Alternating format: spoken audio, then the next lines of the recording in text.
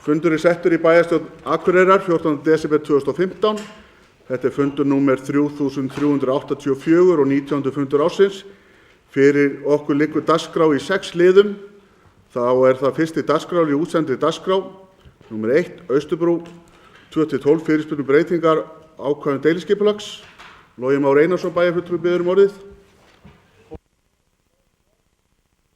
Deiliskipulagsbreytingu sem að Teknistofan Kollgáta vann fyrir aðila út í bæ og þar sem að ég starfsmaður og eigandi þar, þá tel ég mig bæði vanhæfan til þess að fjalla málið og greiða í atkvæði og bið þá vanhæfi. Þeir sem geta samþykkt það vinsamlegast gefi merki. Ingibjörg Ólöf Ísaksen lesur fyrsta dagskrárlið. Bæjarfulltrúi. Forseti, ágætu bæjarfulltrúar. Þetta annar liður í fundargerð skipulagsnefndar dagsett 9. desember síðastliðinn. Erindi dagsett 15. nóvember 2015 þar sem Ingólfur Freyr Guðmundsson fyrir hönd Furuvalla 7 EHF spurðist fyrir viðbrögð skipulagsnefndar við breytingu á ákvæðum deiluskipulags fyrir lóðir númer 2-12 við Austurbrú. Skipulagsnefnd heimilaði umsækjanda þann 25.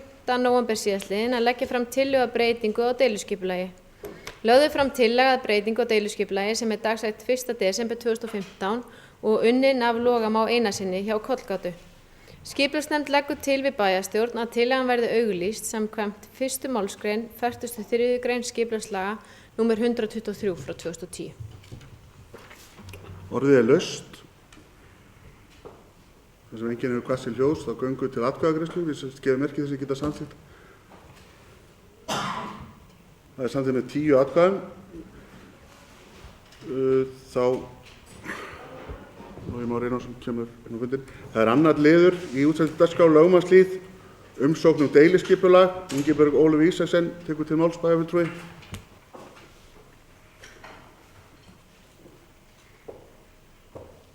Forseti, ágætu bæjarfulltrúar. Þetta þriðji liður í fundargerð skipulagsnefndar dagsett 9. desember síðastliðinn.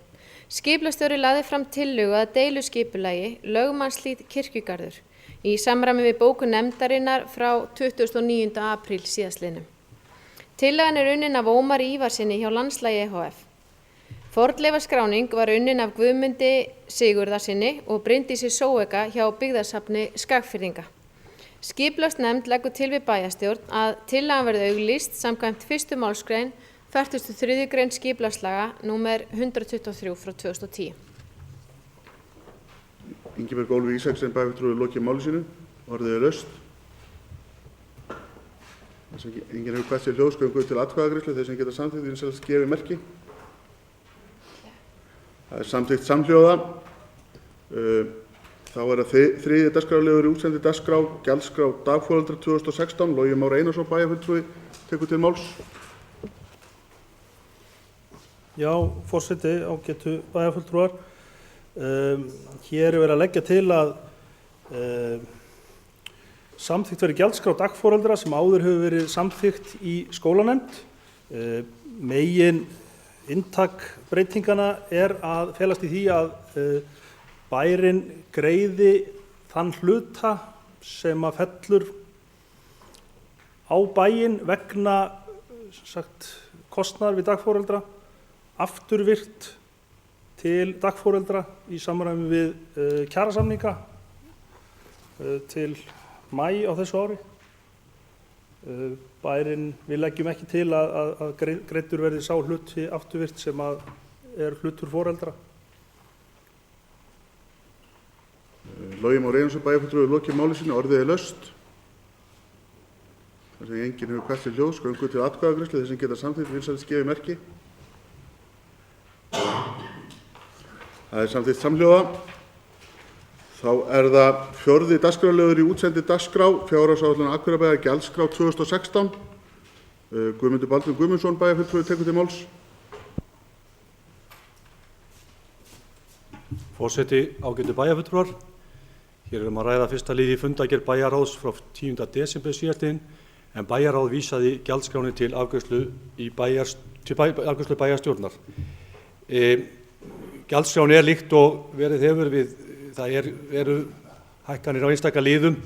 Það sem kannski skiptir með hvað mestu máli fyrir bæjarbúa hækkunin á skóla, gjaldskrá leikskóla og skólavistunar, þar sem að meðaltali eða gegnum sneitt hækkað 4%. En svo fram kemur í fundargerð bæjarráðs kemur þá breytingartillaga varðandi afslátt sem rætt verið hér á eftir, en það er ekki verið venjan að lesa upp einstaka breytingar. Gjaldskráin ekki bara hlögð fram fyrir til samþykktar í bæjarstjórn. Takk fyrir.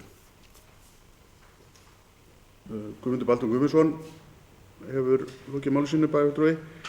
Þá er það breytingartillaga frá ellistanum eða meirihlutanum breytingar það er breytingartillaga, breytingar frá ellistanum. Silja Dögg Baldursdóttir kemur upp, bæjarfulltrúi.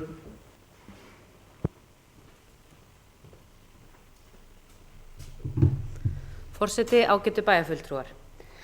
Mikil umræða hefur verið hjá meirihlutanum hversu þungur baggi fjárhagsleg gjöld vegna dagforeldra, leikskóla og frístundar oft hjá stórum fjölskyldum og hvernig sé best að bregðast við því. Það er vilji þrátt fyrir aðhald að setja ungar fjölskyldur í forgang. Með þessari tillögu viljum við koma til móts við stærri fjölskyldur og teljum þetta skila hagræðingu beint inn á heimili stærri barnafjölskyldna á Akureyri. Meirihluti bæjarstjórnar leggur fram eftirfarandi tillögu breytingar á gjaldskrá leikskóla og skólavistunar. Í dag veittur fjölskylduafsláttur af grunngjaldi leikskóla og skólavistunar. Tenging á milli afsláttar dagforeldra, leikskóla og frístundar og til að njóta fjölskylduafsláttar þurfa börnin að vera skráð á kennitölu sama forráðamanns og með sameiginlegt lögheimili. Lagt til að gjaldskrárbreyting verði þannig að annað barn 30% afsláttur og þriðja barn og fleiri 100% afsláttur, en afsláttur fyrir þriðja barn fer þá úr 60% afslætti upp í 100%. Takk. Silja Dögg Baldursdóttir, bæjarfulltrúi lokið máli sínu, orðið laust þennan lið. Þeir sem geta samþykkt, Margrét Kristín Helgadóttir bæjarfulltrúi beðið orðið.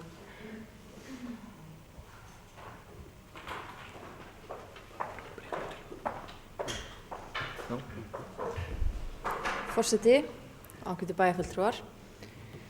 Mig langar aðeins að koma upp og tjá mig þennan lið sem að ég í grunninn fagna, því að ég styð það að við gerum vel við barnafjölskyldur og ég trúi því að þannig verður við í rauninni samkeppnishæfara samfélag ef að við bjóðum barnafjölskyldur velkomnar og gerum vel við þau.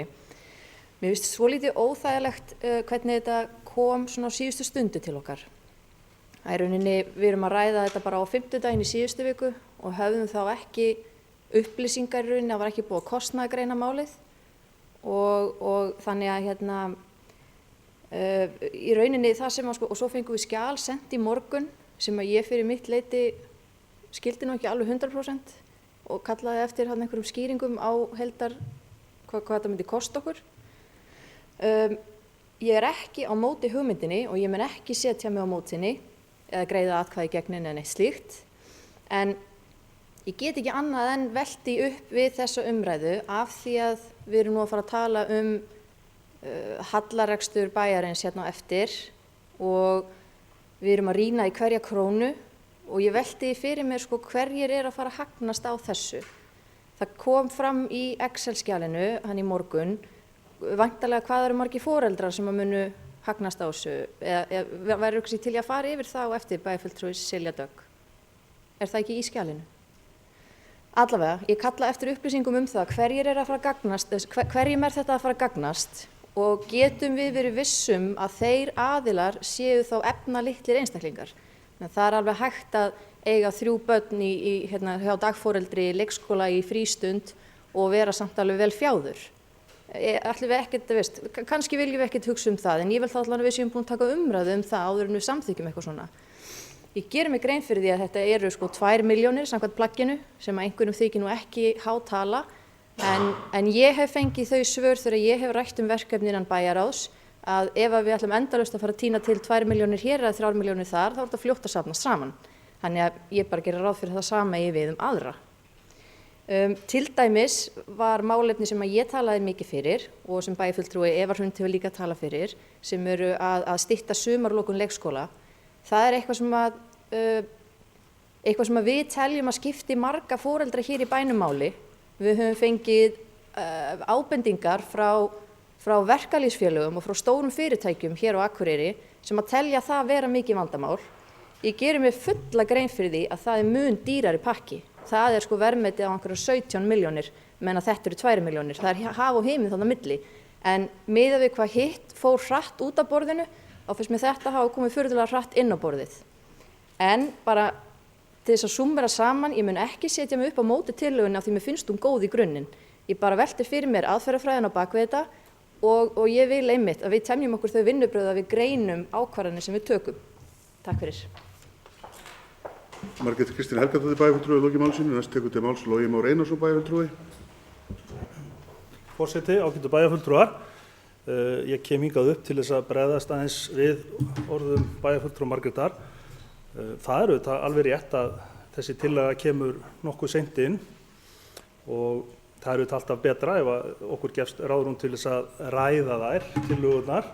Við gerðum þann reyndar í bæjarráði en urðum ásótt að senda þetta inn með þessum hætti þar sem að það lægju þá fyrir nákvæmar upplýsingar hvað þetta myndi kosta. Það verið eðlilega að við tækjum þessu umræðu fyrir framan bæjarbúa alla, þannig að það ætti ekki að koma bæjarfulltrúunum óvart.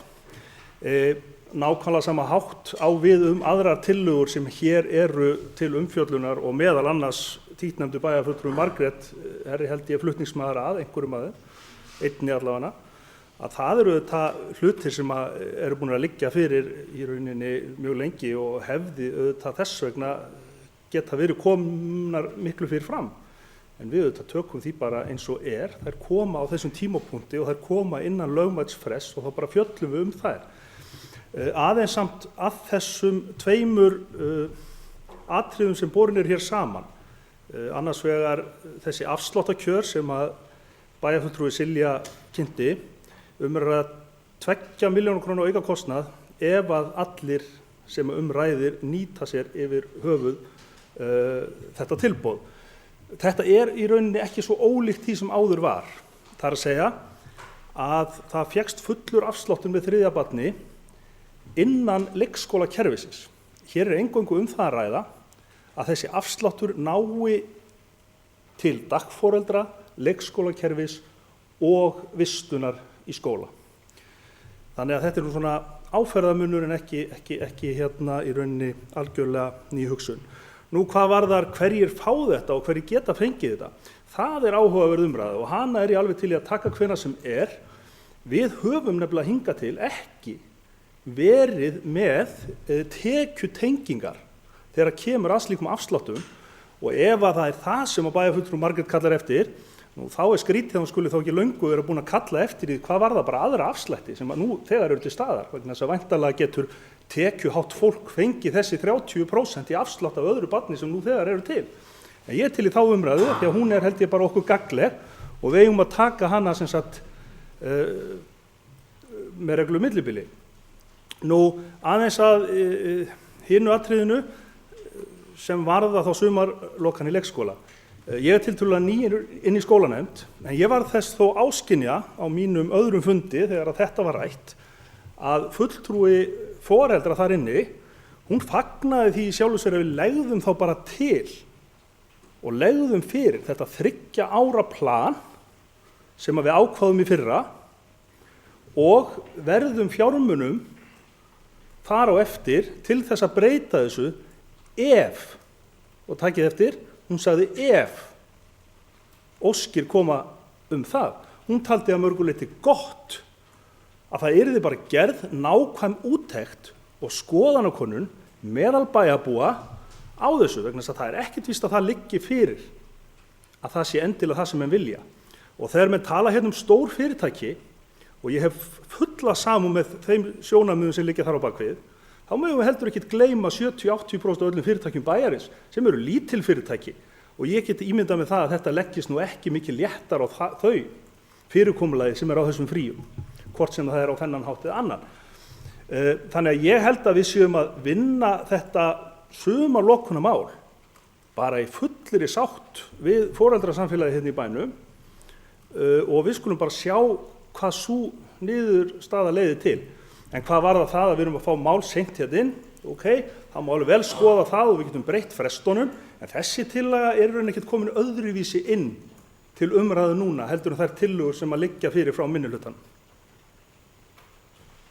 Logi Már Einarsson, bæjarfulltrúi, lokið máli sínu. Einhverju fleiri sem vilja taka til máls varðandi þessa breytingatillögu? Margrét Kristín Helgadóttir, bæjarfulltrúi.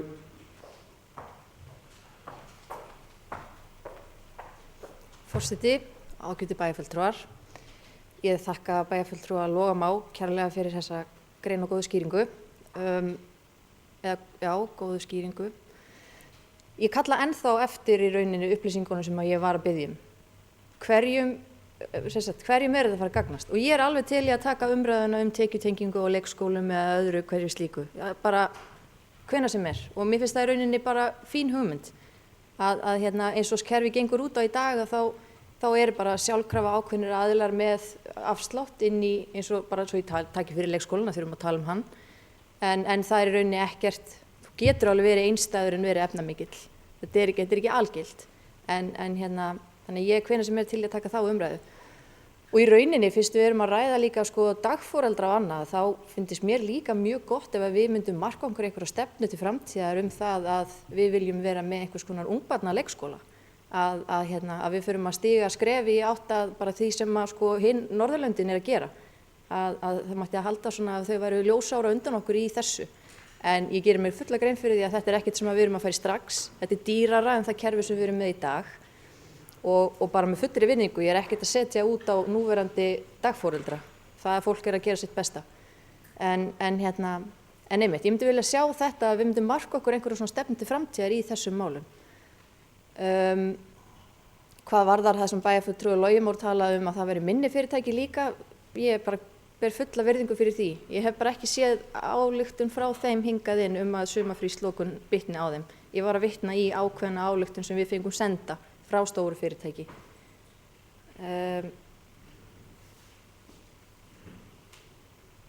Já, þetta er síðasti sénsi minn til að koma upp, þannig að ég er aðtökst í mun eftir einhverjum meiru. Já, bara takk fyrir umræðuna. Margrét Kristín Helgadóttir, bæjarfulltrúi, lokið máli sínu. Næst tekur til máls Logi Már Einarsson, bæjarfulltrúi. Forseti, ágætu bæjarfulltrúar. Því miður bæjarfulltrúi Margrét, þá liggja ekki fyrir nákvæmlega greiningar á þessum fjölskyldum.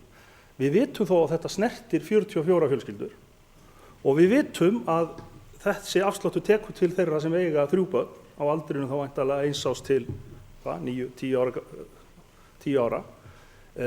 En við höfum ekkert farið í greining á því frekar heldur en við höfum farið í greining á því hverjir að njóta aðra afslætti sem eru ótekjutengdir hjá bænum. En ítrekka það, ég er tilbúin í þá umræðu hvenær sem er. Hvað varðar ungbarnaleikskóla, það er miklu stærri umræða og það er auðvitað eitthvað sem var skoðað held ég á síðasta kjörtímabili og bæjarfulltrúi Gunnar Gíslason þekki kannski betur en ég, en kostnaður við slíkan skóla hljóp á 100 milljóna króna, 500-600 milljónum minni mig. Logi Már Einarsson, bæjarfulltrúi, lokið máli sínu. Næst tekur til máls Gunnar Gíslason, bæjarfulltrúi.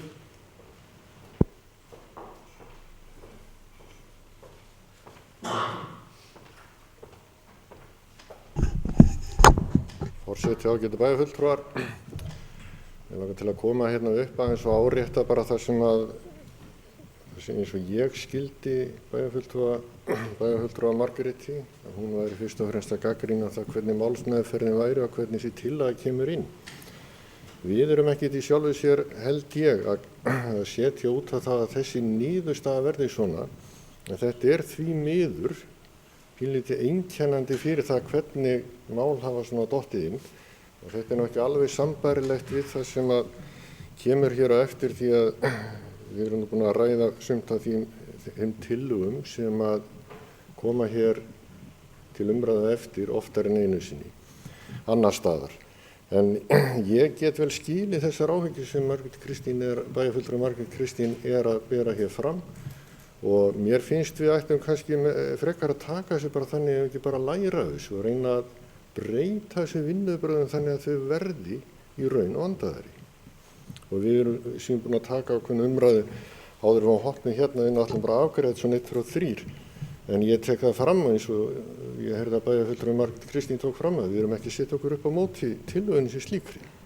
Takk fyrir.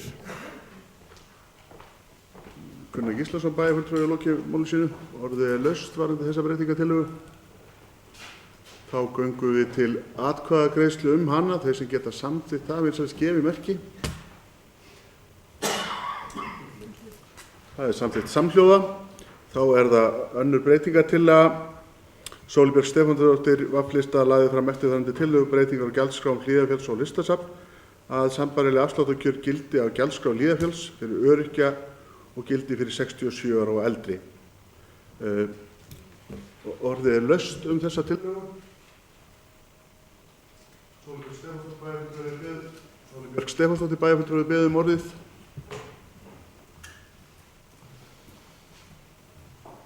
Já, ég ætla nú ekki að hafa langt mál þetta. Þetta er bara, vil bara árétta að mér finnst það eðlilegt að öryrkjar njóti þarna sömu kjara og aldraðir, og þetta er svona, hugsunin er lýðheilsa, þannig að fólk hafi þá tækifæri og einmitt það kannski fólk sem á minni pening en meiri tíma hafi þá tækifæri, bara aukinn tækifæri til þess að stunda íþróttina sem skíða eru.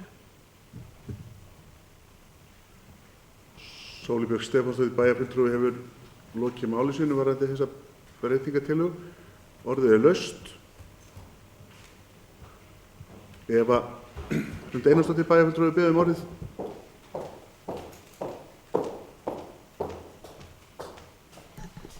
Forseti og ágætu bæjarfulltrúar. Þar sem ég siti í Akureyarstofu þá langaði mig bara að koma inn á það að þessar hugmyndir voru ræddar þar inni og borðnar upp til samþykkis. Það hafi bara ekki skilað sér inn greinlega til bæjarráðs. Þannig að mér langaði bara að það kæmi fram að það var samstöð það mál innan þessari nefndar. Eva Hrund Einarsdóttir bæjarfulltrúi hefur lokið máli sínu. Orðið er laust Guðmundur Baldvin Guðmundsson bæjarfulltrúi beðið orðið. Þetta ágæti bæjarfulltrúi, þetta kannski ekki að flækja málið, en vantarlega hefur Eva verið að skírskota til liðar sem kemur eftir sem var ræddur í Akureyarstofu, þess að við hérna vorum við einhvern hvað tala Hlíðarfjall ekki satt, það er ekki búið að lesa upp seinni hlutann af tillögunni sko. Já, þannig að en við vitum alveg hvað hún er að meina sko, það er bara leyft þarna misskilning. Guðmundur Baldvin Guðmundsson bæjarfulltrúi lokið máli sínu. Orðið er laust varðandi þessa breytingatillögu. Þá göngum við til atkvæðagreiðslu. Þeir sem geta samþykkt eins og gefi merki. Það er samþykkt samhljóða. Þá er það Sóley Björk vaflista leggur fram eftirfarandi að afsláttur verði veittur af öryrkjum, eldri borgurum og skólafólki aðgangseyri að Listasafninu á Akureyri. Orðið er laust varðandi þessa breytingatillögu. Sem enginn hefur, Njáll Trausti Friðbjörnsson bæjarfulltrúi hefur beðið orðið.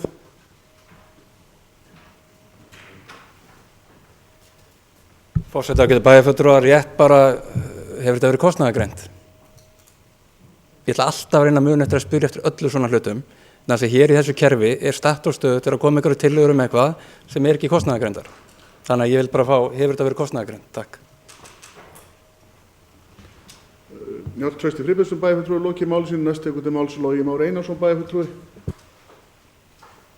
Forseti, ágætu bæjarfulltrúar, ef að bæjarfulltrúi Njáll er að spyrja hvort að afslátturinn hefur kostnaðargreindur sem að liggur að grundvelli tillögu Sóleyjar, þá veit ég það ekki. En ég veit það og vil bara það komi fram að mig minnir að forstöðumaður Listasafnsins Hlynur hafi álitið að tekjurnar sem af þessum nýja lið skapast gæti verið 4 milljónir. Logi Már Einarsson bæjarfulltrúi lokið málsins. Næst tekur til máls Sóley Björk Stefánsdóttir bæjarfulltrúi.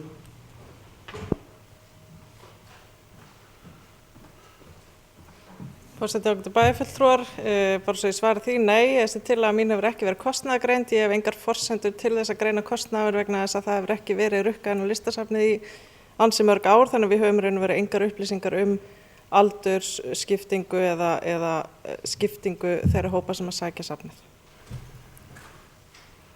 Sóley Björk Stefánsdóttir bæjarfulltrúi lokið málsins. Orðið laust. Það sem enginn hefur kvatt sér hljóðs göngu til atkvæðagreiðslu þennan breytingalið. Þau geta samþykkt það vísast gefið merki. Það samþykkt samhljóða. Þá til umræðu fjárhagslegu Akureyrarbæjar gjaldskrár og orðið laust gjaldskrána í heild sinni og þær breytingar sem í henni felast með breytingatillögum sem hér hafa verið samþykktar. Þannig að vísast gefið merki. Þá göngum við til atkvæðagreiðslu gjaldskrána með þeim breytingatillögum sem fyrir liggja. Vísast gefið merki þessi geta samþykkt.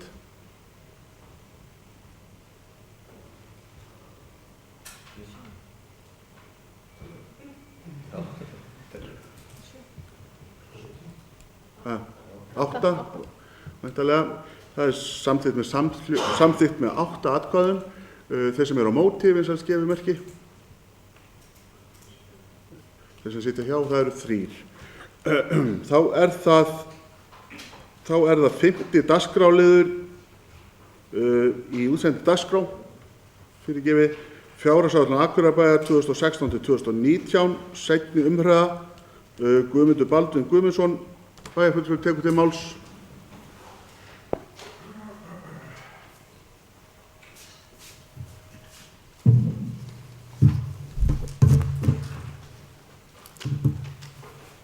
Forseti, ágætu bæjarfulltrúar. Fjárhagsáætlun Akureyrarbæjar fyrir árið 2016-2019 hér lögð fram til síðari umræðu í bæjarstjórn. Óhætt að segja að áætlunin hafi tekið verulegum breytingum frá fyrri umræðu sem framfór hér í byrjun nóvembermánaðar. Eins og framkom í þeirri umræðu voru kjarasamningar við stóra launþegahópa ófrágengnir og ljóst að niðurstöðu þeirra viðræðna myndi hafa veruleg áhrif á niðurstöðu rekstrar. Þá lá líka fyrir að verðbólguspá sem stuðst var við og byggði á þjóðhagsspá frá liðnu sumri yrði tekin til endurskoðunar þegar birt yrði ný þjóðhagsspá miðjan nóvember. Niðurstaða þeirra spár reyndi sú að verðbólga áætlað nokkuð hærri en gert var ráð fyrir í fyrri umræðu eða 3,2% í stað 2,6%. Vegna þessara breytinga á forsendu fjárhagsáætlunar var tekin svo ákvörðun að fresta seinni umræðu sem fara átti fram 1. desember til dagsins í dag. Það er ekki ætlan mín að tíunda hér allt það sem framkom í ræðu minni í fyrri umræðu framsetningu áætlunarinnar og forsendur, heldur að horfa til þess sem breyst hefur á milli umræðna. Ég vil þó í fáeinum orðum fara yfir forsendur áætlunarinnar. Ef við horfum til tekjuforsenda þá útsvarsprósenta líkt og verið hefur í hámarki eða 14,52%, en þess ber að geta að í nýlegu samkomulagi sem gert var milli ríkis og sveitarfélaga í tengslu við fjármögnun málefnis fatlaðs fólks þá liggur fyrir að hámarksútsvarsprósenta verður lögfest í 14,52% en hún hefur á liðnum árum verið 14,48% með viðbóta 0,04% sem bráðabirgðarákvæði. Einnig miðað við að álagningarprósenta fasteignagjalda verður óbreytt á milli ára en sú tekjuaukning sem verður stafar af fjölgun bygginga í bænum og hærra fasteignamati. Þá höfum við gert ráð fyrir 120 milljón króna aukningu á framlagi jöfnunarsjóðs vegna málefna fatlaðs fólks og ánægjulegt að tekist hefur samkomulag milli ríkis og sveitarfélaga sem ætti að tryggja okkur þessar tekjur. Tekjur samkvæmt fjárhagsáætlun samstæðu, það A- og B-hluta, eru áætlaðar 21.191 miljón króna eða 1.410 miljón krónum hærra en áætlun 2015. Helstu forsendur útgjalda áætlunar eru að spáð 3,2% verðbólgu frá upphafi til loka árs og gengisvísitala krónuna verði óbreytt og þá reiknað með áhrifum kjarasamninga sem í gildi eru. Hækkun launakostnaðar vegna þeirra kjarasamninga sem gerðir voru frá því að fyrri umræða átti sér stað hefur í för með sér nettó kostnaðarauka upp á ríflega 600 milljónir króna. Þá ennfremur verið bætt við 25 milljónir króna í kostnað milli umræðna, meðal annars 9,4 milljónir króna vegna forvarna. Enn ósamið við hluta af launþegahópum sveitarfélagsins og hafa áhrif þeirra ekki verið reiknuð inn í launakostnað í áætlun með beinum hætti. Rekstrargjöld samstæður í heild áætluð 20.121 miljón króna eða 1957 milljónir krónum hærra en áætlun 2015. Að teknu tilliti til áðurnefndar breytinga sem gerðar hafa verið milli umræðna rekstrarniðurstaða A og B hluta neikvæð 371,5 miljón króna. Ljóst að miklar launahækkanir koma verulega við rekstur sveitarfélagsins og mikið áhyggjuefni að sú þróun sem orðið hefur á hækkun launa annars vegar og útsvars hins vegar á liðnum árum. Hér áður fyrr mátti segja að þumalputtareglan væri sú að ef sambærilegar hækkanir yrðu á launum hjá sveitarfélögum og á hinum almenna markaði mætti reikna með svipaðri hækkun útsvarstekna og launa í rekstri sveitarfélaga. Þessi þróun hefur breyst mikið á liðnum árum og ef skoðuð þróun launa í A-hluta frá árinu 2011 borið saman við áætlun 2016 má sjá að launakostnaður hefur hækkað 52% á sama tíma og útsvar hefur hækkað ríflega 38%. Laun hafa því hækkað á ársgrundvelli ríflega 994 milljónir króna meira en útsvar og laun eru nú 98,5% af skatttekjum samkvæmt áætlun 2016. Það sjá allir að þetta gengur ekki upp. En hvað til ráða og hvað höfum við gert? Ég ætla ekki að eyða mörgum orðum í það hér að erfitt getur verið að taka snöggar beygjur í rekstri sveitarfélagsins, en hins vegar ljóst að það launahækkanir umfram hækkun tekna sem áður getið kalla á viðbrögð. Og við í bæjarstjórn og bæjarráði höfum svo sannarlega ekki setið aðgjörðalaus eins og halda mætti að málflutningi eins bæjarfulltrúa meirihlutans á samskiptamiðlum síðustu daga. Á liðnu ári höfum við þvert á móti verið að skoða ýmsa þætti rekstrar og meðal annars aukið upplýsingastreymi vegna rekstrar frá embættismönnum til nefnda og bæjarráðs. Auk þess sem við höfum unnið að breytingum á rekstri framkvæmdamiðstöðvar og tæknideildar sem við væntum að skili hagræðingu á sama tíma og við teljum okkur geta með því bætt þjónustu við bæjarbúa.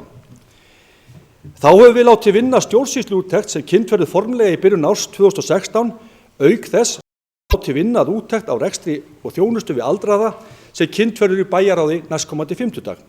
Allt þetta höfum við gert með það að markmiði að ná betri tökum á rekstri sveitarfélagsins. En við látum ekki staðar numið.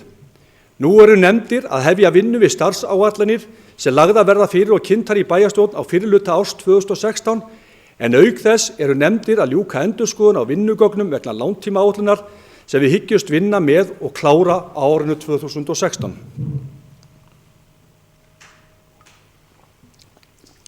En þetta ekki nóg og það eru við í meirihlutanum vel meðvituð. Við höfum í ljósi þeirra þróunar í rekstri sem við stöndum frammi fyrir í kjölfar mikilla launahækkana ákveðið að bregðast við með þeim hætti að stofna sérstakan aðgerðarhóp framtíðarrekstur bæjarins. Í þeim hópi sitji oddvitar allra flokka ásamt bæjarstjóra og fjármálastjóra bæjarins, auk þess sem fenginn verður utanaðkomandi ráðgjafi til að vinna með hópnum. Gert ráð fyrir að vinna hópsins hefjist strax í byrjun árs 2016 og stefnt að því að fyrir mitt ár liggi fyrir tillögur aðgerðir til að koma á betra jafnvægi í rekstri sveitarfélagsins. Aðgerðarhópurinn mun starfa í nánu samstarfi við embættismenn og stjórnendur. Sett verða markmið aðgerðaáætlunar sem rædd verða á næsta bæjarráðsfundi þar sem formlega verður gengið frá fyrirkomulag vegna þessara vinnu. Legg ég til fyrir hönd meirihlutans að bætt verði 12 milljónir króna við fjárhagsáætlun við þá áætlun sem samþykkt var í bæjarráði til að mæta kostnaði við þessa vinnu. Vona ég að fulltrúar minnihlutans taki vel í þetta útspil okkar og við höldum áfram að vinna saman að þessu sameiginlega verkefni okkar. Þess skal sjálfsögðu geti að þær fjárhæðir sem ég ræði hér í ræðustóli eru miðað við þær fjárhæðir sem komum fram í samþykkti fjárhagsáætlun sem kom frá bæjarráði, þannig að það er ekki búið að taka tillit til þessar tillögu okkar í þeim tölum sem ég er að tína upp og ekki heldur þeirra tillaga sem er lagðar að verða hér fram eðlilega ekki. En aftur á fjárhagsáætlun, þeirri sem hér er til umræðu. Eins og ég vék að hér fyrir í máli mínu þá tel ég óþarfa að tíunda allt sem framkom í ræðu minni við fyrir umræðu. Eins og fram hefur komið þá er gert ráð fyrir að rekstrartekjur samstæðu í A og B hluta verði 21.191 milljón króna, rekstrargjöld 20.122 milljónir króna, fjármagnsliðir neikvæður 1371 milljón króna og rekstrarniðurstaða að teknu tillit til tekjuskatts neikvæður 371,5 milljón króna eins og áður sagði. Tekjur aðalsjóðs eru áætlaðar 16.483 milljónir króna á árinu 2016 og skiptast þannig að skatttekjur eru áætlaðar tæpar 10,2 milljarðar, framlög jöfnunarsjóðs 2.662 milljónir og aðra tekjur 3.601 milljón króna. Laun og launatengd gjöld í aðalsjóði eru áætlaðir 9.435 milljónir króna og annar rekstrarkostnaður 8.531 milljón króna. Þá er gert ráð fyrir að fjármunatekjur frá fjármagnsgjöld í aðalsjóði verði rúmar 825 milljónir króna. Rekstrarniðurstaða aðalsjóðs er þannig neikvæð 658 milljónir króna. Þegar horft er til einstakra málaflokka í rekstri aðalsjóðs gerir áætlun ráð fyrir að tæplega 3.274 milljónir fari til félagsþjónustu. 6.277 milljónir renni til skólamála, 1.883 milljónir til æskulýðs og íþróttamála, 750 milljónir fari til menningamála, 735 milljónir fari í umferðar- og samgöngumál, 701 milljón fari í sameiginlegan kostnað, 207 milljónir renni til hreinlætismála, 123 milljónir í skipulagsmál, 222 milljónir fari í umhverfismál, 178 milljónir í atvinnumál og 23 milljónir í heilbrigðismál. Þá er gert ráð fyrir 300 milljónir vegna lífeyrisskuldbindinga. Við fyrri umræðu fór ég nánar yfir áætlun og áherslu í hverju málaflokki sem ég tel óþarfa að telja hér upp aftur í inngangsræðu minni. Áætlun gerir ráð fyrir að A-hlutafyrirtækin, það er Eignasjóður Gatna, Fasteignir Akureyrarbæjar og Framkvæmdamiðstöð skili hagnað upp á 222 milljónir króna og rekstur A-hluta, það er rekstur aðalsjóðs og A-hlutafyrirtækja verði neikvæður 433 milljónir króna. Afkoma B-hlutafyrirtækja er afar misjöfn en nefna má að gert er ráð fyrir að afkoma Norðurorku verði jákvæð 383 milljónir króna og Hafnarsafnarsins 118 milljónir króna. Að sama skapi er gert ráð fyrir að tap verði á rekstri öldrunarheimilina upp á 338 milljónir króna. Rekstrarniðurstaða B-hlutafyrirtækja í heild er jákvæð 61 milljón króna og rekstrarniðurstaða ársins 2016 er áætluð enn og aftur eins og ég segi neikvæð 371,5 milljón króna. Sumum kann að þykja það sérstakt að skila áætlun með neikvæðri afkomu og af hverju ekki séu gerðar hagræðingarkröfur á móti tapi. Því er til að svara að við teljum heillavænlegra að vinna hagræðinguna með stjórnendum og starfsfólki og það verður meginhlutverk aðgerðahópsins sem áður er nefndur. Gerðar hafa verið breytingar á framkvæmdaáætlun fasteigna Akureyrarbæjar frá fyrri umræðu og framkvæmdir hækkaðar 139 milljónir króna. Hér er ekki hreina viðbót á framkvæmdum að ræða, heldur einungis tilflutningu milli áranna 2015 og 2016 vegna tafa á framkvæmdum á árinu 2015. 3 ára áætlun er hér lögð fram með áætlun ársins 2016. Settar hafa verið inn í áætlanir áranna 2017 til 2019 væntinga nefnda en á sama tíma er gert ráð fyrir töluverðum hagræðingum á hverju ári og verður það verkefni hópsins framtíðarrekstur bæjarins sem áður var nefndur. Hvernig brugðist verður við væntingum og hagræðingu á sama tíma. Ég boðaði hér við fyrri umræðu að ég myndi fara ítarlega í gegnum 3 ára áætlun. Ég tel þó ekki þörf á því sérstaklega en gerir þó ráð fyrir að aðrir bæjarfulltrúar meirihlutans muni ræða og svara fyrir þær viðbætur sem settar eru inn á árunum 2017 til 2019. Fjárhagsáætlun Akureyrarbæjar fyrir árið 2016 hefur verið unnin í samræmi við vinnuferla sem kynntir voru í bæjarráði við upphaf áætlunar gerðar. Eins og tíðkast hefur við gerð fjárhagsáætlunar á liðnum árum þá hefur hún verið unnin í samstarfi allra flokka bæði nefndum sem og í bæjarráði, þar sem öllum bæjarfulltrúum hefur verið boðið að taka þátt í vinnunni. Ágætu bæjarfulltrúar, Fjárhagsáætlun sú sem hér er lögð fram eru margt óvenjuleg með neikvæða niðurstöðu. Miklar launahækkanir einkenna reksturinn og kalla á viðbrögð og við því munum við bregðast í sameiningu. Auknar kröfur þjónustu sveitarfélaga leiða líka hugann að skiptingu tekna milli ríkis og sveitarfélaga. Við höfum látið í vel í okkur heyra vegna tekjuskiptingarinnar á opinberu vettvangi og mikilvægt að við höldum þeirri baráttu áfram því ljóst að sveitarfélög eiga að vera í stakk búin að veita þá þjónustu sem þeim ber ef þau eiga að vera í stakk búin til að veita þá þjónustu sem þeim ber þá verður að koma til stærri hlutdeild í sköttum.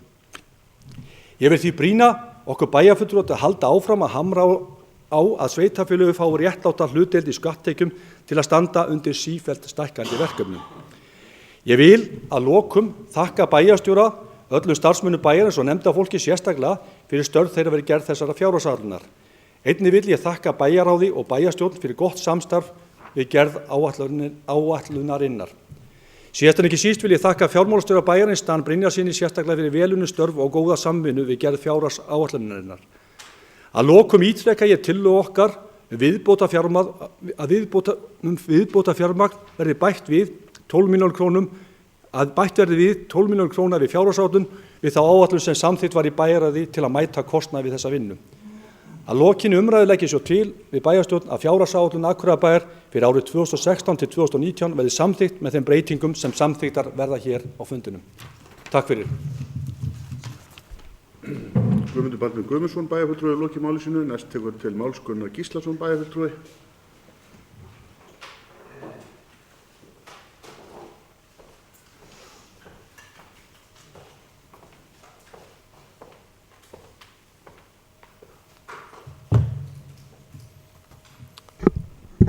Forseti, ágætu bæjarfulltrúar.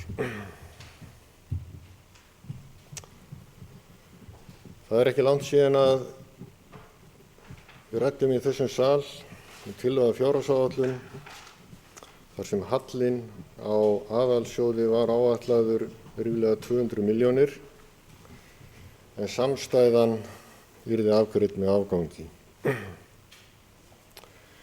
Nú hafa orðið verulega breytingar á þessu því að við erum að sjá það eins og kom fram í máli formanns bæjarráðs, bæjarfulltrúa Guðmundar Baldvins, ríflega 600 milljón króna halla á aðalsjóði sem þýðir halla á A-hlutanum sem þýðir halla á samstæðu.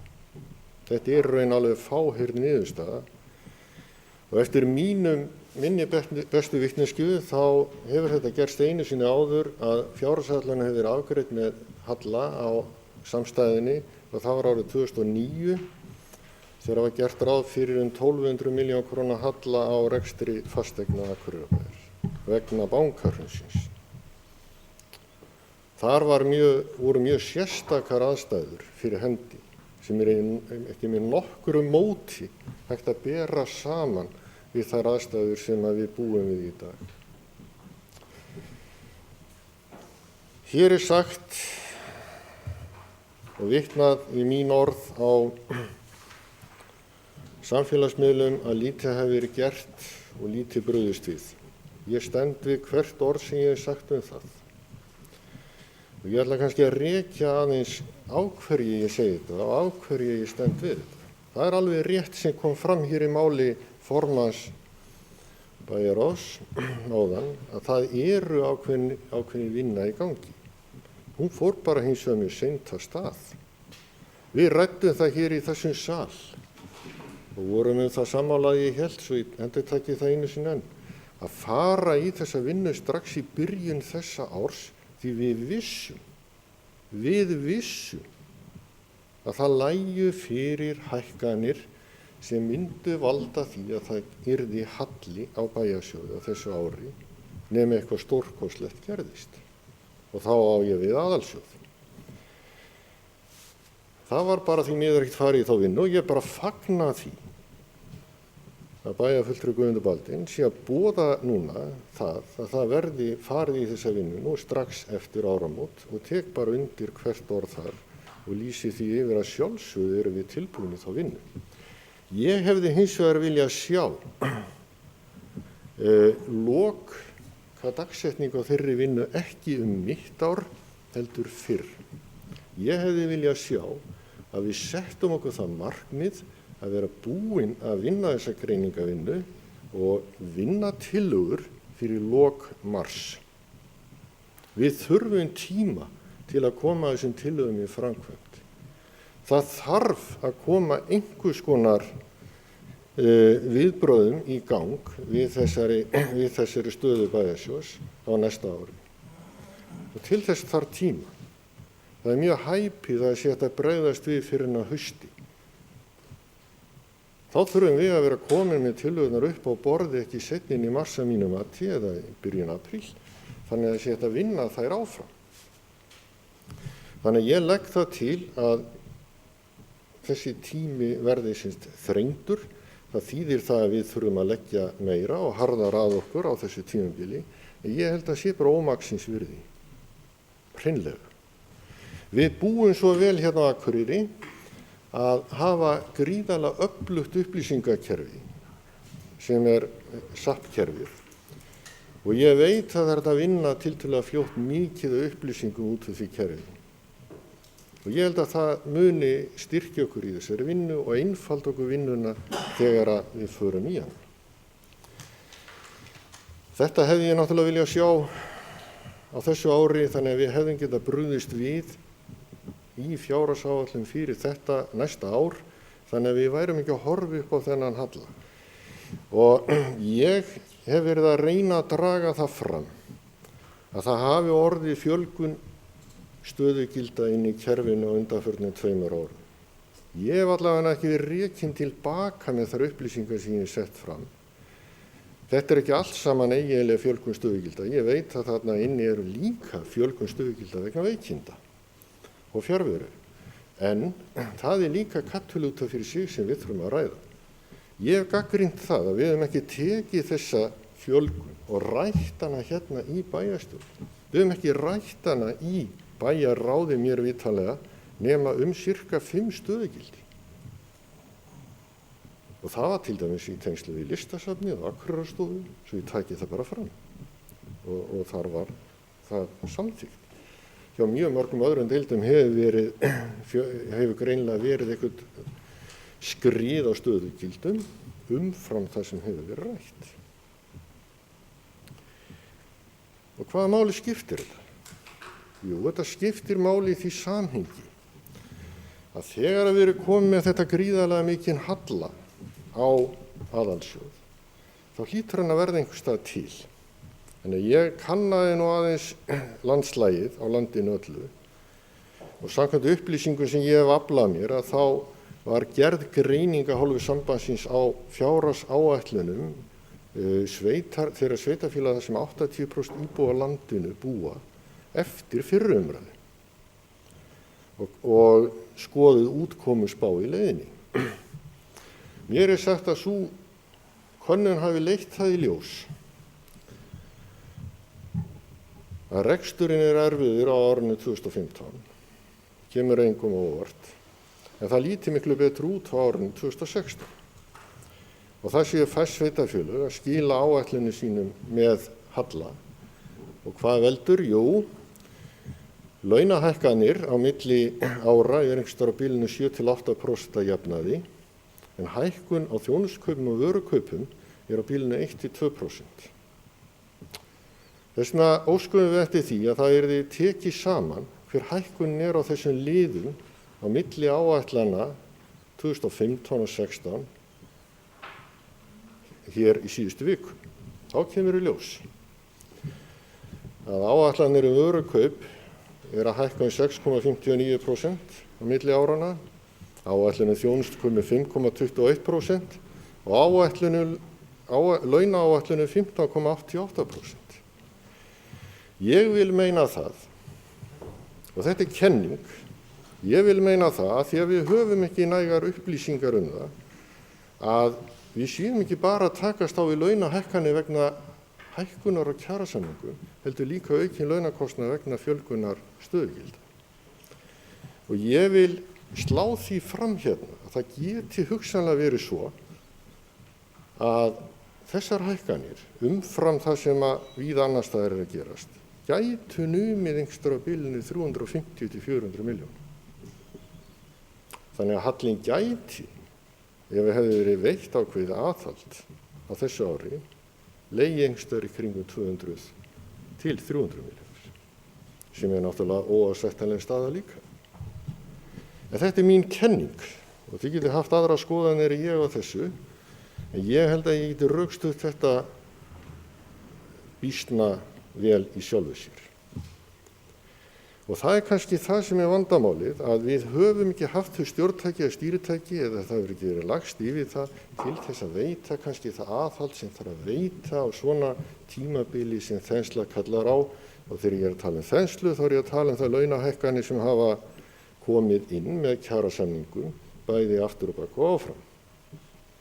Og þetta bara verkefni sem við þurfum að vera stöðugt vakandi yfir.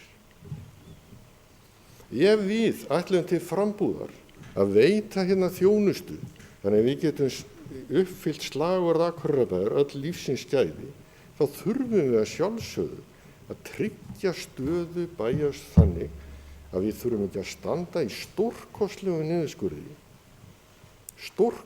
niðurskurði sem þýðir ekkert annað en það að við þurfum að jafnvel að ganga hart að þjónustu hér í bæinn.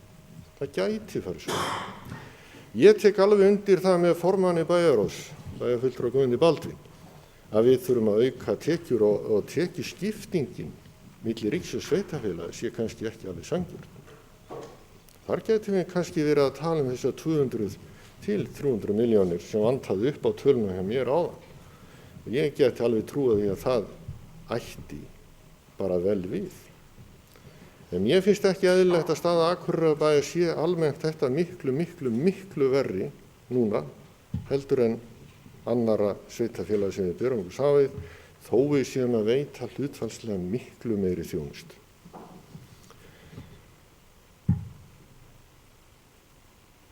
Ég hef áhyggjur af þessu öllu saman og þær ekkert ástæðulausu vegna þess að nú erum við með 657 milljón króna halla á aðalsjóði. Á næsta ári gerum við ráð fyrir 411 milljón króna halla, en þá búið að setja inn í áætlunina 500 milljón króna hagræðingarkröfu. Þannig að hallinn sem stefnir í árinu 2017 900 milljónir, hvorki meira en minna. Á árinu 2018 þá búið að setja inn 400 milljón króna hagræðingarkröfu, en hallinn á aðalsjóði áfram 411 milljónir. Það sést 800 milljón króna halli fyrir sjóður ef ekkert að gert. Ástandið öllu skárra, eða ekki öllu skárra, eilítið skárra miðað við þessa áætlun árið 2019, en þá hallinn áætlaður einhvers staðar í kringum 630 milljónir og 300 milljón króna hagræðingarkröfu sett inn. Og við erum þá að segja það, við erum að stefna því að reka aðalsjóð með halla öll þessi ár. Það syns ekkert eftir til framkvæmda í sjálfu sér. Þetta náttúrulega ekki staða sem við getum búið við til lengdar, það að sjálfsögðu verður að grípa hér eitthvað inn. Mér sagt, og það kom fram í máli formanns hér áðan, bæjarráðs, bæjarfulltrúa Guðmundar Baldvins, að það sé búið að taka inn óskir frá nefndum inn í síns 3 ára áætlunina. Þannig að ástæðan til dæmis fyrir hallanum 2017 og auknum halla á föstu verðlagi sé vegna þess að vera að bæta í þjónustu. Þannig að við bæjarfulltrúar Sjálfstæðisflokksins lögðumst nú í þá laugardagsmorguninn síðastliðinn að fara að leita þessum 3 ára áætlunum og magnaukningunni sem þar kemur fram. Og við fundum eitt skjal og það var frá skólanefnd. Við höfum hérna fyrir framan okkur framkvæmdaáætlun 4 ára framkvæmdaáætlun sem að framkvæmda ráð og fasteignar skilin. Við höfum ekki séð neitt annað. Mér skilst að það séu verulegar hækkanir hjá velferðarráði, en það ekki búið að taka það skjal fyrir. Það ekki hægt að sjá að það sé búið að taka þessi skjöl almennt fyrir í nefndunum og ræða þau og afgreiða þau. Þannig ég velti líka þá bara fyrir mér, hvað það sem verið að bæta þarna inn? Við höfum allavega ekki aðgang að þessum upplýsingum og höfum ekki séð þetta. Því miður þannig að við getum ekki rætt þetta. Og ég svona velti fyrir mig hvort að þetta sé sko eðlileg stjórnsýsla að gera þetta með þessum hætti. Þetta allavega ekki samkvæmt þeirri venju sem hefur skapast hérna hjá Akureyrarbæ. Ég veit það þó allavega. En svona í lokin þá ætlaði ég að bera hérna fram tillögu sem við bæjarfulltrúar sjálfstæðismanna óskum eftir að vera tekin til umræðu afgreiðslu og snýra framkvæmdayfirliti Akureyrarbæjar 2016 til 2019. Þær breytingar sem við erum að leggja hérna til og ég óska eftir að verði teknar fyrir hverju sínu lagi á eftir, þær hafa í för með sér lækkun á heildarfjárfestingum í aðalsjóði 182 milljónir á árabilinu 2016 til 2019. Við leggjum til að inn í áætlunum koma aftur framkvæmdir við Hlíð. Það endurbætur á Furu og Víðihlíð. Við teljum þessar endurbætur nauðsynlega til þess að bæta aðstöðu, aðbúnað og öryggi aldraðra sem dvelja á þessum deildum. Þá til dæmis horft til brunavarna, þá liggur fyrir að samþykkt framlag á framkvæmdasjóð aldraðra upphæð 52 milljónir króna fellur niður ef ekki verður farið í þessar framkvæmdir á árinu 2016 og ekkert liggur fyrir að hvenær það fengist samþykkt aftur. Gert ráð fyrir því að Akureyrarbær leggi fram 78 milljónir árinu 2016 og 72 milljónir árið 2018. Að því gefnu og sótt verði framlag á framkvæmdasjóð aldraðra af 48 milljónum sem 40% af framkvæmdakostnaði það ár. Hér að ræða breytingar á fasteign sem verður án efa nýtt til reksturs öldrunarheimilis óháð rekstrar aðila í framtíðinni.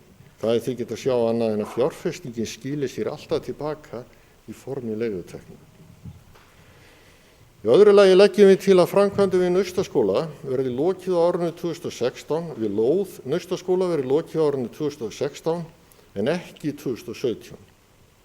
Þar með verði framkvæmdum við Naustaskóla lokið á árinu 2016 á 8. starfsári skólans. Áætlaður kostnaður 100 milljónir. Í þriðja lagi þá leggjum við til að fjármagn til endurnýjunar og enduruppbyggingar á listasafninu verði lækkað í áætluninni. Til breytinga á núverandi húsnæði verði varið 100 milljónum á árinu 2016 til þess að bæta aðgengi og öryggi svo sem brunavarnir. Öðrum framkvæmdum verði slegið á frest þannig að til framkvæmda verði varið 100 milljónum árið 2019. Í heild verði því varið 200 milljónum af þessu tímabili til listasafnsins. Þetta þýðir það að við leggjum til að þær hugmyndir sem kynntar hafa verið uppbyggingu listasafnsins verði ræddar á pólitískum vettvangi, til dæmis hvort tengja í Ketilhúsi við listasafnið með 2 hæða tengibyggingu eins og gert ráð fyrir hugmyndum sem verkefnislið að vinna með. Í fjórða lagi þá leggjum við til að byggingu samgöngumiðstöðvar verði slegið á frest og fjármunir sem áætlaðir voru til verksins árin 2016 og 2017 færist til áranna 2018 og 2019. Þetta hefur það í för með sér að við leggjum til að til framkvæmda árinu 2016 verði varið 970 milljónum í stað 839 milljóna og þar með hækki framlagi 131 milljón á árinu 2016. Á árinu 2017 verði varið 390 milljónum en ekki 760. Þar með lækki áætlað framlag á árinu 2017 með 370 milljónir. Á árinu 2018 verði varið 282 milljónum í stað 295 og þar lækka áætluð framlög 13 milljónir. Og áætlun 2019 leggjum við til að það verði framkvæmt fyrir 370 milljónir í stað 150, þar verði hækkun á framlaginu 220 milljónir. Þannig að í stað 2 milljarða og 44.000 króna á þessi tímabili, eins og gert ráð fyrir í fyrirliggjandi áætlun, verði framkvæmt fyrir 1.862 milljónir og þar með lækkar framkvæmda kostnaðar á tímabilinu 182 milljónir. sem þýðir þá líka það að það dregið aðeins úr áætluðum leigugreiðslum sem færast inn í rekstur á þessu tímabili. Ég óska svo bara eftir umræðum þessar tillögur og þakka fyrir mig. Gunnar Gíslason, bæjarfulltrúi, lokið máli sínu. Næst tekur til mál Sóli Björk Stefánsdóttir, bæjarfulltrúi.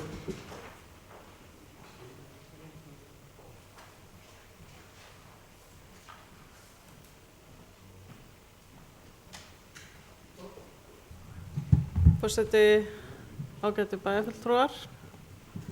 Ég ætla nú bara að segja að ég hef í huga að samþykkja fjárhagsáætlun þar sem meirihlutinn leggur fram og fyrir því eru nokkur rök sem ég vil fara yfir en kannski á eftir mun ég síðan ræða það betur afstöðu mína til tillegna sjálfstæðismanna. Sko í fyrsta lagi þá, ég ætla bara svona að tína til þessi helstu rök mín hérna svona eitt í einu. Að ég er mjög ánægð með auknum kostnaði við leikskóla vegna launahækkana, ég ætla nú að ræða launahækkanir betur á eftir. En það að kostnaðinum vegna leikskólana sé ekki velt út í leikskólagjöldin svo að greiðsluþátttaka foreldra sé í raun og veru að lækka er ég mjög ánægð með. Mér skilst að hún sé að lækka úr 22% í 18% ef ég hef rétt eftir formanni skólanefndar sem var sagði daginn. Og þetta er bara eitthvað sem ég er mjög ánægð með og fara yfir svona tína til þess að einstöku liði sem ég er sérstaklega ánægð með, byrja á því. Í öðru lagi þá er ég afskaplega ánægð með skjót viðbrögð á aukningu í forvarnastarfi í samfélags- og mannréttindadeild. Við fengum upplýsingar fyrir örfáum vikum að vandi sumra og unglinga í bænum væri að aukast og vinda upp á sig og mér fannst mjög mikilvægt að bregðast fljótt við og það var gert. Og fjármagnið var aukið þannig að hægt var að ráða í 270% stöðugildi með það að markmiði að vinna með úlingum í vanda. Ég er mjög ánægð með þetta vegna þess að þetta kom allt í brátt upp til okkar og við höfðum tækifæri til að bregðast við þessu að því við vorum ekki búin að klára fjárhagsáætlunina og sem var gert og þetta er ég mjög þakklát fyrir. Svo í þriðja lagi þá gert ráð fyrir mannauðsráðgjafa á fræðsluskrifstofuna og það tel ég mikilvægt. Þetta er hugmynd sem kemur frá bæjarfulltrúa Gunnari Gíslasyni og ég bara hrósa honum fyrir að þrýsta á þetta. En síðan kannski svo ég fari yfir í önnur mál þá er við höfum tekist á framkvæmdaáætlunina eins og birtist í breytingatillögum. Það hefur verið rætt frágang á lóð við Naustaskóla sem var færð til ársins 2017. En íþróttahúsið Naustaskóla er ennþá áætlun 2016 og það er vel að mínum mati. Það hefur verið deilt endurbætur á listasafninu og síðast en ekki síst hefur verið deilt það hvort rétt hafi verið að taka út fjármagn vegna endurbóta á Hlíð. Og ég ætla bara að segja að ég er sammála þessari forgangsröðun að bíða með endurbætur á Hlíð á meðan við tökumst á við ríki hvernig eigi að fjármagna hallareksturinn á öldrunarheimilunum. Og eins og kom fram í máli bæjarfulltrúa Guðmundar Baldvins, þá er verið að vinna rekstrarúttekt á öldrunarheimilunum og ég ger ráð fyrir að það muni hjálpa okkur við að þrýsta á ríkið til að fjármagna reksturinn til fulls eins og það á að gera. En núna er bærinn borgað tæplega 400 milljónir á ári ef ég skilji rétt með rekstrinum og ég tel bara ekki verjandi að leggja í framkvæmdir á meðan að sá hnútur er óleystur. Og ég bara segja mér finnst bara óábyrgt að bæta í reksturinn á meðan að þessi mál eru í vinnslu og það kemur bara pínu á óvart og það kannski sýnir einhvern barnaskap í mér kemur óvart að bæjarfulltrúar Sjálfstæðisflokksins sem eru afskaplega duglega að tala að hagræða þurfi í rekstri bæjarins að þau einhvern veginn gera sér ekki grein fyrir þessu.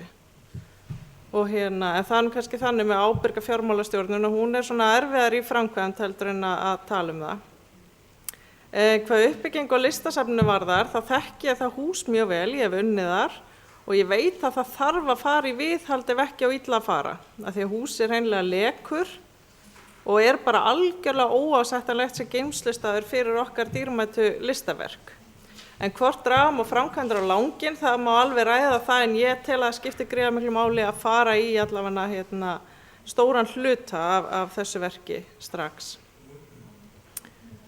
Aftur að Naustaskóla þá finnst mér vert að benda á að það er verið að framkvæma við Naustaskóla heilmikið á næsta ári. Það er áætlaðar 183 milljónir í að klára íþróttahúsi og ég tel bara eðlilegt að geyma frágang lóðarinnar þangað til þær framkvæmdir eru búnar. Þá kannski þú veist, því sem kannski svona málmálana, það það að við erum að gera ráð fyrir að bærinn sé rekinn með tapi 3 ár af næstu 4. Og það ekki gott, en ég styð framsetninguna á þessu. Það þarf að vera skýrt hver staðan og launahækkanir opinberra starfsmanna hafa breytt bara landslaginu öllu í rekstri bæjarins og ég segi vonandi til frambúðar. Af því að vonandi erum við bara gengin út úr þeirri hugmyndafræði að grunnþjónusta samfélagsins hvíli á þeim stoðum að laun starfsfólksins séu lægri en laun á almenna markaðnum. Að atvinnuöryggi og betri lífeyrissjóður hefur að mínum mati ekki lengur það vægi sem það hafði áður í huga fólks og núna og vonandi áfram gerir fólk í opinbera kerfinu sömu kröfur til launa og fólk á almenna markaðnum. Og ég held að þetta sé breyting sem komin til að vera og þess vegna verðum við einfaldlega að gera breytingar á rekstrinum, á kerfinu. Það ekkert hægt að plástra einhver Excel-skjöl til þess að takast á við eitthvað svona sem og því trúi ég bara staðfastlega, bara kerfisbreyting. Og það verður ekkert áfram hægt að gera ráð fyrir að laun á opinbera markaðinu séu lægri en laun á almenna markaðinu, eins og kom fram í máli bæjarfulltrúa Guðmundar Baldvins að hefur verið þumalputta regla. Þess vegna höfum við bara þurft að horfast í augu við vandamálið og eins og áður hefur verið sagt hafa þessu ári verið gerðar ýmsar úttektir, rekstrarúttektir á öldrunarheimilunum, stjórnsýsluúttekt og rekstrar- og stjórnsýsluúttekt á framkvæmdamiðstöðinni og ég mjög ánægð með þetta og þetta akkúrat það sem þarf að gera. Það þarf að fara djúpt í hlutina og gera úttektir, það ekki nóg að horfa bara á Excel-skjölin og ég mjög ánægð með þessa tillögu að við förum í allsherjar rekstrarúttekt og hlakka bara til þessu verkefnis. Ég vil nú reynda að taka undir með bæjarfulltrúa Gunnar Gíslasyni að ég held að við ættum að setja á sjálf okkur þessa auknu tímapressu. Ég bara mjög sammála því að það liggur á, ég meina það og það alveg þannig að þetta hefur allt einhvern veginn dregist og tekið lengri tíma heldur en var áætlað og það alveg gagnrýnivert og ég gagnrýni það og en við getum gert betur. En allt þetta verður haft til hliðsjónar við þessar breytingar sem ráðist verður í eða ég held að séu bara nauðsynlegar en auk þess tel ég að það sé mikilvægt að almenningur og starfsfólk bæjarins séu virkir þátttakendur í breytingunum. Og þetta tekur tíma og samráð bara algjörlega málið og þess vegna styð ég að við skilum áætlunum í mínus og fáum síðan alla að borðinu til að vinna hagræðingar hugmyndir í stað þess að við setjum örfá í bæjarstjórn eða bæjarráði með Excel-skjöl og sendum frá okkur hagræðingarkröfu til útfærslu í nefndum og deildum. Við erum bara að taka þetta allt í saman. Og það þarf náttúrulega að hugsa þetta út frá því hvaða þjónustu við ætlum að leggja áherslu á að verja og hverju við viljum breyta. Og þannig að eins og ég segi, ég bara styð fjárhagsáætlun og það vegna þess að ég styð þetta hugarfar meirihlutans, að fara saman í þessar breytingar að vera ekki bara að skera niður einhverja prósentur í Excel-skjölum. Hvað aukningu á stöðugjöldum varðar, þá get ég alveg tekið undir með bæjarfulltrúa Gunnari að lítill hluti þeirra hefur komið til umræðu í bæjarstjórn eða bæjarráði. En leið, þá vil ég bara segja að ég hef fullan skilning á því að aðhald síðustu ára hefur verið erfitt fyrir þau sem að sinna þjónustunni, sem að framkvæma. Og það auðvitað mikilvægt að sýna aðhald, en þarna kemur allt niður á það sama. Við þurfum að taka höndum saman, við og starfsfólk bæjarins og bæjarbúar og skoða kerfi í heild og hvernig við ætlum að gera þetta, hvar við ætlum að auka við og hvar við ætlum að draga saman. Svo að lokum þá bara tek ég undir áskorun bæjarfulltrúa Guðmundar Baldvins að við þurfum að halda áfram að gera kröfu á réttláta hlutdeild í skatttekjum og ég mun ekki láta mitt eftir liggja í þeim málum. Þetta gríðarlega mikilvægt og við erum að horfa mínum að á kerfisbreytingar og þá þarf bara hinn hlutin af opinbera kerfinu að koma með. Takk. Bæjarfulltrúi Sóley Björk Stefánsdóttir hefur lokið máli sínu, næst tekur til máls Eva Hrund Einarsdóttir bæjarfulltrúi.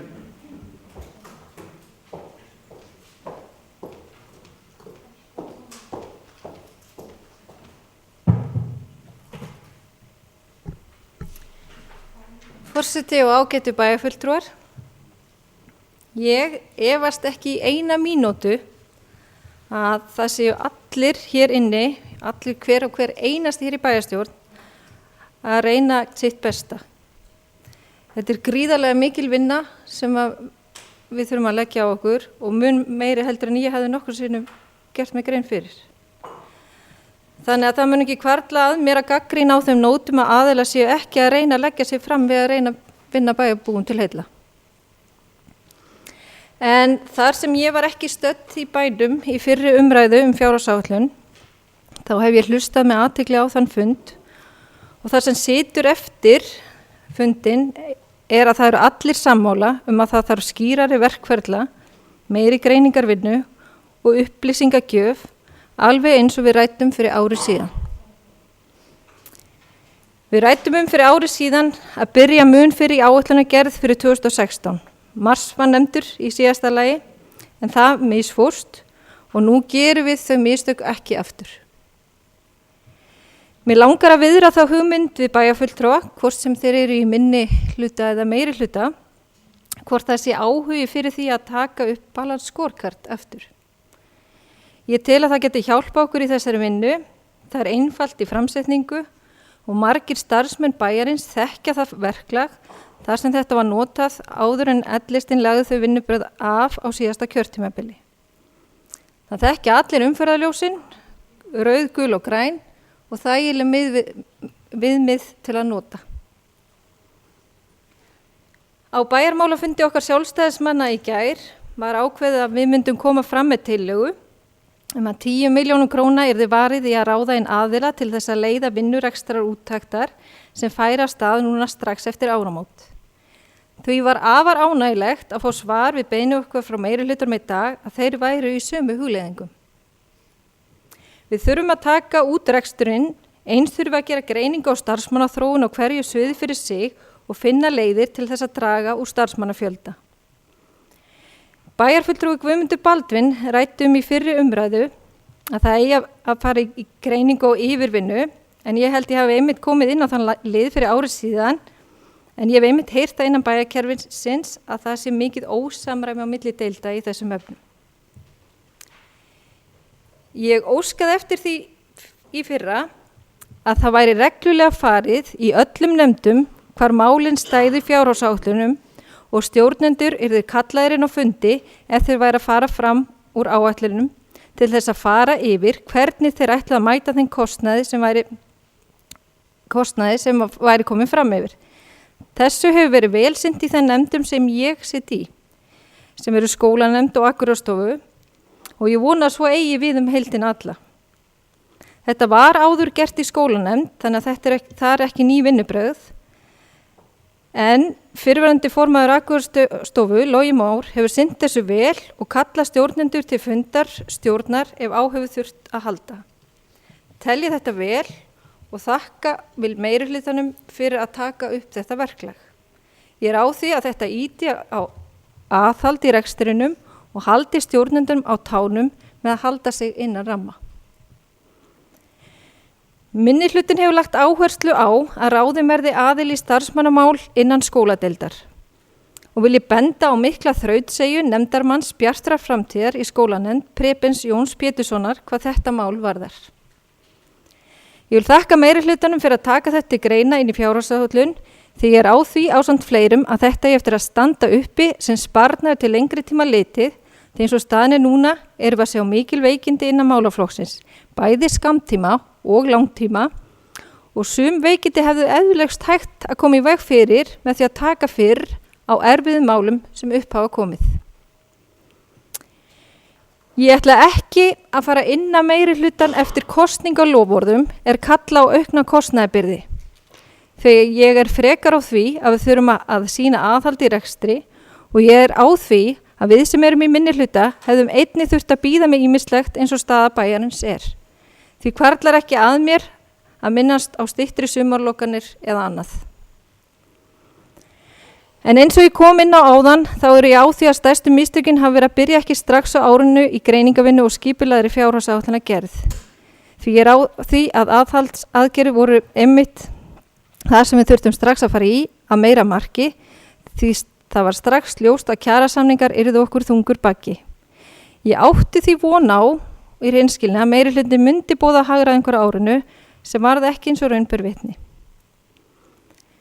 Við höfum flestul talað það vanti tölulegar upplýsingar. Þá ég ekki að tala eitthvað að meiri hlutin hafi ætlað sér að leyna neinu fyrir minni hlutanum. En þegar ég fór að leita eftir upplýsingum þá komst ég að því að sumar 3 ára áætlanir eru ekki aðgengilega bæjarfulltrúum úr nefndum. Eins hef ég fengið þær upplýsingar að 3 ára áætlanir hafi ekki verið teknar markvisst fyrir í öllum nefndum til samþykktar. Ég velti því fyrir mér, stjórnsýslan eitthvað að klikka? Ekki venja að nefndir samþykki þessar áætlanir? Nú ég frekar ný í pólitík þannig að ég bara ekki með þekkingu á þessu. Þannig ég held að þetta ætti að koma til samþyktar áður en þetta kemi til samþyktar hjá okkur. En ég hef allan að fengi staðfest úr 2 nefndum að þetta hefði ekki verið gert frá embættismönnum. En ef svo ekki, að þetta sé ekki vinna, þá legg ég til að við gerum það að skyldu að leggja þessar áætlanir fyrir nefndi til samþyktar áður en þær eru samþyktar hér í bæjarstjórn. Þó að ég sé ekki að inna meiri hlutan eftir kostnaðarsömum kosningalóforðum á komandi ári, eru nokkur verkefni sem ég hefði viljað sjá ganga mun hraða fyrir sig og ég skil ekki enn af hverju hafi tekið langan tíma og skildi og kannski mín mistök að hafa ekki óskað eftir þeim upplýsingum fyrr. En sem dæmi á nefna ráðning og verkefnastjóri fyrir velferðarnefnd, mér langar bara að spyrja formann velferðarnefndar hvernig stóð því. Eins ráðning mannauðsráðgjafa tók einnig mjög langan tíma. Ég held að 8 mánuðir síðan skipað var í nefnd til þess að yfirfara skólastefnuna, en það hefur ekki enn verið kallað til fundar, sem og í skólanefnd var skipuð nefnd til þess að yfirfara húsnæðiskost og þörf. Ég held að sé búið að búa til fyrsta fundar eftir ítrekanir frá minnihluta og seinagangi. En að fara yfir húsnæðismálin og skólastefnuna ættu að vera forgangsatið að mínu mati innan þess málaflokks svo við fáum skýrari sýn á hvert við ætlum að stefna. Þar sem ég sitt ekki heldur í bæjaráði að föstu, þá langaði mig líka að spyrja hvernig hvað staðan á greiningur á öldrunarheimilunum. Því minninu greiningin að vera tilbúin í nóvember, en þannig að það bara gaman ágætt að fá bara smá stöðugreining á því.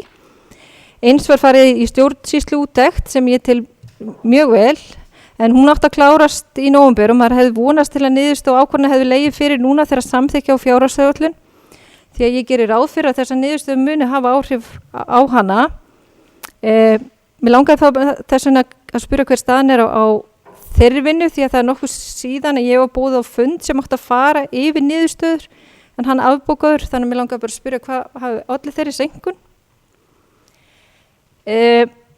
Atvinnumálanefndin fór heldur seinna stað en gert var ráð fyrir, en miklar væntingar hafa verið gerðar til hennar, þó að bæjarfulltrúi Sólu Björk hafi á sínum tíma kannski með réttu bent á að hún ein og sér sé engin töfralausn. En mér langar samt að spyrja bæjarfulltrúa hér sem kom að henni, Margréti Kristínu, Sólu Björk og Matthías, hvernig þessa vinna að fara af stað og hvort þið séu að sjá fram á að nefndin ná að auka tekjur bæjarins í náinni framtíð eða allan við fáum upplýsingar hvaða stefnu þessi nefnd að taka. Bæjarfulltrúi Logi Már kom inn í fyrri umræðu í samhengi við listasafnið að framkvæmda áætlun hefði verið samþykkt í Akureyrastofu 23. september 2015.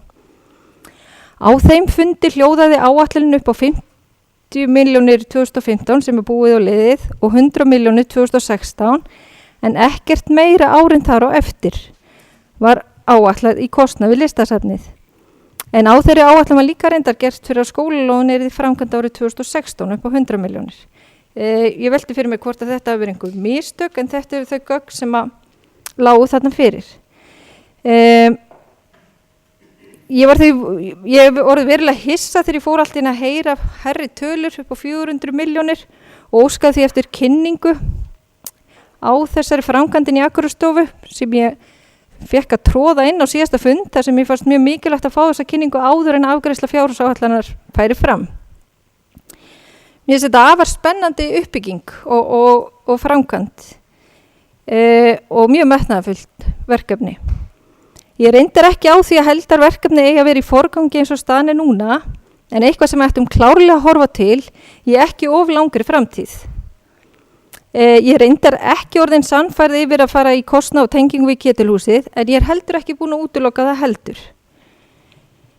Ég vil taka skýrt fram að við þurfum að passa upp á að ekkert liggi undir skemmdum og bæta þurfi aðgengi og brunavarnir, og í þær framkvæmdir eigum að fara strax, og það er eitt af því sem við sjálfstæðismenn vorum með í okkar stefnuskrá. Ég vil gera listum og menningum hátt undir höfði og metnað á því sviði, og við skulum ekki gleyma því að það voru sjálfstæðismenn á sínum tíma sem stóðu fyrir uppbyggingu Listagilsins. En bæjarfulltrúi Ingibjörg Ólöf kom inn á í fyrri umræðu fjárhagsáætlanagerðar að tölur væru stundum langt frá raunveruleikanum áður en farið væri í hönnun á framkvæmdum. Þegar búið væri að hanna og í ljós kæmi að mikill munur væri á framkvæmda kostnaði, að þá væri okkar verkefni í bæjarstjórn að staldra við og taka ákvörðun hvort eigi að bíða eða auka í, og ég er svo hjartanlega sammálinni. Við förum ekki í framkvæmdir ef þær eru langt fram yfir það sem áætlað hefur verið, voru bæði orð bæjarfulltrúa Ingibjargar og Guðmundar Baldvins.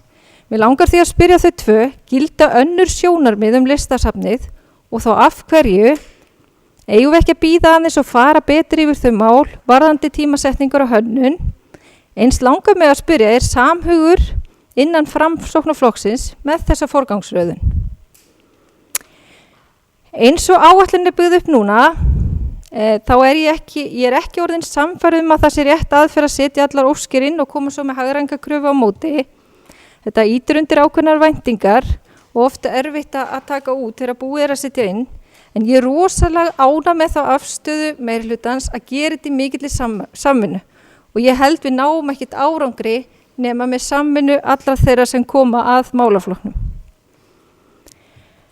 Bæjarfulltrúi Margrét Kristín kom inn með tillögu í fyrri umræðu að fresta uppbyggingu á samgöngumiðstöðinni. Við sjálfstæðismenn tökum undir þá tillögu, okkur langar að viðra þá hugmynd hvort hægt var að skoða til reynslu í 1-2 ár að staðsetja samgöngumiðstöð í það minnsta stoppustöð fyrir almenningssamgöngur inn á flugvelli án mikils kostnaðar. Þar er húsnæði vannýtt að hluta og ætti ekki að vera mikið mál að samnýta. Þetta er bara tillaga sem okkur langar að athuga hvort að meirihlutin sé til í að skoða með okkur, og eins og ég sagði þá er það bara til reynslu og þá væri hægt að bakka tilbaka og breyta af leið ef ekki vel gengur. Ég tek undir áhyggjur alla hér sem komið hafa inn á misskiptingu fjármagns ríkis til okkar. Það hefur verið sláandi að skoða þróunina í gegnum tíðina og hefur þá ekki skipt máli hvaða flokkar hafa verið í ríkisstjórn. Ég tel okkur hér í bæjarstjórn að hafa átt góða samvinnu með að reyna rétta hlut Akureyrarbæjar í þessum efnum og tel mig allavega að hafa reynt að leggja mig fram við að snúa upp á hendur minna flokksfélaga eins og bæjarfulltrúi Logi minni mig stöðugt á ég var ætlað að gera. Á hverjum þeir fundi sem ég hef setið með ráðherrum eða þingmönnum Sjálfstæðisflokksins hef ég rætt ósanngirnina og talað máli bæjarins. Skrifa greinar þess efnis, eins ef ég haft samband við önnur sveitafélög til þess að vinna málum er okkur skipta eins og aflið. Við höfum sameiginlega náð einhverjum árangri, en ég tel hann samt enn vera langt frá því að vera við unandi. Því muni ég að sjálfsögðu halda áfram að hamra járnið og er á því með samhentu átaki okkar allra munum við að lokum ná árangri. Í fyrra á sama tíma talaði bæjarfulltrúi Margrét Kristín að bæjarfélag sem rekið er með halla yrði að breyta hugsunarhætti og hugsa hlutina upp á nýtt. Nú er ár liðið og ekki seinna vænna en við breytum hugsunarhættinum. Nú er það okkar bæjarfulltrúa að setja okkur mælanleg markmið og gera verkáætlanir hvernig við ætlum að ná þeim markmiðum, og eitt meginverkefni sem liggur fyrir og við getum held ég öll verið sammála er að útsvar verði að standa undir launakostnaði. Því miður held ég að við séum komin í þá stöðu að við verðum að setja þá reglu að það verði ekki bætt í nema að draga úr annars staðar á móti. Það bíður okkar gríðarlega stórt verkefni. Ég er eðlisfari bjartsýn og þrátt fyrir þungan rekstur og erfiða stöðu þá ætla ég okkur það að með góðri samvinnu, staðfestu og eljusemi að við náum árangri með reksturinn. Ég er allavega boðin og búin að vinna að heilindum og bæjarbúum til heilla. Eva Hrund Einarsdóttir bæjarfulltrúi lokið máli sínu. Næst tekur til máls Margrét Kristín Helgadóttir bæjarfulltrúi.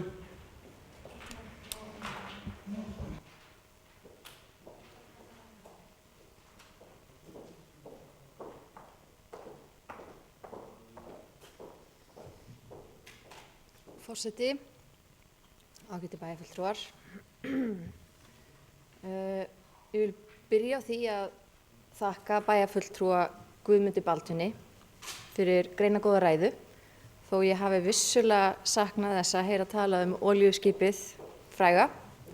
Hann kannski bætir því inn í einhvern tíðan seinna í umræðinni. Ég var búin að skrifa hérna rosa fína ræðu fyrir akkurat það sem ég ætlaði að standa upp og tala núna. En svo er ég búin að hlusta á hvað segir maður, sambæjarfulltrúa mína hér og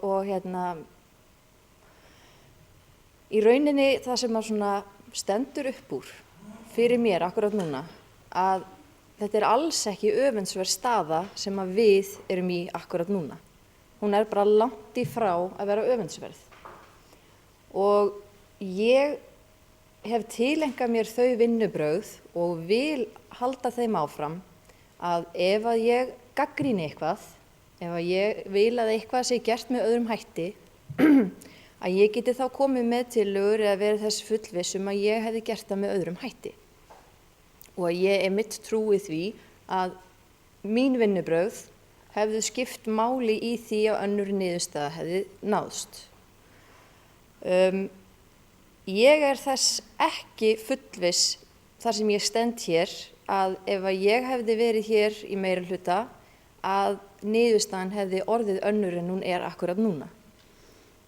Ég, eins og við höfum öll talað hérna og bara meirihlutin er held ég alveg sammála að við hefðum öll vilja byrja vinnuna fyrr á árinu. Og ég hugsa að við gætum alveg verið sammála það að ef við hefðum byrjað strax í janúar á síðasta ári að þá værum við kannski komin lengra fyrir þessa fjárhagsáætlun. Eins og ég kom inn á í fyrri ræðu minni, sem sagt í fyrri umræðu fjárhagsáætlun, að þá hef ég upplifað samstarf. Ég hef upplifað það að meirihlutinn vilja að við tökum þátt. Ef að ég hef spurt eftir upplýsingum, þá hef ég iðulega fengið þær. Ég upplifi það ekki að það sé verið að fela neitt fyrir okkur eða taka ákvarðanir í skjóli næturs. Allavega með við það sem að ég hef séð, þá er það ekki mín upplifun. Og ég upplifi það að á okkur sé hlustað. Eðlilega fer meirihlutin ekkert endilega alltaf eftir því sem að við komum með tillögur Mér skilst að þannig virki kannski bara þessi hugmyndum meirihluta og minnihluta. En þar með eigum við ekkert að þegja samt. Ég veit, eins og ef ég spila myndina upp núna, að ég hefði vonandi hafið vinnuna fyrir á árinu. Og ég hefði að öllum líkindum farið í stjórnsýsluúttektina og rekstrarúttektina á sama tíma eða sambærilegum tíma. En svo máli deilum það hvort að það hefði verið jákvæð niðurstaða eða ekki. Ég hefði að minnstakosti vilja klára verkefnið innan ársins. Það væri rosalega gott, við getum öll verið sammála það, ef við værum núna með einhverja grundigt niðurstöðu sem við getum bara byrjað nýtt ára og fara eftir. En það er ekki alveg þannig. Ég hefði persónulega farið í nauðsynlegt viðhald á fasteignum bæjarins. Þar kannski kemur inn í bara þessi hagsýna húsmóðir sem einhvers staðar djúpt inn í mér býr, að sko, finnst það einhvern veginn vera bara svolítið grunnhugmynd að ef að þú átt eitthvað eins og við eigum þessar fasteignir sem við eigum og eftir því sem ég best veit að þá er fjöldinn allur þeirra sem liggur bara beinlínis undir skemmdum. Að það þarf að fara í viðhald og það er bæði eins og margum nefnda listasafn og það er eins skólabyggingar og margt fleira. Þannig að sko ég tek undir það sem hefur komið fram hérna núna að hérna, við styðjum öll uppbyggingu eins og á listasafninu. Við viljum öll vera með listasafn sem mun draga að fólk bara jafnvel úr sko öðrum heimsálfum. Alveg eins og við viljum vera með sko state of the art rennibraut í sundlaugin okkar því að það dregur að sér ferðamenn. En sko ég er samt ekki á því að þetta ætti endilega að vera forgangsmál hjá okkur akkurat núna. Að auðvitað eigum við að fara í nauðsynlegt viðhald á listasafninu rétt eins og á öllum okkar fasteignum. En einmitt, ég hef reyndar heyrt það hjá aðilum úr meirihlutanum að það væri jafnvel möguleiki á einhvers konar málamiðlun eða viðræðum það hvað síðan verði gert í listasafninu, hvort að það verði þessi brú eða hvernig sem það er. Og hérna, ég fagna því ef við getum rætt þetta einhvern veginn. Því það er kannski svolítið líka það sem við höfum verið að gagnrýna og jafnvel einhverjum í meirihlutanum finnst kannski ómaklegt að við séum að gagnrýna, að við hefðum mátt vita betur eða eitthvað svoleiðis. En það sem við höfum kannski helst verið að gagnrýna er einmitt að við upplifum að við höfum ekki fengið aðkomu að umræðinni. Þessi pólitíska umræða sem bæjarfulltrúi Gunnar Gíslason var að kalla eftir. En mér svona sýnist einhvern veginn á síðustu viðbrögðum sem ég hef fengið að við munum mögulega fá aðkomu að þeirri umræðu. Sama gildir að mínu mati samgöngumiðstöðina og nú verða ekki allir mínir samflokksmenn hérna sammála mér, það er ég nokkuð viss en í mínum huga er þetta ekki mál sem ætti að vera í forgangi. Ég þekki það ekki sjálf en ég væri til í að fresta þessu og skoða leiðir eins og þær sem að bæjarfulltrúi Eva Hrund benti á hérna áðan, hvort að það væri hægt að fara einhverja leiðir sem myndi ekki kosta okkur þetta mikinn pening en að við getum jafnframt boðið upp á góða þjónustu. Hefur slíkt eitthvað verið skoðað? Er það eitthvað sem að við gætum jafnvel skoðað? Ég myndi vilja sjá lóðina við Naustaskóla kláraða. Ég hef bókað þess eðlis innan bæjarráðs ásamt bæjarfulltrúa Gunnari Gíslasyni og bæjarfulltrúa Evu Hrund og ég stend við það þannig að ég mun að öllum líkindum taka undir þann lið bókunarinnar frá bæjarfulltrúum Sjálfstæðisflokksins. Nú kemur svona kannski hérna pínulítið svona erfiði hlutin fyrir mig. Ég er sko nánast fædd og alin upp á hérna öldrunarheimili, bara upp á Hlíð. Móðir mín hefur unnið þar, ég veit ekki hvað lengi og ég sjálf hef unnið þar á sumrin með skóla og öðru, þannig að ég ber sterkar taugar til heimilisins og ég vill því öllu fyrir bestu. En ég tek þó undir þessar útskýringar eða þessi rök sem að meirihlutin hefur lagt fram varðandi þennan pólitíska slag sem að við erum stöðugt í við ríkið. Og meðan að staðan er eins og hún er, að þá get ég einhvern veginn ekki rökstutt það að við förum í þessar framkvæmdir.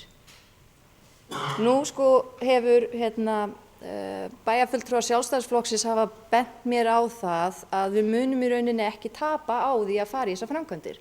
Því að þetta er húsnæði sem er í okkar eigu og ef að ríkið eða eitthvað, hvernig svo sem framtíðin verður með öldrunarheimilin, að ef einhver tekur við rekstrinum, að þá muni þá væntanlega eins og hvernig ég skildi þetta að minnsta kosti, að þá muni þá áfram vera leigt húsnæðið af okkur og að við getum þá hækka leiguna eða markaðsvirði eignarinnar með því að vera búin að bæta það.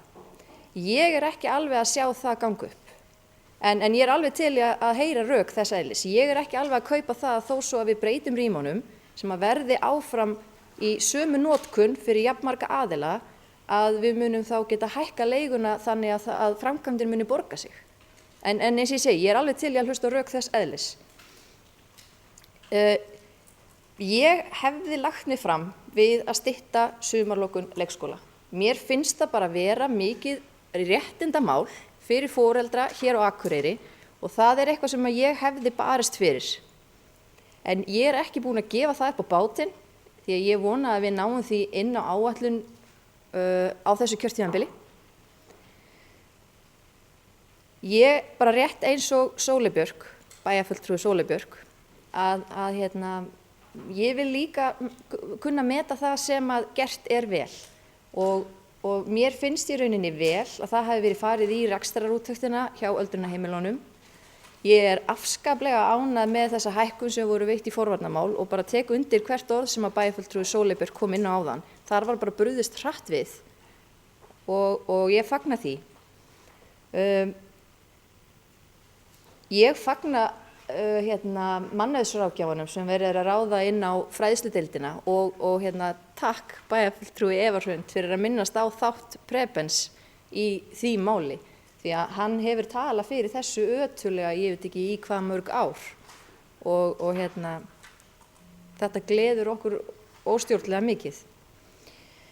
Ég ber virðingu fyrir þessari hugmynd að sýna stöðuna eins og hún og að vera ekki í einhverju fiffiri, því það er eitt af því sem kom mér mjög óvart í síðustu fjárhagsáætlanagerð, hvað það í rauninni endalaust hægt að fiffa. Það endalaust einhvern veginn hægt að fegra stöðuna bara með tölu tilfærslum hér og þar.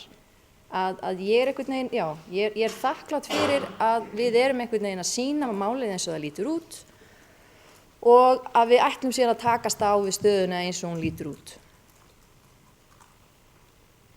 Ég styð tillöguna að bæta 12 milljónum við fjárhagsáætlunina til þess að fara í þessa úttekt og mér finnst þetta góð hugmynd.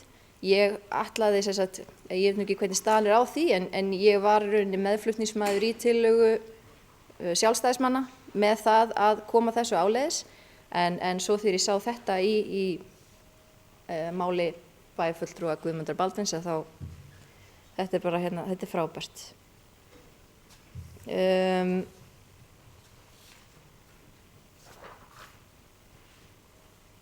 Ég held ég sé búin að koma bara nánast öllu frá mér.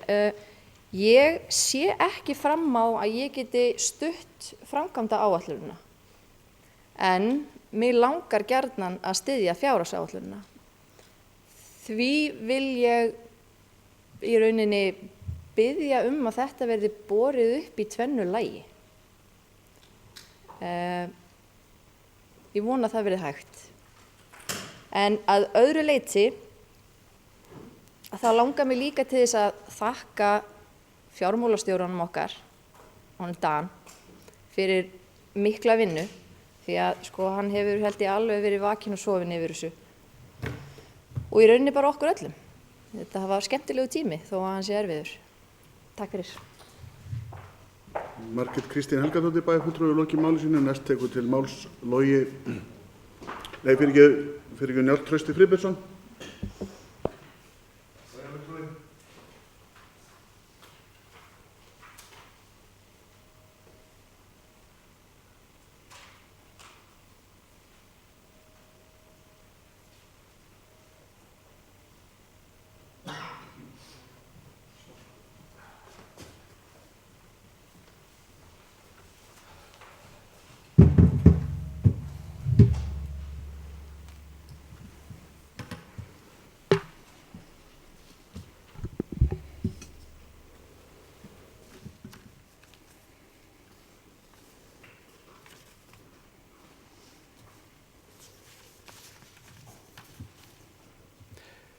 Forseti ágætu bæjarfulltrúar, ég tók tölvuna með upp, ég vona á virki, hún búin að vera miklu vandræðum á fundunum með tölvuna, en ég vona að geti vitnað eitthvað í hana á eftir. Fyrst að það alltaf verið að tala þetta olíuskip blessaða sem búið að vera mikið umræða síðustu misseri og var mikið rætt í fyrra af annað. Það sem ég fannst eiginlega skort á í rættumæli fyrra að maður vildi fara síðasta fyrir árið síðan bæði í stjórnsýslu og rekstra úttekt við það fyrsta. Að ég held að það hefði bara verið svo gott fyrir olíuskipið að fá alvöru hafnsögubát, alvöru lóðs til aðstoða við að fara í gegnum Skerjagarðinn og til Hafnar, bara fyrir árið síðan. Og þá í formi ráðgjafafyrirtækis eða hvernig maður vilja gera það, væntanlega. Og reyndar finnst mér að núna þegar verið að tala að fara í þessa vinnu núna, að raunverulega ætti að leyfa viðkomandi ráðgjafafyrirtæki sem tekur verkefnið að sér, svolítið fría hendur í byrjun og koma með sitt og síðan vinna sig út frá því. Það svona innleggi sem ég myndi vilja sjá í þessari vinnu. við þessa rekstrarúttekt. Það komið víða við hérna og kannski rétt að bregðast við svona sem dæmi og nú situr maður í stjórn fasteigna og kem svolítið út frá því í þessa umræðu. Ég sit ekki í bæjarráð þannig ég hef lítið tekið þátt í raunlega vinnunni við fjárhagsáætlunargerðina en það er rétt að benda bæjarfulltrúum á það og hlustendum að í fasteignum eru ákveðnar reiknireglur á bak við húsaleiguna hvað er farið í viðhald. Það hefur ekkert verið farið eftir því mjög lengi að það er reiknuðu upphæðir sem eiga að fara í viðhald í reiknireglum að bak við leigu fasteigna renni þá alla leið og það hleypur á háu upphæðum á hverju ári. Þó að sé tölur hækku núna í fasteignum í viðhaldinu þá er ekki samt verið raunverulega að standa við reikniregluna. Þetta er svona enn eitt dæmi raunverulega þar sem kerfið er raunverulega ekki að uppfylla raunverulega sjálft sig í gegnum fjárhagsáætlunargerð sveitarfélagsins og eins og síðasta kjörtímabili þá vantaði oft, þetta voru kannski 200-250 milljónir á síðasta kjörtímabili sem vantaði inn í fjárhagsáætlun miðað við reikniregluna sem standa bak við húsaleiguna. Og það er kannski það sem ég ætlaði að beina athygli minni að hérna í minni ræðu, það er þá gegnum fasteignir sem er orðið mjög stór rekstraliður í hérna frá því að var stofnað 2002. Nú óskaði ég eftir, en það hafðist ekki í dag, eftir hvernig þessi sögulega þróun leigunar, innri leigu bæjarins hefur þróast frá 2002 þegar fasteignir eru stofnaðar. En svona til að byrja með þá er talan sem ég reiknaði núna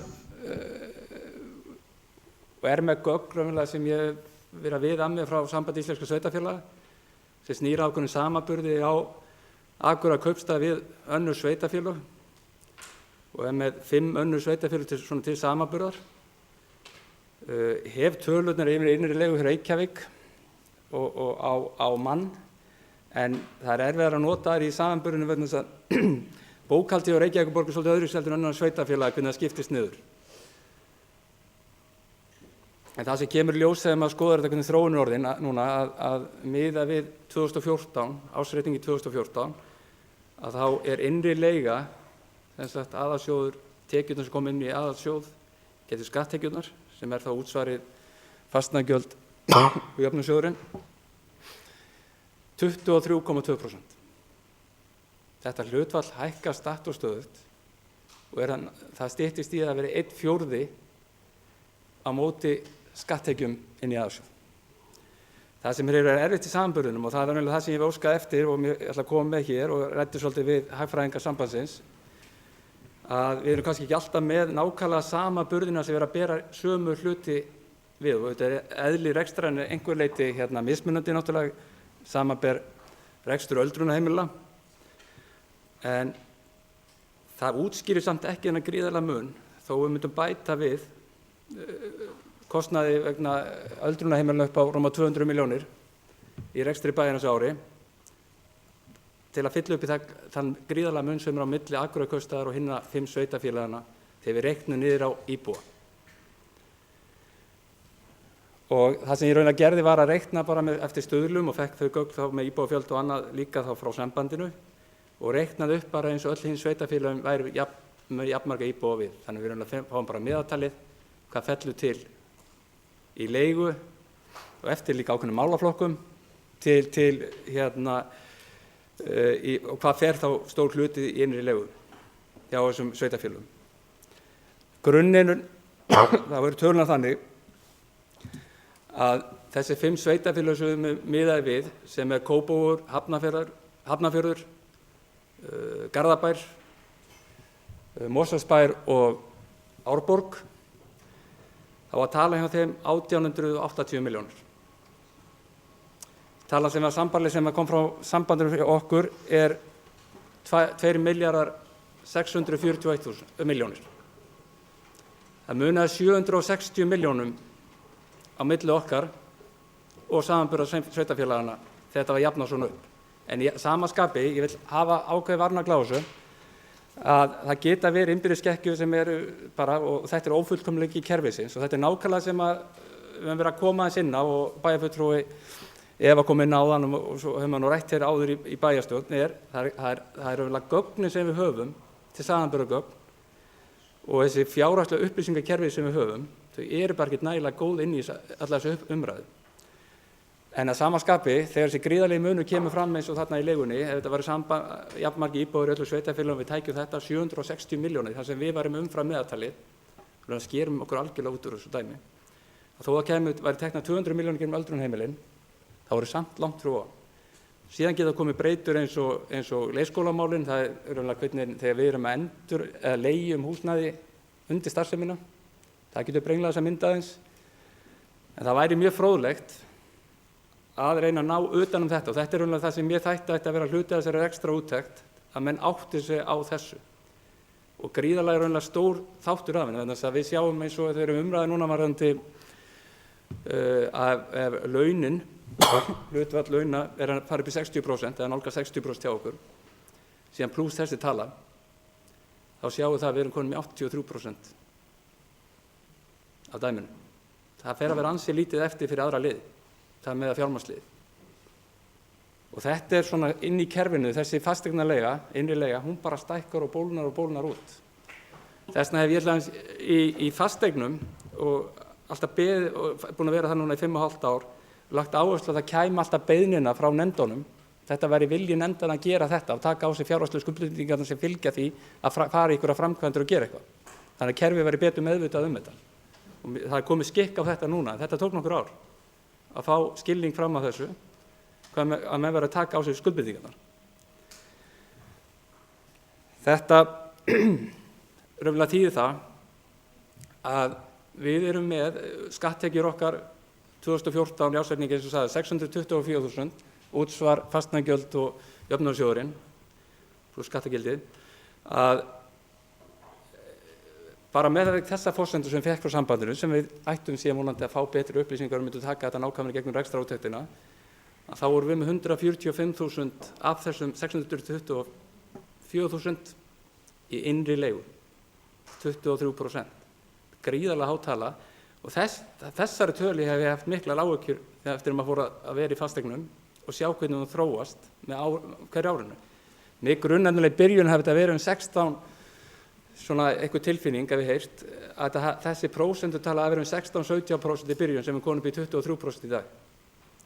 Og málið er það, alltaf þegar við förum ykkur nýja framkvæmdir og gerum eitthvað, þá bólnar þetta út og þetta er alltaf til 40 ára í gegnum afskriftina, við afskrifum á 40 árum, það getur verið einn breytan sem getur verið munur okkur og öðrum sveitarfélögum sem eru kannski afskrifað til 50 ára, en ég þekki ekki hvað það hefur mikil áhrif inn í það fjárhagslega útreikninga, en ætti klárlega að koma fram í slíkri umræðu. Þetta er áhyggjefni og þess vegna ég ætla að bóka í fasteignum í haust. Það er ekki vegna þess að ég er eitthvað rosalega móti listum og menningu, heldur ég vildi fá umræðu þetta, menn verið meðvitaðir þessa hluti og hvað er að gerast. Þetta gerist náttúrulega líka í gegnum sundlaugin okkar, þetta mun gerast í gegnum skautahöllina, þetta mun gerast í gegnum allt sem er. Og það er náttúrulega rosalega leiðilegt að vera leiðileg maðurinn alltaf í þessu og benda á þessa hluti. En mér finnst þegar maður situr í fasteignum og er meðvitaður hvað er að gerast og hvað er í gangi í þessu, þá eigi maður að láta vita af því. Og þetta er hlutfall bæjarfulltrúanna, það er eftirlitshlutverkið. Það séu þá allir meðvitaður hvað er að gera hverju sinni í þessum framkvæmdum. Og reynda væri það þannig, miðað við rekstur bæjar eins og í dag, þá er það alveg spurning hvort ætti bara að setja framkvæmdabann hjá Akureyrarbæ. Meðan menn að sjá raunlega úti hvað er í gangi og hvernig menn ætla að ná að sigla þessu olíuskipi með aðstoð lóðsins til Hafnar. Vegna þess að þessi tala, hún bara hækkar og við veitum ekki hvernig hún fer. Við erum hæst af þessum sveitarfélögum 5 sem við berum okkur saman í leigu til fræðslumáluna. Við erum hæst í íþróttamálunum, við erum hæst í menningamálunum. Reykjavíkurborg er sama stað og við í fræðslumálunum í 1000 köllum. En við erum með 145.000 kallinn á íbúa með þessa statistík. Eins og ég segi, ég hef ákveðna við þurfum að skoða tölun ennþá betur, var nagla með það. Reykjavíkurborg er með 99.000 til samburðar. Þannig að þið skoða þessa tölu, 46.000 króna mun í þessum rekstri af 624.000 króna tekjum hinum megin, tekjur og gjöld, þá sjáum við að þetta er töluverð prósenta sem að þarf að vekja athygli á.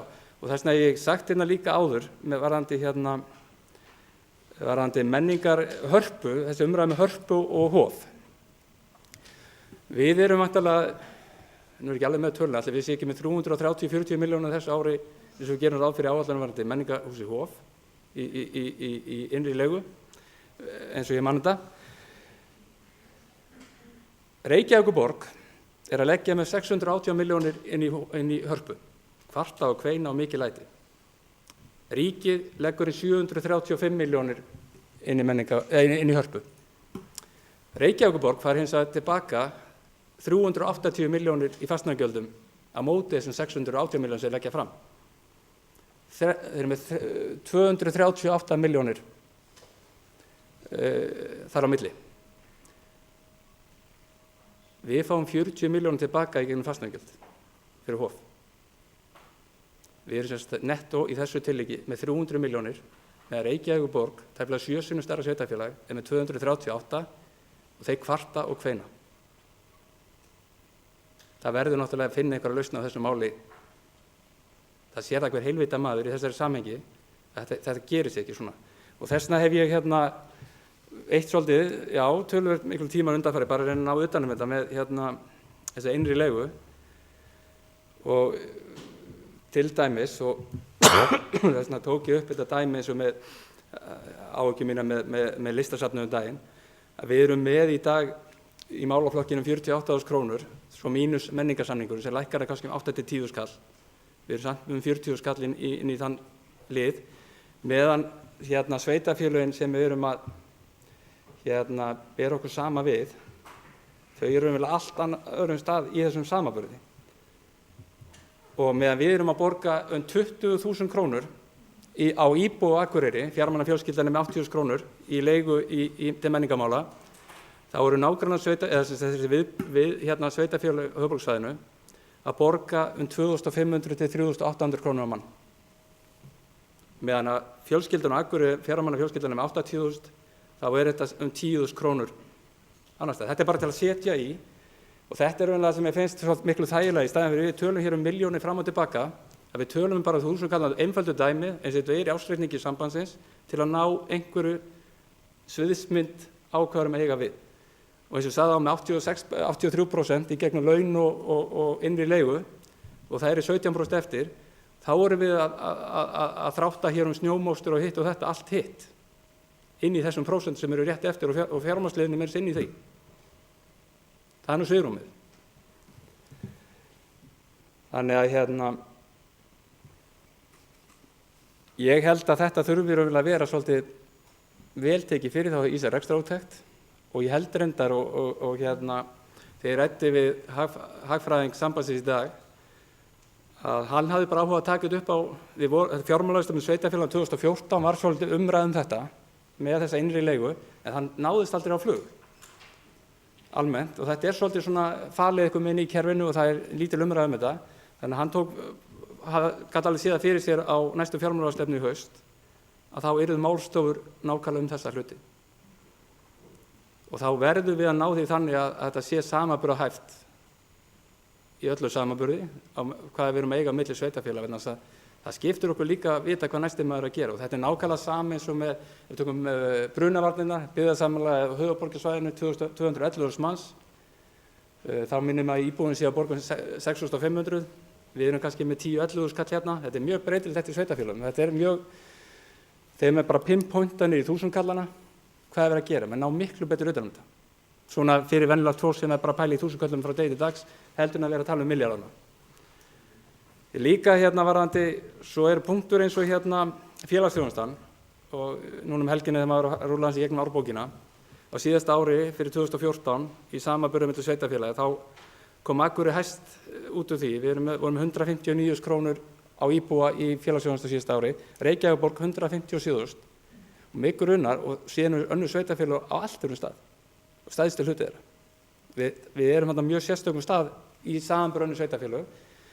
Þannig að mér finnst rétt að þetta hefja markvissa og umræðum að jöfnunarsjóður sveitarfélagana ætti að koma inn í þessu varðandi félagsþjónustuna. með sambærilegum hætti eins og málefni fallara, að menn ætti að taka þetta upp á sveitafélagastiginu og ræða þetta í gjörla. Þetta mjög sambærilegt. Þetta eru gríðarlega háa tölur í okkar rekstri.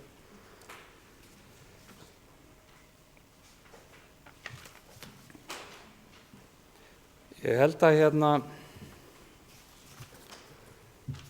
maður á 3 skipti eftirskipt mér, þannig að þetta getur rétt byrjað á svona, en ég vildi bara taka þennan punkt núna í þetta skipti og þannig að við færum kannski að ná svolítið utan þetta og þannig að menn væri meðvitaðir hvað er verið að tala með þessa innri leigu, hvað hann þýðir í rekstri sveitafélagsins og grunar þetta sé orðið miklu herra og það er kannski það sem ég ætla rétt í lokin, þessi tala, við erum 40% yfir meðaltali hinna sveitafélagana með þessum varnarklassa sem ég er búin að reka í þessum gögnum. 40% herri. Takk. Njáll Trausti Friðbjörnsson, bæjarfulltrúi, lokið máli sínu. Næst tekur til máls Logi Már Einarsson, bæjarfulltrúi. Forseti, ágætu bæjarfulltrúar, ég ætla nú að byrja á því að þakka þeim sem hingað til hafa talað fyrir svona býsna málefnalega nálgun og allt að því uppbyggilega svona á köflum. Auðvitað er þannig að við erum margt ósammála og það er bara ekkert athugavert við það. Það er þess vegna sem við skiptum okkur í flokka og bjóðum fram hvert í sínu lagi. Ég var nú hugsað til þess áðan þegar Njáll bæjarfulltrúi var að tala, þá mér hugsað til annars starffræðings í Íslandssögunni, Sölvi Helgason, sem var nú svona lengi minn uppáhaldsreikningsmeistari. Hann afrekaði það nefnilega í gamla daga að hann reiknaði barn í konu. Og þegar hann var svo inntur eftir því, hvort að það hafi ekki gengið eftir, 10-11 mánuði síðar, þá sagði hann, jú, ég bara reiknaði úr en aftur á leiðinni. Og það er eins, finnst mér stundum með Njál, að hann er með tölurnar á taktinum og býsna fróðlegt og áhugavert og réttmætt nálgun. En stundum eru hlutirnir kannski þannig að það vantar inn í þær breytur. Þannig að reiknistæmi verður kannski ekki rétt. Þannig er það til dæmis með samanburð milli sveitafélaga. Ef við tökum þá til dæmis, að því að nefndi nú sérstaklega og dró fram í menningarmálum, að þá eru náttúrulega svona fjölmargir hlutir sem eru öðruvísi, meðal annars það að við erum með menningarsamning við ríkið sem var nú að hækka meira að segja í þessari umræðum fjárhagsáætlun sýnist mér. Þar fyrir utan þá finnst mér þetta líka alltaf þurfa að snúast það. Hvers konar samfélag viljum við vera og hvernig bær á Akureyri að vera. Og með fullri virðingu fyrir Seltjarnarnesi, Garðabæ, Kópavogi og jafnvel Hafnarfirði og Mosfellsbæ, þá þurfum við að vera öðruvísi sveitafélag ef við ætlum að halda sjó. Og það er alveg rétt sem að komi hefur fram að ástandið er grafalvarlegt og hér hafa orðið fordæmalausar breytingar á aðstæðum með verðskulduðum launahækkunum og við þurfum að bregðast við því. En ég held að það versta sem við gerum, það er að leggja árar í bát. Við þurfum umfram allt að huga að samkeppnishæfni bæjarins, gagnvart Reykjavík og gagnvart öðrum borgum sem að ungt og kraftmikið fólk kynni að vilja frekar búa í. Og þess vegna er það nú þetta áhyggjuefni að í sumar þá voru til dæmis auglýstar 11 sérfræðistöður upp á sjúkrahúsinu á Akureyri. Lífsnauðsynlega stöður ef að við eigum að vera bæjarfélag sem býður upp á heilbrigðisþjónustu eins og hún er skilgreind í heilbrigðislögum. Það kom engin umsókn. Engin. Kjörin er ekki verri en í Reykjavík. Ég held að húsnæði geti varla talist verri en í Reykjavík. En það er eitthvað sem gerir það verkum að við náum síður að draga til okkar fólk heldur en höfuðborgin okkar. Þar held ég að lykilbreytur séu auðvitað að vera ekki einangrað samfélag. Ég held að skipti ofboðslega miklu máli að við höldum áfram að leggja allar þessar 20 milljónir sem við leggjum í markaðsstarf og sem við leggjum í áhersluna á að ná millilandaflugi hingað inn, að við leggjum það áfram fram. Það væri freistandi að skera það niður. Það væri freistandi líka að skera niður auðvitað og hundsa í rauninni 20 ára loforð sjálfstæðismanna og alþýðubandalagsmanna minnum við þá, þegar þeir hófu uppbyggingu Listagilsins. Það væri freistandi að reyna að komast eins létt og við getum út úr sundlaugaframkvæmdunum og það verður engin bráðhvatur þó við frestum samgöngumiðstöðinni, alveg eins og það hefði engin dáið þó hefðum sleppt Þórsvellinum, Tartanbrautinni, Listigarðshúsinu eða mörgum öðrum framkvæmdum sem við höfum staðið í á síðustu árum. En þær hafa allar gert samfélagið okkar fýsilegra til búsetu. Ég hins vegar sammála því að það þarf að huga vel að þessum hlutum og það alvarlegt ef að innri leiga að verða svona íþyngjandi. En hún verður auðvitað alveg jafn bólgin eftir því sem við förum í endurbæturnar upp á Hlíð. Ég ætla að koma aðeins inn á þær á eftir.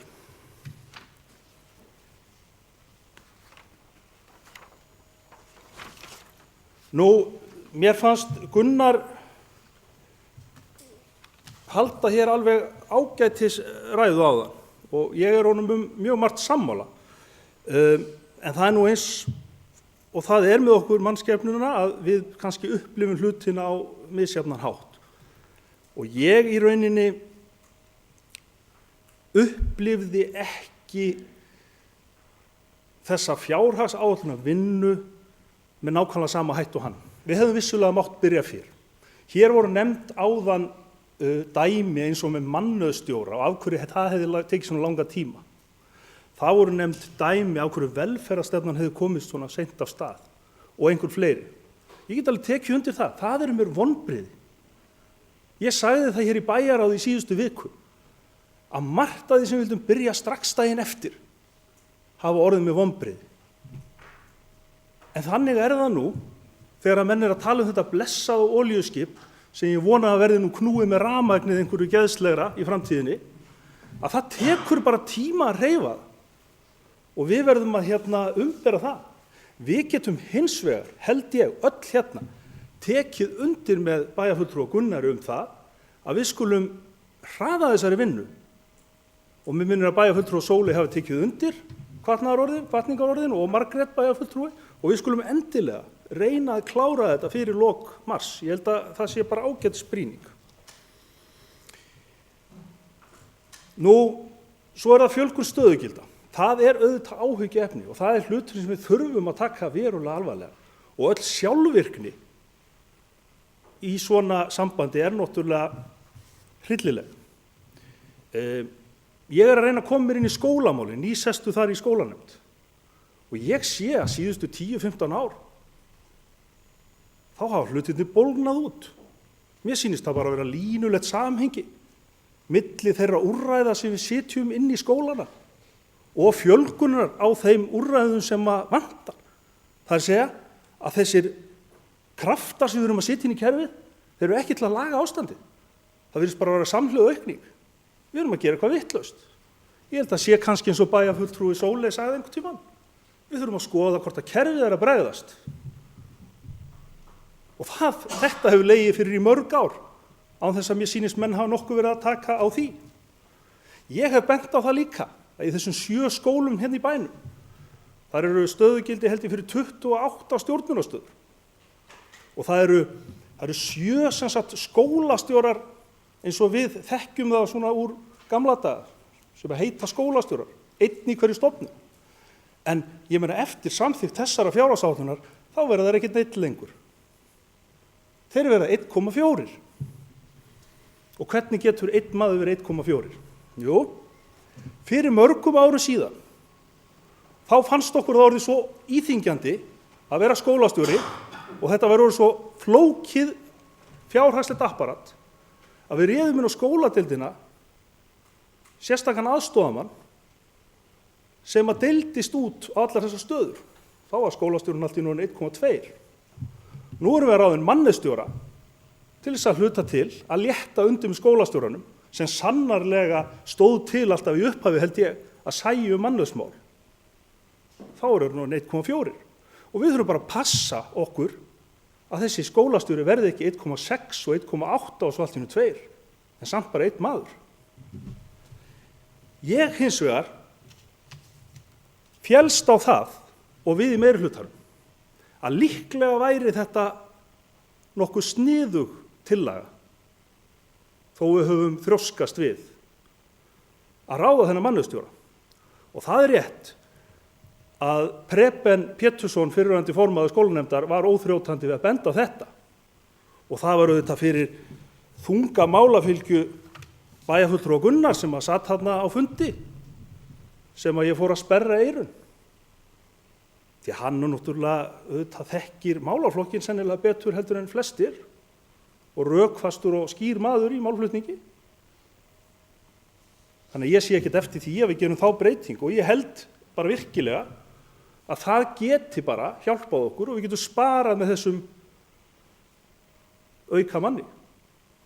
En ég vona að hann verði þá kannski til þess að átta sig á því hvort séu fleiri staðir í kerfinu þar sem 1 maður verður að 1,5 á það séu 8 gráði. Nú, það er alveg rétt hjá bæjarfulltrúa Evu að það býður okkar að fjalla skólastefnuna og ég hlakka til að gera það vegna þess að ég held að við þurfum að vera með allt undir.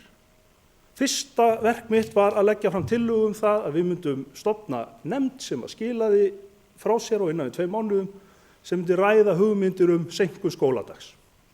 Það eru fjölmargar rannsóknir víða heim sem benda á ýmsa möguleika til þess að nálgast börnin okkar á þeirra forsendum en skilgreina þau ekki alltaf sem vandamál.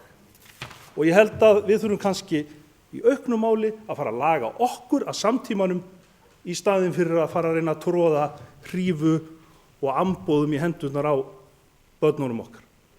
Og ég held að þessi nútíma tæki sem að menn eru að anskotast út í eigi sennilega bara eftir að vera lykillinn að því að mannkynni kemur sér út úr þeim vandræðum sem að við okkar kynslóð og foreldrar okkar eru búin að koma okkur í núna á síðustu áratugum. Og kom glöggt fram á loftslagsráðstefnunni í París þar sem að einhverjir hér við borðið mættu á. Nú hvað varðar fundinn í Akureyrarstofu í september, bæjarfulltrú Eva. Þá kannaði ég þetta eftir orðaskipti hérna eftir fyrri umræðu og framkvæmdastjóri Akureyrarstofu fullvissaði mig það að skjalið sem lá á fundinum, þó það hefði verið sett á fundargáttina, samþykkt 3 ára áætlun, þá var öllum við borðið kunnugt þessa breytingu, þessa hækkun sem var reyndar 500 milljónir þá, en voru svo skornar niður, væntanlega formann í bæjarráðs, 2-3 dögum fyrir fyrri umræðuna. Þannig að hún endaði þarna í þessum 402 milljónum. Og þá ætla ég að koma aðeins að í rauninni tillögunum 4, skulum kalla þær það, sem að liggja fyrir. Og nú þarf ég að teygja mig til þess að muna hvernig það eru. Þannig ég nefni það nú í réttri röð. Í fyrsta lagi hlíð. Það hefur komið hér fram að það eru deilur talsverðar stuðning ríkisins við þetta lögbundna hlutverk þeirra. Og það sést í reikningum okkar að það vantar 338 milljónir upp á að endar nái saman. Við þær aðstæður þá teljum við að við getum ekki, það sé ekki forsvaranlegt, að við þurfum að bæta í og belgja út, eins og bæjarfulltrúinn Njáll kallaði það, þessa innri leigu til dæmis. Við erum ekkert að fá hana tilbaka. Bæjarfulltrúi Guðmundur mun útskýra það hér á eftir. En það sem vekur athygli hins vegar þegar maður skoðar líka minnisblaðið þessa framkvæmd, það er að við erum náttúrulega að fækka þarna vistunarrýmum úr 28 í 19. Við erum ekki einungis að ráðast í mjög dýraframkvæmd, heldur erum við að takmarka þann fjölda sem við getum veitt þjónustu. Þar með er ekki það að segja að við eigum ekki að fara einhvern tímann í þetta og þurfum ekki að fara í þetta. Við þurfum að gera það og húsið liggur undir skemmdum. En ég held að sé ekki tímabært að gera það fyrir að liggur fyrir hvort að ríkið ætlar að viðurkenna þá skyldu sem það ber í þessu sambandi eða ekki. Og ef að ríkið ætlar ekki að gera það, þá held ég að liggi bara fyrir, svo maður segi það bara í beinni útsendingu, að þá verður einhver annar en Akureyrarbær að reka öldrunarheimili. Og Gunnar talaði það áðan að lauslega þá gæti hann nú svona skotið á það að þetta væri svona 200-300 milljónir sem á úthafsstæðum milli ríkis og sveitarfélaga. Hann ætlar sem sagt ekki að snúa upp á hendurnar á ráðherrunum sínum fyrir meira en 200 og 300 milljónir. Þegar það liggur fyrir að bara í öldrunarheimilunum skuldaður okkur 338. Og svo getum við tínt af trénu fleiri ávexti sem allir munu leggjast í þessa kostnaðarkörfu ríkisins. Njáll Trausti bæjarfulltrúi nefndi nú Hof og Hörpu samanburðinn á það sem var ágætur. Það sem vekur athygli er að hér er gert ráð fyrir að þessi framkvæmd kosti 230 milljónir króna. Ég hef talsverða reynslu orðið að þessum hlutum, framkvæmdum, og ég get fullvissað ykkur það að það er ekki rétt. Að hluta til er nú skýringin hérna á blaðinu vegna þess að hér stendur auk þess þarf að reikna kostnað við endurnýjun búnaðar, nýtt sjúkrakallkerfi og önnur kerfi sem valin verða notendum. Það er ekki búnaður sem er talin í 100.000 krónum. Það er búnaður sem er talin í 20 milljónum króna. Framkvæmdastjóri öldrunarheimilana Halldór hefur komið hérna og talað um mikilvægi velferðartækni og það er alveg rétt hjá hann. Halldór veit það og skilur að reksturinn er svo ofboðslega stórt hlutfall af byggingakostnaði. Byggingakostnaður á hjúkrunarheimili, hann er reksturinn í 2 ár. Það er ekki meira en það. Þess vegna skiptir svo miklu máli að byggingakostnaðurinn, hann endurspegli hvernig menn ætla að reka dæmið næstu 40-50 ár og menn kasta ekki til höndunum og spara ekki út. Það getur sparast næstu 50 ár á hverju einasta ára eftir. Og meðal þess er til dæmis LC Golf sem að menn hafa verið að ræða þarna frá, sem að byggir á því að þetta er svona gagnvirtur búnaður, þetta er svo iPad í rauninni, hann er svo gangir á iPad, hann skilja hreyfinguðina, hann veit hvað þetta að gera, ef þú dettur í gólfið þá hringir bjalla, ef þú liggur kjur á lengi á sama tíma, þá lætur hann vita. Til hvers? Jú, þetta spara starfsfólk. Það er eins og hér hefur verið komið margoft inn á, það er launakostnaður sem er orðið 85% hlutfall hérna hjá okkur. Það er hann sem er orðinn svona dýr, þannig að við höfum bara ekki efni á því að spara neina tækni. Þegar maður skoða svo tölurnar, þá kemur fram að húsnæðið sé 1400 fermetrar. En menn reikna sem sagt reynslutöluna, 184.000 fermetra, segja þeir, en maður reiknaði bara nettó flettinu. Ætla menn ekki að reikna kostnaðin einu svona af þeim fletti sem að innréttingar og milliveggir falla ofan á. Þetta er bara skekkja. Þannig að leið og við bætum nú þessum 150 fermetrum sem vantar upp á, þá erum við búin að hækka tölun upp 27-8 milljónir. Og þá eigum við eftir bjöllubúnaðinn, gólfin og annað sem við viljum gera til þess að húsið verði eins rekstrarhæft og nútíma bygging getur orðið.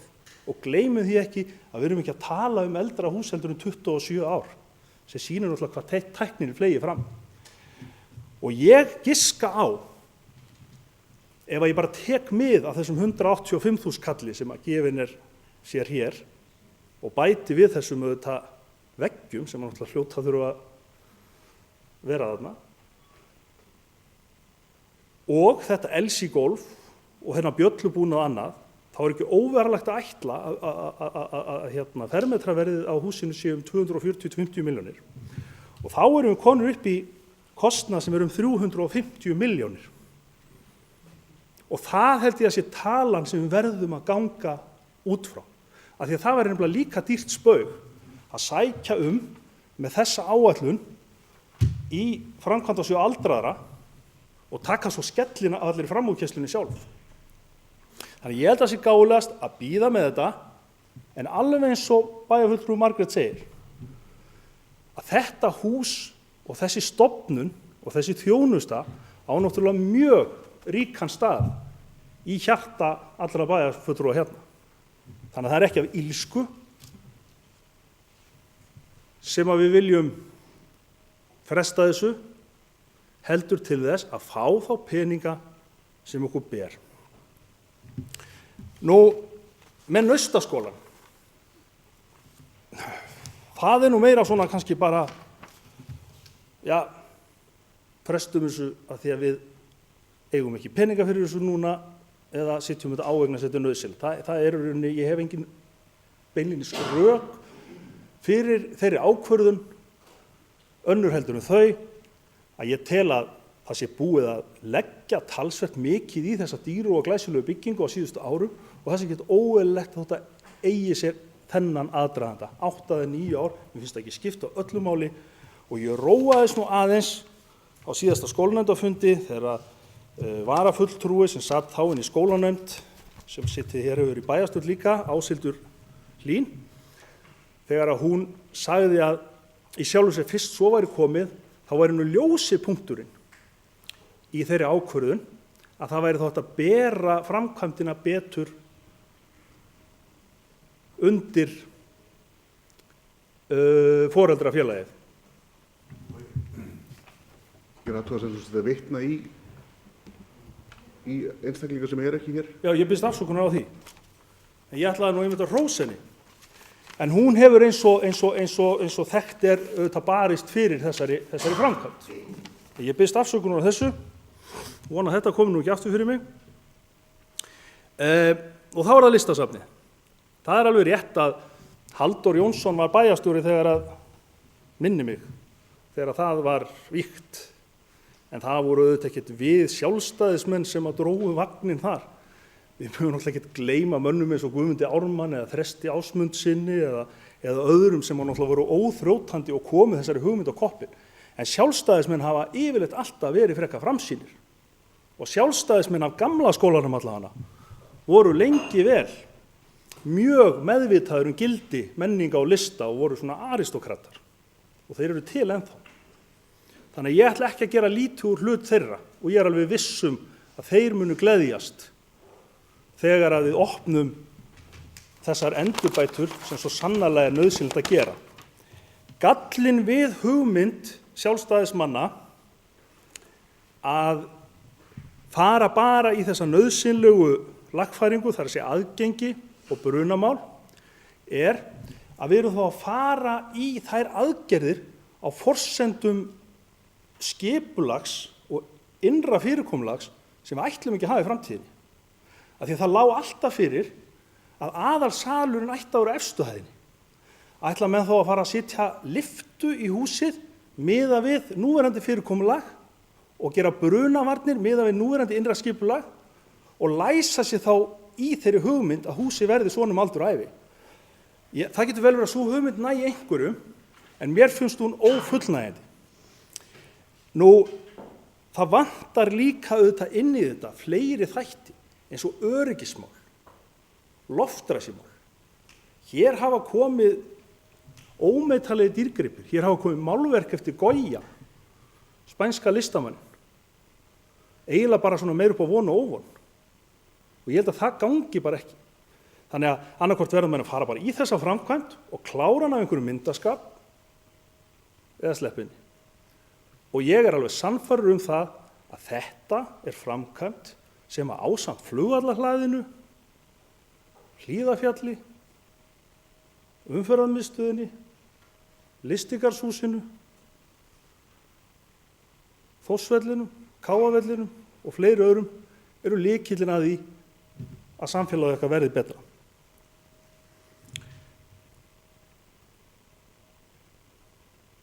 Og þá er komið að samgöngumiðstöðinni. Það er eins og ég sagði áðan sannarlega ekki verkefni sem að bráðdrepu nokkurn mann þó við sleppum. Ég ætla að kasta út á borðinu strax hugmyndinu að hafa þetta á flugvöllum. Í fyrsta lagi þá hef ég nú ekki séð öll þessi ónýttu rými þar. Það liggur bara fyrir að miðað við núverandi starfsemi þá er byggingin of lítil. Og það hefur verið gerð greiningar, það var ekki 2006 þá var gerð þarfagreining og þá skoðum við viðbyggingu miðað við að það kæmi innanlandsflug. Þá lá fyrir að við erum undir öllum stöðlum og vantar rýmið þar.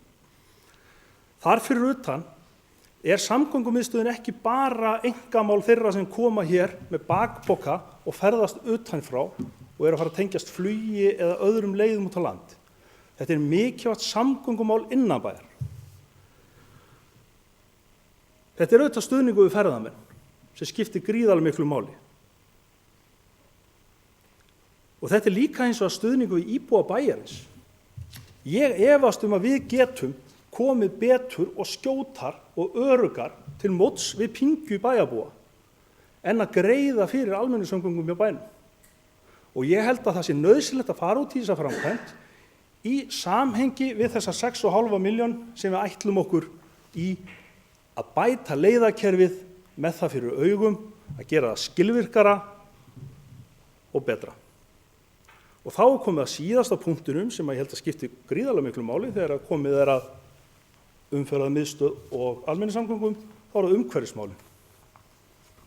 Það er ekkert valkostur hjá okkur að sitja hjá garði og taka ekki þátt í þeirri þróun sem þarf að eiga sér stað í heiminum ef við eigum að halda sjó. Það kom fram á snjómokstursþinginu að það eru 250 hausar í Reykjavík á hvern kílómetra sem þarf að viðhalda á götum og moka og laga. Á Akureyri eru 150. Árið 1994 voru þeir 200. Það er sem sagt bærinn okkar að gisna.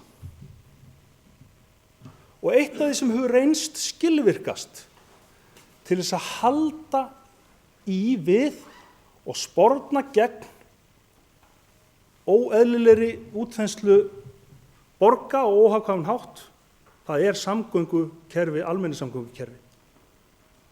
Þegar að almenningurinn er búinn að átta sig á því hvað það skiptir miklu máli, þá neitar það. Þá neitar það þróun sem að er á þann hátt að við dreifum meira úr okkur heldur en hitt.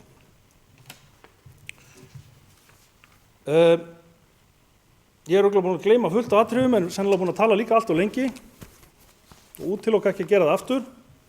Og ég vil eins og aðrir, ég er búinn að þakka ykkur fyrir málefnalegt innlegg. Ég vil líka þakka starfsmönnum bæjarins og eins og Margrét Kristín komst á orðið áðan, þá er Dan eflaust búinn að vera vakandi og sofandi yfir þessu, vonandi meira vakandi. En þetta er hins vegar búið að vera auðvitað hvíla mjög þungt á honum og fleiri og það er auðvitað ekki létt verk að sjá svona breytingar verða milli umræðu. Og ég ætla ekki eitt einasta andartak að gera lítið úr þeim athugasemdum sem að hér hafa komið fram og þeim ádrepum sem við höfum fengið. Og ég ætla að ljúka þessum með að þakka bæjarfulltrúum Sóleyju og Margréti sérstaklega fyrir að koma þá svona jákvætt með okkur inn í þennan slag og ég hlakka til þess. Logi Már Einarsson bæjarfulltrúi lokið máli sínu. Ég ætla að biðja Sigríði Huld Jónsdóttur varaforseta að taka við stjórn fundarins og gefa mér orðið.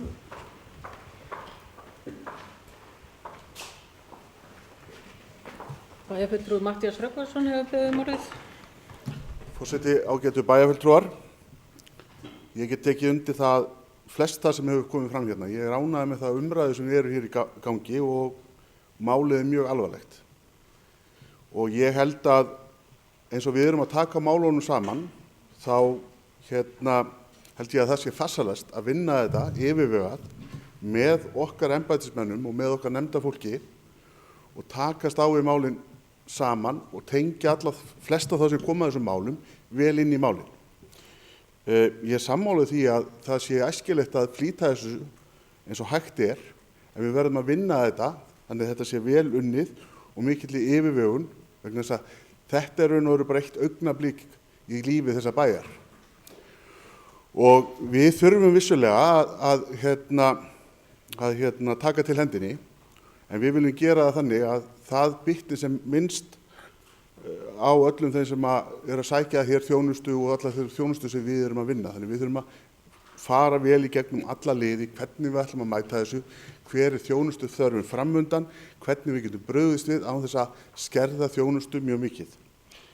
Varðandi það að hafa væntingar Eva Hrund Einarsdóttir bæjarfulltrúi inn í þessari áætlunum, það vonandi er ekki að valda fólki eða þeim sem hafa komið með þar einhverjum falsk vonum eða ég held að það sé fyrst og fremst það að við viljum gera þetta yfirvegað. Við viljum gera þetta með þessu nefndafólki vegna þess sem mjög æskilegt að það sem við tökum út af þessum væntingum eða því sem þau setja fram sé gert í samráði við þau vegna þess að það er alveg ljóst að það verður ekki hægt að uppfylla allt. Jafnvel getur verið eitthvað annað tekið út sem nú þegar er og eitthvað af þessum óskalista, eins og við köllum hann, tekið inn í staðinn. Þess vegna höfum við ákveðið að reyna að vinna þetta svona.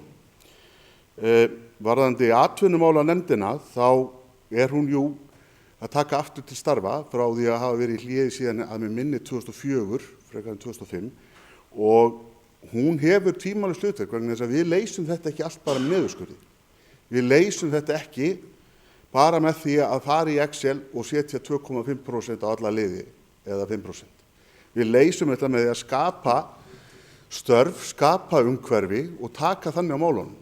Við erum vissulega að stíga skrefin þarna eftir að þetta hefur legið niðri, en ég held að við þurfum að gefa þessu smá tíma og við þurfum að vera þolinmóð vegna þess að þetta tekur tíma að fara í gegnum það sem þegar er og fara í gegnum það sem hefur verið að koma hér inn til bæjarins og hvernig við sjáum þetta þróast þetta samfélag.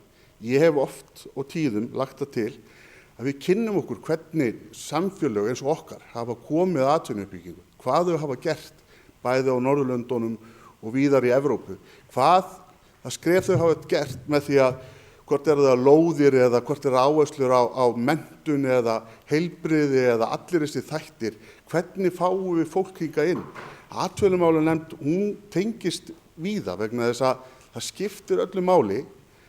Eins og við komum hér fram, bæjarfulltrúi Logi Már talaði að það voru hér 11-12 sérfræðistöður á sjúkrahúsinu á Akureyri og það voru engar umsóknir að mér skilst. Sem er náttúrulega mjög miður vegna þess að við erum í harðri samkeppni við Reykjavík og aðra borgir heimsins og við erum samfélag sem þarf að tryggja það að hér sé eftirsóknarvert að vera. Hér sé öflugt menningarlíf, öflugt íþrótta- og tómstundalíf og öflugt þjónusta og hér sé bara gott að búa. Öll lífsins gæði eins og við höfum einhvern tímann haft á orði og reynt að standa undir. Ég held að við gerum það ekki öðruvísi heldur en að nota það skemmtilega orð sem fer misjafnlega vel í taugarnar á fólki að stækka kökuna. Ég held að það sé algjörlega nauðsynlegt og ég held að við þurfum að gefa þessu tíma vegna þess að ég er ekki á því að við megum ekki stökkva til núna og fara með ljáin. Við höfum að hugsa allt og við höfum að kostnaðarreikna líka. Vegna þess að allt skiptir máli. En ég er aftur á móti á því að við höfum að halda okkur sem mestu við það sem við höfum þegar lagt hér fram, allavega meirihlutinn. Varðandi mannauðsráðgjafarinn og skólasvið, þá fagnaði því að við gerum ráð fyrir að hann komi inn í september 2016. Við ætluðum að vera búin að ráða mannauðsráðgjafa í október-nóvember 2014. Kannski var það bara óskhyggja eða einhver von, en við sáum fyrir okkur að hann kæmi inn og gæti létt undir hjá skólastjórum, gæti létt undir víða í kerfinu, en það er ekki að gerast fyrir held ég 1. janúar 2016. En hann mun að sjálfsögðu létta undir bæði hjá skólastöðunum og öðrum sviðum bæjarins inn á starfsmannadeild og hjálpa til við að auka ánægjun í starfi, að vonandi að vinna á brottföllum eða sem sagt veikindum og öðrum því sem að betur má fara, eða við þurfum allavega að skoða betur honi kjölinn. Preben Pétursson, hann lagði þessa tillögu fram að mig minnir sem fulltrúi formaður Ellistans skólanefndar, og það var tillaga sem ég held að hafi verið samþykkt, átti svo komandi framkvæmda, en því bara leiðrétti mig ef ég að fara rangt með, ég held að hafi verið þannig að ástæðan fyrir að við gerðum þetta ekki bara strax var það að við vildum skoða með það hvernig þetta myndi leysast með mannauðsráðgjafanum sem kæmi inn í október-nóvember 2014. En það tók því miður lengri tíma en maður hafi nokkuð tíma órað. Ég mjög ánægður með þær umræður, ég hef tekið það fram, þessar umræður sem hafa farið hér fram. Ég vil þakka kærlega bæði Margréti Kristínu og Sóley að taka jákvætt í þetta. Ég vil líka þakka kærlega allar þær athugasemdir og allar punkta sem hafa komið hér frá fulltrúum Sjálfstæðismanna og öðrum. Og vissulega að við höfum lagt það er allavega okkar vilji að hlusta og reyna að vinna þetta saman. Og við sannarlega getum bætt okkur með það að taka hlutan í fastari tökum. Við ætluðum okkur miklu fyrr í okkur hluti, en þetta tekur því miður tíma. En það eru fullt af þáttum í gangi í dag, úttektir og annað, sem að skila sér. Það eru breytingar komnar fram. Það búið að tilkynna varðandi breytingar varðandi framkvæmdir og framkvæmdadeildina. Það eru verið að klára rekstrarúttektina á öldrunarheimilunum. Það er verið að klára þessa þætti. Ég veit að hafa talað þetta kæmi inn í nóvember, bæði varðandi stjórnsýsluúttektina og líka öldrunarheimilin. En því miður hefur þetta tafist, en þetta verður vonandi bara á næstu 2 til 3 vikum sem við sjáum þetta klárast, ekki næstu 6 mánuðum eða eitthvað svoleiðis. Þannig að við verðum að vinna vandaða vinnu og númer 1, 2 og 3. Þetta er verkefni sem við stöndum fyrir öll saman og við berum virðingu fyrir hvort öðru og vinnum þetta saman. Bæjarfulltrúi Matthías Rögnvaldsson hefur lokið máli sínu og vil biðja forseta að taka aftur stjórn fundarins.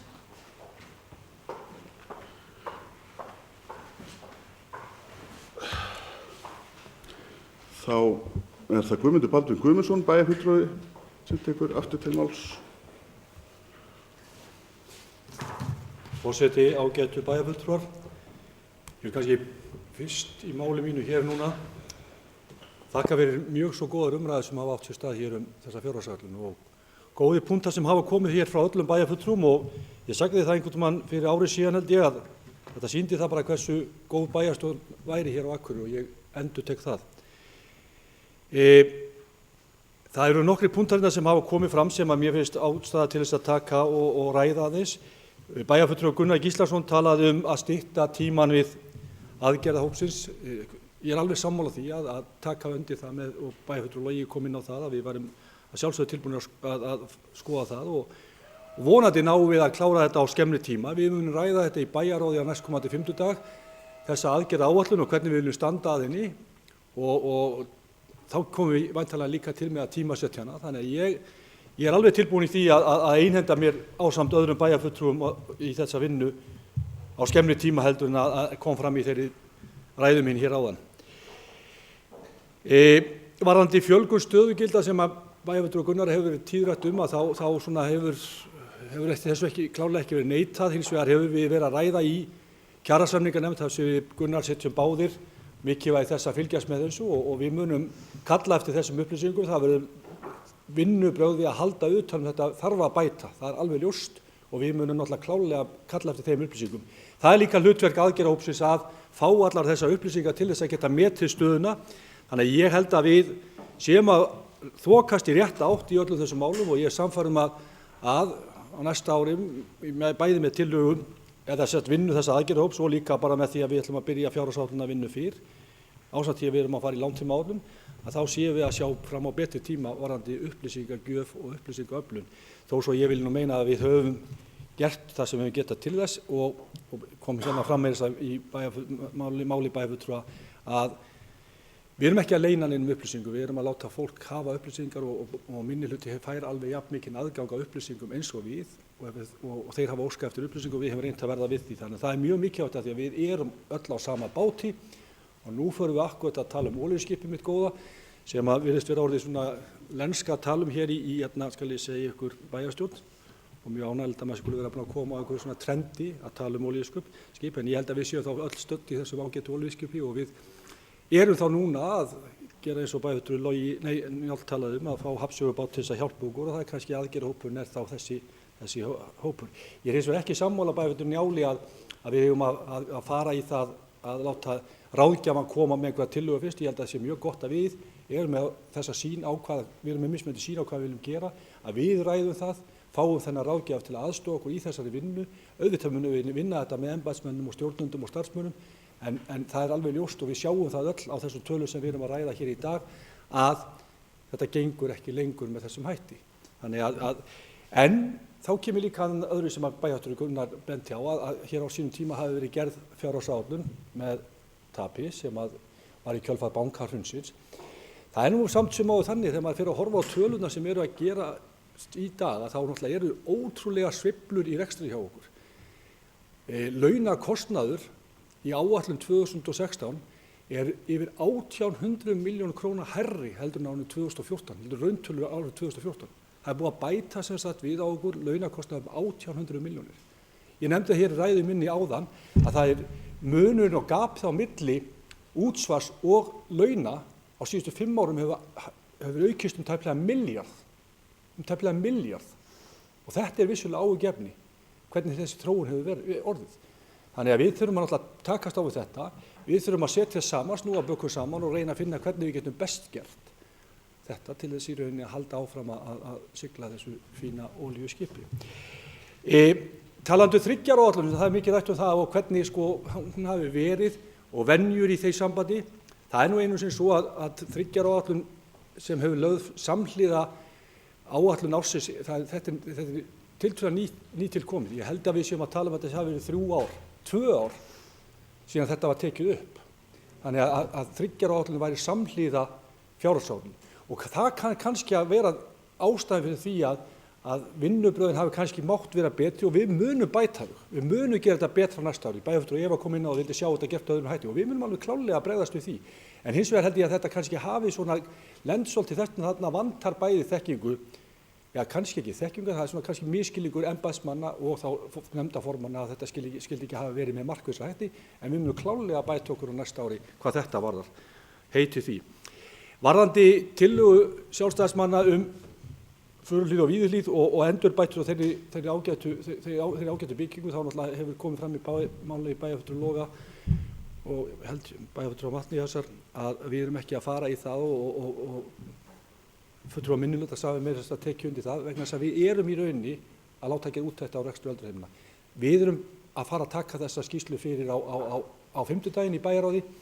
Ég veit þó, og hef fengið að kíkja aðeins í drauginn, að það er ljóst að allur kostnaður, í tillögunni kemur fram að þetta mun vera greitt af leigu í framtíðar. Það er bara ekki svoleiðis vegna þess að staðan er þannig að öll viðbót sem við bætum við í húsnæðiskostnaði í þessu tilfelli mun lenda á okkur, ekki neinum öðrum. Það mun engin leiga að greiða þetta. Akureyrarbær mun þurfa að bera þennan kostnað allan. Þannig er það. Og það er líka spurningum hvað við viljum gera í rekstri öldrunarheimila. Það er eitthvað sem við tökum ákvarðanir í kjölfar þessar skýrslu sem er að berast, hvernig að við sjáum framtíðina fyrir okkur.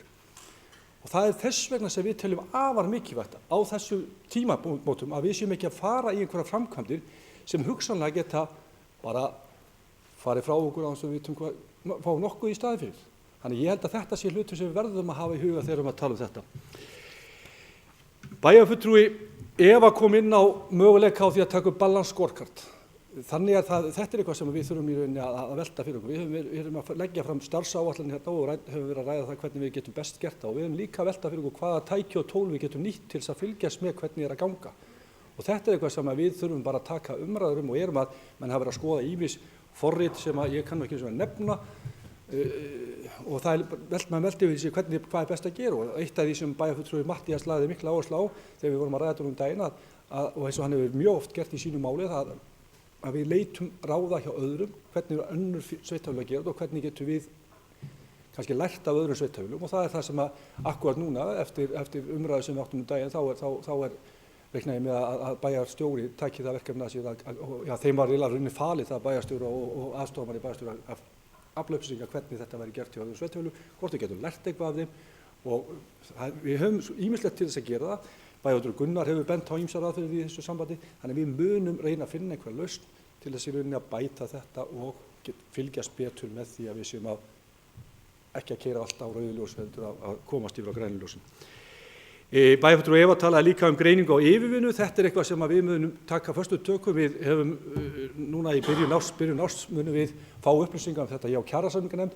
Kjarasamninganefnd eitt af hlutverkum kjarasamninganefndar að fylgjast með yfirvinnu hjá bæjarstarfsmönnum og það allt í lagi upplýsa það hér að það ljóst að yfirvinna hefur aðeins farið úr böndum og það eitthvað sem við þurfum að brýna menn með og það ljóst að við munum taka á því. Það líka, ég man nú ekki hver í rauninni talaði það, það var bæjarfulltrúi Gunnar kom inn á sem sagt varðandi stöðugildin og við munum hérna ekki tillögu hér í bókun með fjárhagsáætlunina eftir þá munum við ítrekka það að við munum vilja bara setja á ráðningabann og menn verður bara að bera það undir nefndir og bæjarráð ef menn ætla að bæta í starfsmannafjölda. Það sjálfsögur þetta endurráða þegar sko, ef að menn leggja það, ef að menn finnst vera sko, við viljum líka velta fyrir okkur hvort við getum náð þessu með starfsmannaveldu, en við þurfum alveg klálega, við erum ekki að fara að bæta við starfsmönnum nema það sé algjörlega kristaltært að það hefur farið bæði fyrir nefndina og síðan bæjarráð til samþykktar. Þannig að þetta eitthvað sem við munum taka á. Bæjarfulltrúi Eva spurði úttektina á öldrunarheimilunum og ég hef kannski búin að tala það og segja það að hún kemur hérna í bæjarráð á fimmtudaginn og stjórnsýsluúttektin, hún þannig stödd að við bæjarráðsmenn sem sitjum þá í þessari stjórnsýslunefnd líka áttum fund núna fyrir hálfum mánuði síðan með ráðgjafanum okkar, kapasnættráðgjafanum Arnari Jónssoni og þá var honum ekki bæjarstjóra falið að ræða ákveðnar tillögur og finna át á því. Eiríkur var síðan á leið erlendis þannig það dróst aðeins en ég veit þess að það hefði átt sér stað þessa samræðu núna í þessari viku eða í gær. Þannig að við erum þá á væntanlega og við erum núna með á fundinum okkar á fimmtudaginn að þá erum við í rauninni með eftir bæjarráðsfund með viðkomandi ráðgjafa þar að segja þessi stöðu mála þannig að og við ætlum okkur í rauninni að gera þetta opinbert í byrjun árs 2016. Bæjarfulltrúi Eva spurði varðandi framkvæmdir.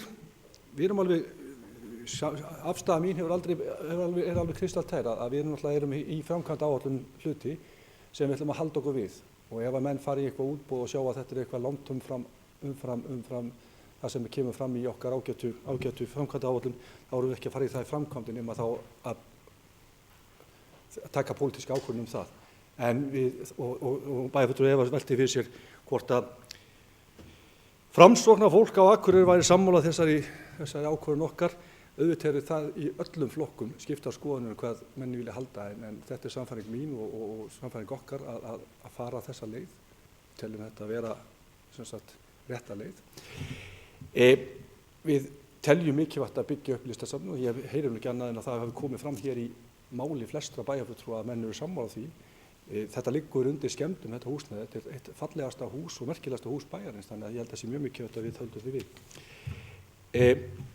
Bæjarfulltrúi Eva kom líka inn varðandi hugmyndir á flugvelli, ég hef bara ekki velt eins og fyrir mér, við erum að fara í úttekt á þessu máli hérna á þessu svæði sem við gerum ráð fyrir samgöngumiðstöðinni, það er strax sett peningar í það á næsta ári og við erum ennþá ekki að horfa til eins annars heldur en að keyra þá braut. Bæjarfulltrúi Margrét Kristín talaði nauðsynlegt viðhald hjá okkur og það er akkurat það sem við erum að gera. Við erum þrátt fyrir það að við bættum í viðhald í fjárhagsáætluninni núna. Við bættum í viðhald. Þannig að við erum búin að kannski svolítið spara okkur til tjóns í þessum efnum og við megum ekki láta það gerast. Þannig að það er svona kannski svolítið skitsofrens að vera með þetta mikla tap en hafa þó bætt í viðhald en það er líka vegna þess að við verðum að bregðast við algjörlega brýnu viðhaldi. Og það er kannski líka það sem að skal ég segja má segja að hluti af því sem við erum nú að framkvæma og það kannski kem ég inn á það sem að bæjarfulltrúi Njáll talaði þegar hann var að velta fyrir sér innri leigu að það sem við erum að fara að framkvæma á þessu ári það er að segja 2016 er mikið til viðhald. Það er viðhald á Sundlauginni, það er viðhald á Listasafninu það er viðhald á skautasvettinu, það er viðhald á boganum. Við erum eiginlega komnir í framkvæmd áætlun meira og minna viðhald á mannvirkjum sem voru reistar á áratugnum 2000 til 2010, eða má segja. Það er þar sem að innri leigan verður til. Á verðlagi ársins 2014 þá var á meðaltali framkvæmd á þessum árum fyrir 2,1 milljarð á meðaltali á hverju ári. Það er að segja, það var aukið í fyrir 2,1 milljarð á ári að meðaltali á verðlagi ársins 2014. Ef við berum það sama við tölurnar sem eru eftir 2014, frá því að fyrrverandi meirihluti L-listinn tók við og síðan þá núverandi meirihluti með þessari áætlun sem við erum að gera fyrir árið 2016, þá erum við að tala um þetta síðan meðaltali 1100 milljónir. Milljarði minna heldur var framkvæmt þar á árun undan. Og stærsti hlutin á þessu ári 2016 er hreint og klárt viðhald. Það er ekki verið að bæta hann einu stórkostli í. Þannig að þetta eru öðruvísi framkvæmdi núna heldur en voru árunum áður. Þar voru við stöðugt að bæta í. En ég er ekki að segja að ég hef verið ósammála þessu framkvæmdum, alls ekki. Við erum búin að byggja hérna fallegt og gott samfélag með frábæru mannvirkjum, en það tekur vissulega í innri leigu. Það er ljóst. Búin að koma þessu að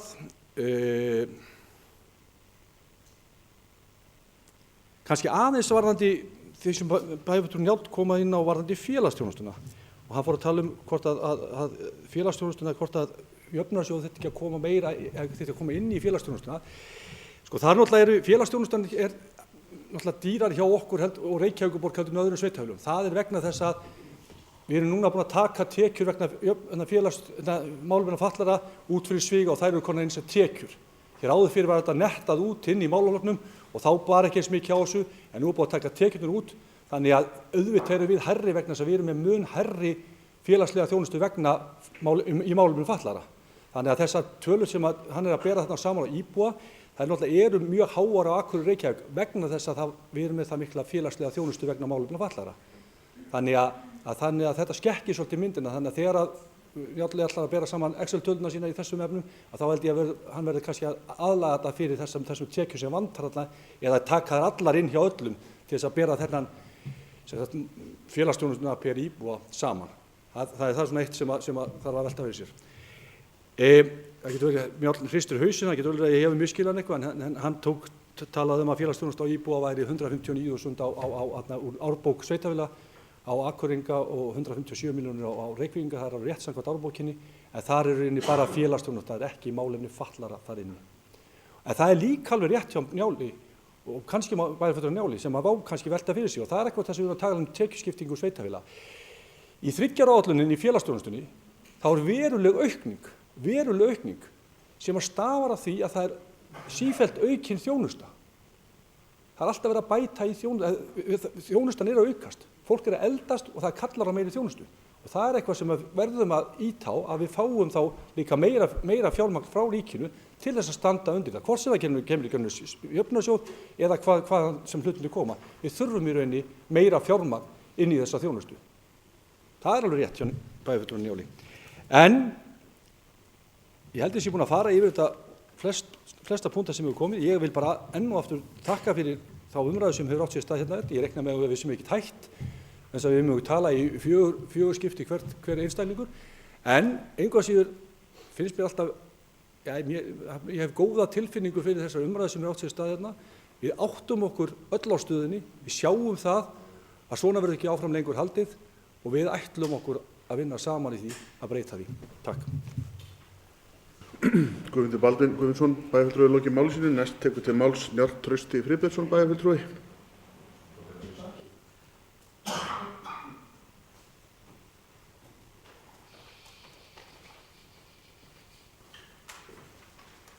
Forseti ágætu bæjarfulltrúar. Það er svolítið langt síðan ég talaði þarna síðast og síðan kom bæjarfulltrúar Logi eftir og eins og oft áður snýr öllu upp á haus. Með það sem ég var að reyna að útskýra og tala þá bjó hann til einhverja alltaf útgáfa því sem ég taldi mig vera að tala En það er ekkert nýtt hérna. Það er bara oft verið þannig. En mér finnst þetta svona bara, við erum að ræða fjárhagsáætlunina og mér finnst það bara mjög eðlilegt að tala nákvæmlega þessa hluti, óháð því, en alltaf látið líta. Þetta minnir mig eitthvað sjónvarpsviðtal sem var tekið hérna daginn þegar ég var í burtu erlendis, sem ég sá eftir að koma heim, og það var svona típist í þessa umræðu sem var bara snúið öllu upp á haus. Með að eitthvað málefni hafi snúist í byrjun, og það var orðið einhver sérstök útgáfa frétt sem að ég áttaði mig bara enga veginn á að tekið þátt í. Þannig að ég, og mér ótrúlega bara, so sorry bara, Logi bæjarfulltrúi, ef tölfræðin og annað svona rosalega leiðilegt við erum að ræða fjárhagsáætlun bæjarins að sé ekkert að ræða það. Þó að sé fari í gegnum með krónur fyrir bara ýmsa liði bæjarins í fjárhagsáætluninni. Ég hef engan sérstakann áhuga að vera að snúa. Það er vel gert við listir hér í bænum og menningu. Þú veist að mæta vel og þetta er lætur líta út eins og við sem að tala gegn. Það er ekkert sveitafélag stærra gerðin í Íslandi sem gerir jafn vel í menningamálum í þessu landi. Er ekki öllu það ljóst hérna inni það? Það er lítið út sem menn ætla að fara að rífa það eitthvað niður. Við erum á allt öðrum stað heldur önnur að stærri sveitafélag þessa lands varðandi þennan málaflokk og fjárveitingar í þann málaflokk.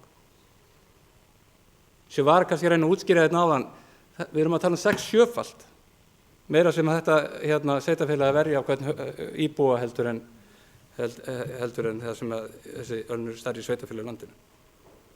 Það er erfitt að miða við Reykjavíkurborg þegar við erum að tala samanburð, þess að ég held að sé verið hæstum átt að segja þegar Reykjavíkurborg fær heilmikla meðgjöf í þessu landi í sveitarfélagastiginu, eins og hefur komið fram meðal nágrannasveitarfélagi Reykjavíkurborgar og höfuðborgarsvæðinu ekki fyrir svo löngu síðan. Og það er bara önnur umræða, sko. En við erum alltaf í þessum að miða við þá umræðu samt hinn ýmsu hlutföll. Varandi íbúa á kílómetra annað sem kom ágætlega á snjómóstusfundinu, það er glætt að taka þetta alla kanta og en ég held að við þurfum bara að skoða gögnin betur. Við vitum líka að það hefur lítið fjölgað í borginni síðan 1994 með nágrannasveitarfélög. Hver er kílómetrar í nágrannasveitarfélögunum þar? Þar hefur fjölgað 76%, mann ég hef skoðað á 20 ára tímabili 1994 til 2014 í nágrannasveitarfélögum Reykjavíkur, með Reykjavíkurborg hafi fjölgað 22% á saman tíma. Ég held að séu allir áhugasamir umhverfismál og því sé þetta haldið að haga. Engi sérstakir skítasóðar í þeim málum inni.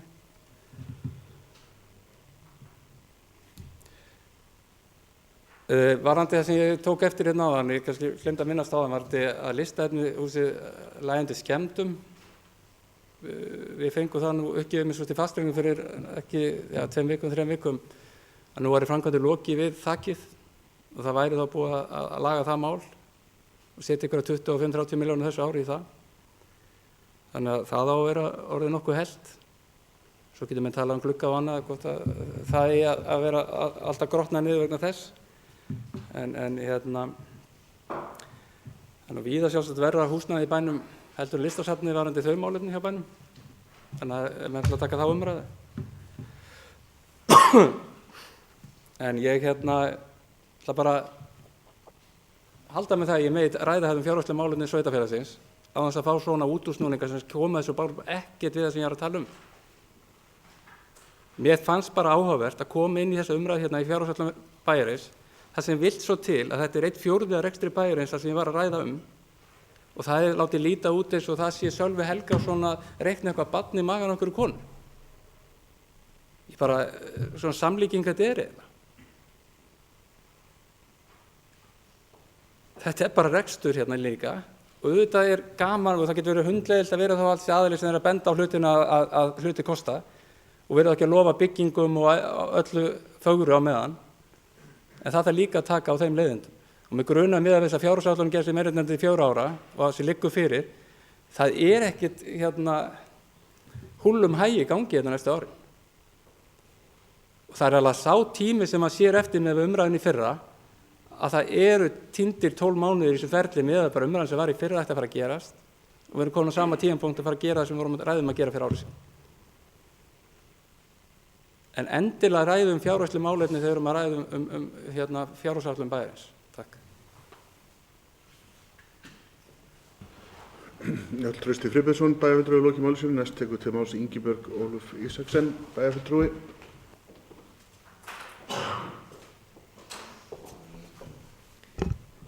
Forseti, ágætu bæjarfulltrúar. Það nú einu sinni þannig að þegar maður kemur svona seint upp í umræðunum að þá nú búið að segja ansi margt sem að maður ætlaði sér að segja. Þannig að ef ég að endurtaka eitthvað þá bara bið ég ykkur að fyrirgefa mig það. En umræða sem þessi nauðsynleg. Og ég fagna því hvað við erum ólík hérna inni með ólíkar skoðanir og sýnir á þessu. Því að það fær okkur til þess að velta hlutunum fyrir okkur og kanna kannski aðra möguleika sem við sáum ekki fyrir okkur fyrir. Þannig ég held að það sé bara virkilega gott og hollt fyrir okkur öll. En við erum nefnilega ekki yfir gagnrýni hafin, langt frá því. Og mér var nú einu sinni kennt að orðið gagnrýni sé rýni til gagns og ég vil líta þannig á það hér framvegis. Eða hef í rauninni alltaf litið á það þannig, því að það líka kannski spurning hvernig gagnrýnin sett fram og ég þeirra skoðunar að hún hafi verið bara sett mjög málefnalega fram hér í dag. Bæjarfulltrúi Eva Hrund kom inn á það að við ættum ekki að bæta í nema að draga annar staðar á móti úr. Ég get svo sannarlega tekið undir það. Það bara afar mikilvægt að hafa þetta leiðarljósi í allri vinnu sem við gerum og það svo sem ég hef verið að vinna með í þeim nefndum sem ég sit í, sem framkvæmdaráð og fasteigna Akureyrar og íþróttaráð. En að alltaf þeirra vera að bæta í einhver staðar, það ekki endalaust hægt að sækjast í vasan, eða seilast í vasanum, þannig má orðið komast. En fjárhagsáætlunin sem við erum að leggja hér fram í dag, ég held sé afar mikilvægt að fólk líti á það sem gagn til þess að vinna út frá og fylgja eftir. Vissulega það þannig að við verðum vör við það inn í til dæmis framkvæmdaráði að áætlanir sem við, verkefni sem við ætlum að fara fram úr áætlun. Og þá þurfum við einmitt að staldra við, skoða möguleikana sem við höfum í stöðunni. Eru önnur verkefni sem við getum fært á milli ára, getum við stöðvað framkvæmdina og geymt hana, ekki gert neitt frekar eða dregið úr á einhvern hátt. Við þurfum að skoða þetta. Og það sama gildir allar áætlanir. Við erum að vinna núna í framkvæmdaáætlun næstu 3 ára, í 3 ára áætluninni, í nýframkvæmdum. Og eins og bæjarfulltrúi Guðmundur Baldvin kom hérna inn á áðan varðandi viðhaldið, að vissulega mikið af þessum nýframkvæmdum viðhald. Og það væri ekkert vitlaust að fá fram í rauninni hlutfalli sem viðhald og hlutfalli sem nýframkvæmd, bara til að átta okkur á því hvað við erum að setja í viðhald. Því það mjög stór þáttur af þessu viðhald, þó það reiknist ekki inn í viðhaldið. En þá reiknast það inn í innri leigu líka sem hækkar inn í málaflokkunum. Þannig að ég held sé mjög mikilvægt að við fáum einmitt bara réttar upplýsingar og við rýnum þær allar. Því að það bara til góða. En varðandi þessa 3 ára áætlun þá tekur hún sífellt breytingum. Við erum að samþykkja núna og jú, þetta eitthvað sem við viljum fylgja. En við verðum samt líka átt okkur á því að eins og ég sagði hérna í fyrri umræðu og Eva Hrund bæjarfulltrúi vitnaði hérna hjá mér áðan, það að við gerum áætlanir. Við förum í útboð, það koma tilboð, þau hljóma kannski mun hærri heldur en við gerðum ráð fyrir. Og þá verðum við að gera saman við gerum með litlu framkvæmdina, við verðum að stoppa og skoða hvað við viljum gera, hvað við erum tilbúin til að gera. Og nefndirnar verði einmitt líka verið meðvitaðar það að ef að framkvæmdir hækka, þá hækkar líka innri leigan inn í nefndirnar. Og hvað ætla nefndirnar þá að gera? Ætlum við þá að setja kröfu á það að nefndirnar lækki eitthvað annað á móti? Við verðum að skoða þetta allt saman. Því staðan bara þannig. En ég alveg viss það að í ljósi þess að við ætlum að stofna hérna vonandi sterkan en sérstakan aðgerðarhóp til þess að vinna í þessum málum fyrir okkur og huga að rekstrinum til framtíðar sé bara virkilega gott mál og ég get alveg tekið undir orð hér bæjarfulltrúa hér áður að við ættum að setja aukna tímapressu á það og klára það sem fyrst. Því ég held að hér það tíminn sem skiptir máli. Við viljum vera sjálfbær. Það hlýtur að vera markmið okkar til framtíðar að vera sjálfbær. En varðandi það að setja framkvæmda bann og meðan staðan er svona, ég get nú ekki tekið undir það, ég myndi sé miklu mikilvægara að horfa í reksturinn, því framkvæmdina við getum ekki frestað þeim endalaust. Það er mikilvægt líka að fara í viðhald, en vissulega horfa í reksturinn. En ég hef nú rekist á það hér á meðan ég hef verið hérna í pólitíkinni, að einföldustu mál virðast oft miklu flóknari framkvæmd heldur en áttum okkur á. Ég til dæmis hef talað fyrir því að ég vil nýta mannauðinn okkar og ég vil reyna að hafa þau áhrif að starfsmannavelti í Hlíðarfjalli til dæmis minnki. Og ég hafði hugsað mér að nýta starfshlutfall sundlauginni til dæmis versus Hlíðarfjall. Að sami starfsmann geti nýst þar eða á milli framkvæmdamiðstöðvarinnar og Hlíðarfjalls. En eftir upplýsingar með starfsmannastjóra þá fékk ég það að það þarf helst að vera sami yfirmaður og helst sama stéttarfélag. Hluti sem ég fannst bara virka mjög einfaldur fyrst var allt í einu rosalega flókin. En ég er alveg viss það að ef við erum tilbúin til að spyrja spurningana, þá getum við á endanum fundið einhverja leiðir í átt að því að bæta okkur, því það er alltaf hægt að bæta sig. En talandi það, þá var mikil vinna unnin í íþróttaráði núna síðustu mánuði, líkt og í öðrum nefndum hér í bænum, en við vildum endilega koma inn hækkun á frístundastyrknum til barna hér í bæ og er gaman að geta sagt frá því hér að við munum hækka tómstundahúsuna úr 12.000 í 16.000 og þurftum meðal annars að hægra innan málaflokksins til að ná því fram. En okkur tókst það og síðan við völdum þá höfum við hækkað aldurinn úr 6 til 13 ára í 6 til 18 ára og peningana, eða upphæðina, styrknum úr 10.000 í 16.000. Sem ég tel bara ansi gott og við munum halda áfram að reyna að hækka það í þrepum.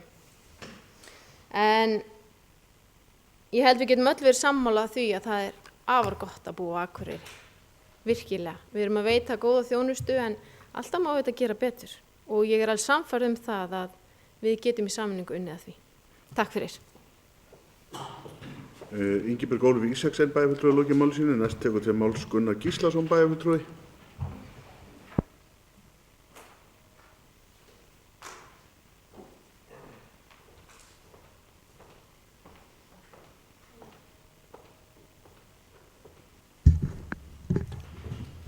Forseti, ágæta bæjarfulltrúar. Hér margt rætt. Eitt af því sem hefur komið hér fram við erum þakkað fyrir, það er jákvæð nálgun á málið. Ég var kannski ekkert mjög jákvæður á það og það er kannski ástæða fyrir því. Við vorum mjög jákvæð fyrir ári síðan. Við samþykktum fjárhagsáætlun hérna í fyrra. Af hverju samþykktum við hana? Við samþykktum hana vegna þess að við töldum að það væri kristaltært að það yrði farið strax í þá vinnu sem nú stendur til að fara í ári seinna. Og við verðum að halda því til haga, eins og bæjarfulltrúi Njáll Trausti kom inn á hérna rétt áðan, við erum búin að tapa heilu ári. Það er dálítið alvarlegt mál. Og þetta verðum við bara að hafa í huga þegar við erum að ræða þetta. Jákvæðni mín og jákvæðni held ég okkar sjálfstæðismanna liggur í því að við erum tilbúin í alla góða vinnu til að reyna að ná endum saman því að við erum kosin til þess að takast á þetta verkefni og við skorum svo sannarlega ekki undan því. Og það er bara mjög mikilvægt að halda í þá sýn að við vinnum þetta saman. En þá verðum við líka að upplifa það að við séum að vinna saman. Ég hef því miður ekki upplifað með sama hætti eins og félagar mínir og minnihlutana nefndi hér áðan, bæjarfulltrúi Sólu Björk og bæjarfulltrúi Margrét Kristín, gott samstarf núna í haust. Mér hefur fundist búið að bera meira á því núna í haust að það er komið inn með tillögur sem er raun búið að taka ákvörðun og þau raun verið lagðar fram. Það er alveg rétt að það er ekki þetta að taka tillit til allra tillagna, en mér finnst grundvallaratriði í þessu að málin séu rædd áður en ákvörðun er tekin. Ég benti á það í umræðum hérna marg umtalað listasafn sem ég hef að sjálfsögðu ekkert á móti að verði elt. En ég vil að sé tekin það meðvituð ákvörðun. Hér inni, hvernig það gert, hvað gert og hvenær það gert. Við fáum bara allt inn upp á borði, einhverja 400 milljóna króna framkvæmd sem okkur reynda sagt að kosti 500 milljónir. Þetta kom mér mjög óvart. Og eins og bæjarfulltrúi Eva benti á, hún baði umræðum þetta í Akureyrarstofu, ég baði umræðum þetta og kynningu á þessi hérna í bæjarráði. Þetta eru hluti sem mér finnst að ég ekki að þurfa að biðja þegar að menn sjá. Eitthvað verkefni stefnir eitthvað annað en ætlað var, þá finnst mér eðlilegt að það sé tekið upp og rætt á þessum vettvangi. Við erum kosin til þess að stjórna bænum. Þess vegna mjög merkilegt að heyra bæjarfulltrúa Sóleyju nefna það að þeir sem séu ráðnir til verka hjá bænum, þar sé starfsmennir að bera ábyrgð á því að reksturinn sé innan marka. Jú, það sjálfsögður að gera það, en við skorumst ekki undan okkar pólitísku ábyrgð. Pólitíska ábyrgðin okkar varðandi það hvaða ákvarðanir eru teknar í grunninn, það starfsmennina að fylgja þeim. Og ég hef nefnt það að mér finnst vera svona ákveðin pólitíska ábyrgð á bakvið það hvernig fyrirmælum hefur ekki verið fylgt eftir í þessari fjárhagsáætlanagerð. Ég ætla ekki að kenna starfsmönnum með það. Bæjarfulltrúa Loga gjarnt að taka dæmi af skólamálum eftir að ég hef nefnt eitthvað og það bara hið besta mál og gott að halda skólamálum á lofti. Þar nefnir hann í tengslu við þennan svo kallaða starfsmanna og stöðugilda leka sem ég hef nefnt. Ég get hins vegar alveg bent bæjarfulltrúa Loga það eru til tölu gögn þetta alveg frá árinu 1999 og bara gott að skoða þau og rýna þau. Og þar hefur ekkert verið gert þá nema fyrr en í haust að bæta við stöðugildum eða starfsmönnum öðru sem það hefur verið tekið fyrir og tekinu meðvituð ákvörðun hér, mér vitanlega. Þetta hefur verið algjöru samræmi við þá þjónustu sem tekin ákvörðun að veita. Og staðreyndin sú að stöðugildafjöldin í grunnskólanum, hann hefur verið nánast mjög stabíll síðan 2004-05 þegar að kjarasamningar gangi út frá kennsluskyldu lækkun kennara þá fjölgaði stöðugildum á Akureyri ríflega 20 bara vegna þess. Stöðugildum í leikskólum hefur fjölgað bara í samræmi við lengingu af vistunartíma barna, fjölgun plássa og það að yngri börn að koma inn. Allt í samræmi við reglur sem hafa verið viðurkenndar og fjallaðum. En bara gott að taka þetta upp, því að okkur er nú frekar verið að leggja á hálsi fyrir það hérna á Akureyri að vera með skólakerfi sem ódýrt og kostar minna en víðast hvar annars staðar. Það allavega niðurstaðan í þessu plaggi hér sem heitir notaðu lykiltölu við stjórnun sem sambandið hefur gefið út og var afhent hérna og dreift á fjármálaráðstefnunni og það þetta að skoða ýmsa lykiltölur og það akkúrat það sem við þurfum hérna á Akureyri að hafa þetta á hreinu. Mér langar líka aðeins til þess að nefna þessar umræðu varðandi öldrunarheimilin. Ég geri mig fulla grein fyrir því að leigan á meðan að við rekum öldrunarheimilin, hún fellur á Akureyrarbæ. Að sjálfsögðu gerum við það. Það sem við vorum að benda á hins vegar var það að ef farið í að koma rekstrinum í eitthvað annað form, hvort sem það ríkið eða sjálfseignarstofnun sem tekur hann yfir, að þá ætti leigan á húsnæðinu að fylgja að einhverju leyti eftir því hvers konar mannvirki við erum með í höndunum. Við skulum allavega ætla það. Og það bara eitthvað sem við þurfum að skoða. Mér finnst hins vegar forgangsröðinni hérna eins og hún var lögð upp af meirihlutanum bara ekki rétt. Við erum að leggja hérna til að það verði 182 miljón króna lækkun á heildarfjárfestingun í aðalsjóði sem þýðir lækkun á leigu. Svo getum við deilt það á að eignfæra styrki til Nökkva, á að eignfæra styrki til golfklúbbsins, sem ekki einu sinni að öllu leyti til byggingastarfsemi eða þess að fá að byggja eitthvað upp af húsnæði eða aðstöðu, ekki endilega. Á að eignfæra endurnýjun á gervigrasinu eða á bara að gjaldfæra það og setja undir rekstur og þá það bara farið. Þegar að við tökum ákvörðunum að eignfæra einhverja svona framkvæmdir, þá erum við að segja við ætlum að borga þetta næstu 10, 15, 20 ári. Þannig að við erum í raun að dreifa greiðslunni á fleiri ár í stað þess að taka hana bara inn á þessu ári og hún bara frá. En hvað gerist þá? Jú, ef við aukum viðhaldi 100 milljónir vegna þess að við ætlum að endurnýja grasið í bóganum, þá náttúrulega fer það undir viðhald og þá eykst viðhaldi 100 milljónir og þar með reksturinn 100 milljónir og hallin 100 milljónir.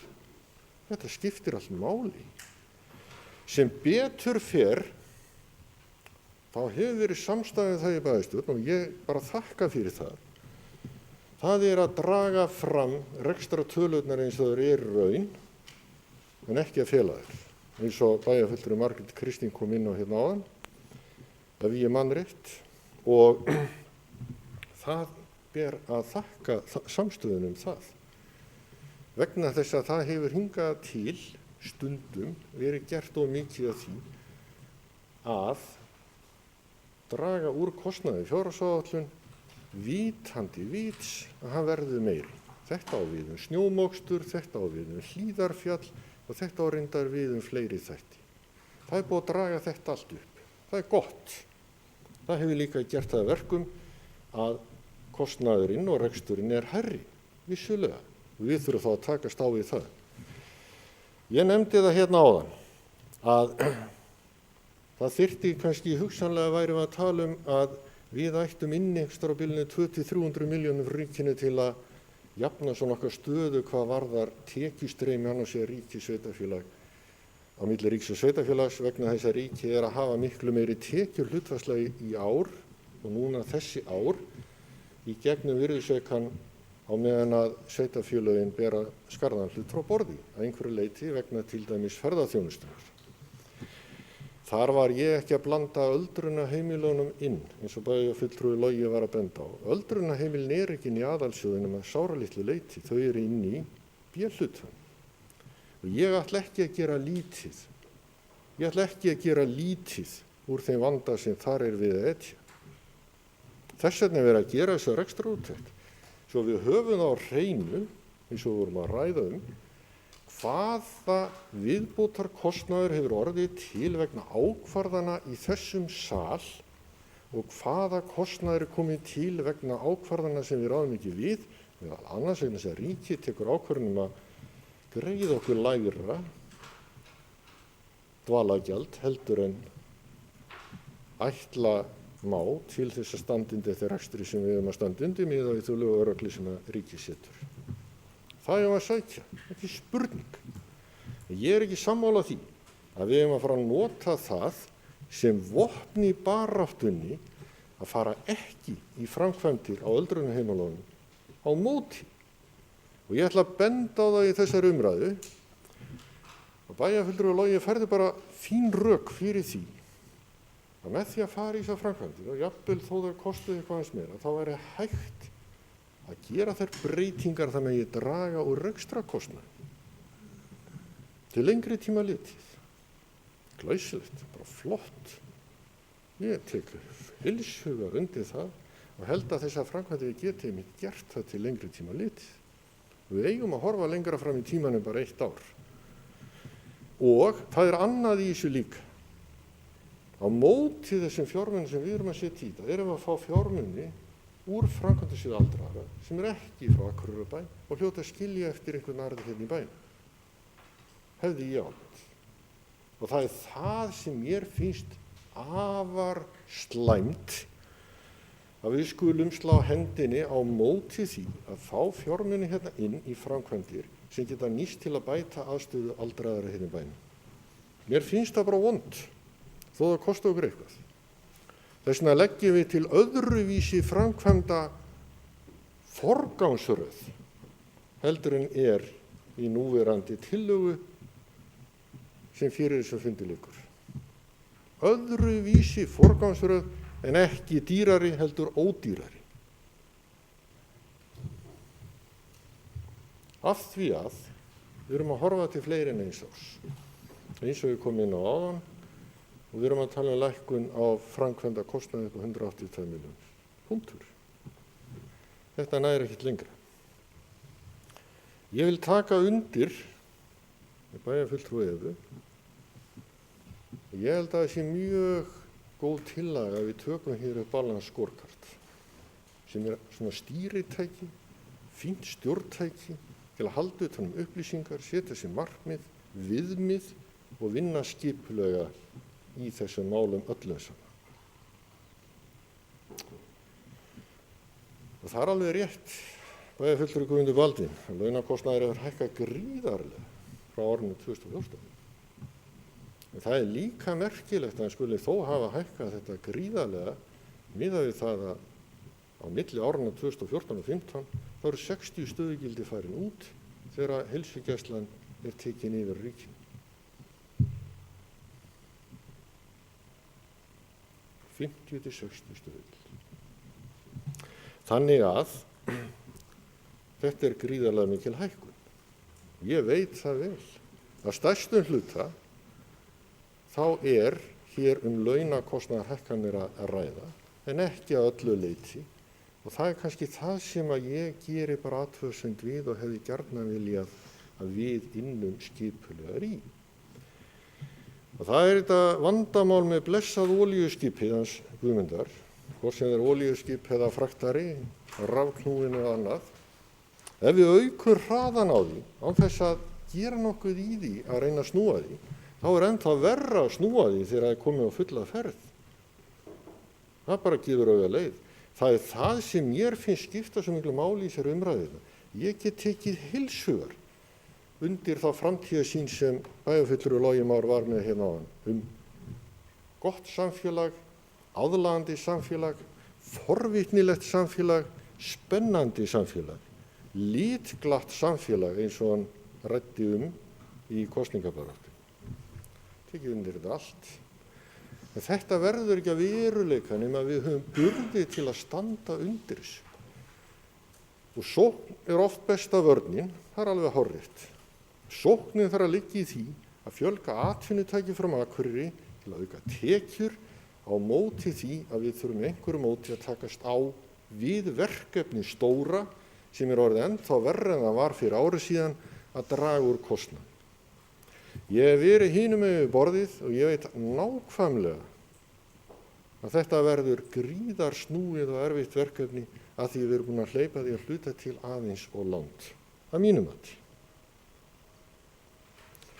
Og ég ætla að vona að við getum unnið af heilindum saman að því verkefni, þó ég viti það að við verðum ekki alltaf sammála, þá bara tökumst við á og eigum að gera það málefnalega og gera það þannig að við séum ekki að gera lítið á hvert öðru, heldur bara að upphefja hvert annað í umræðinu. Af því að ég held að við getum þetta öll. Akureyri er frábær staður og á að vera frábær staður áfram. En hann verður það ekki nema við gætum að okkur og vinnum skipulega áfram með skýra stefnu að leiðarljósi og hreint og beint, kláran skilninga áttavitanum með tilliti til þess að beygja þó olíuskipinu rétta átt. Það fulltrúi Guðmundur. Takk.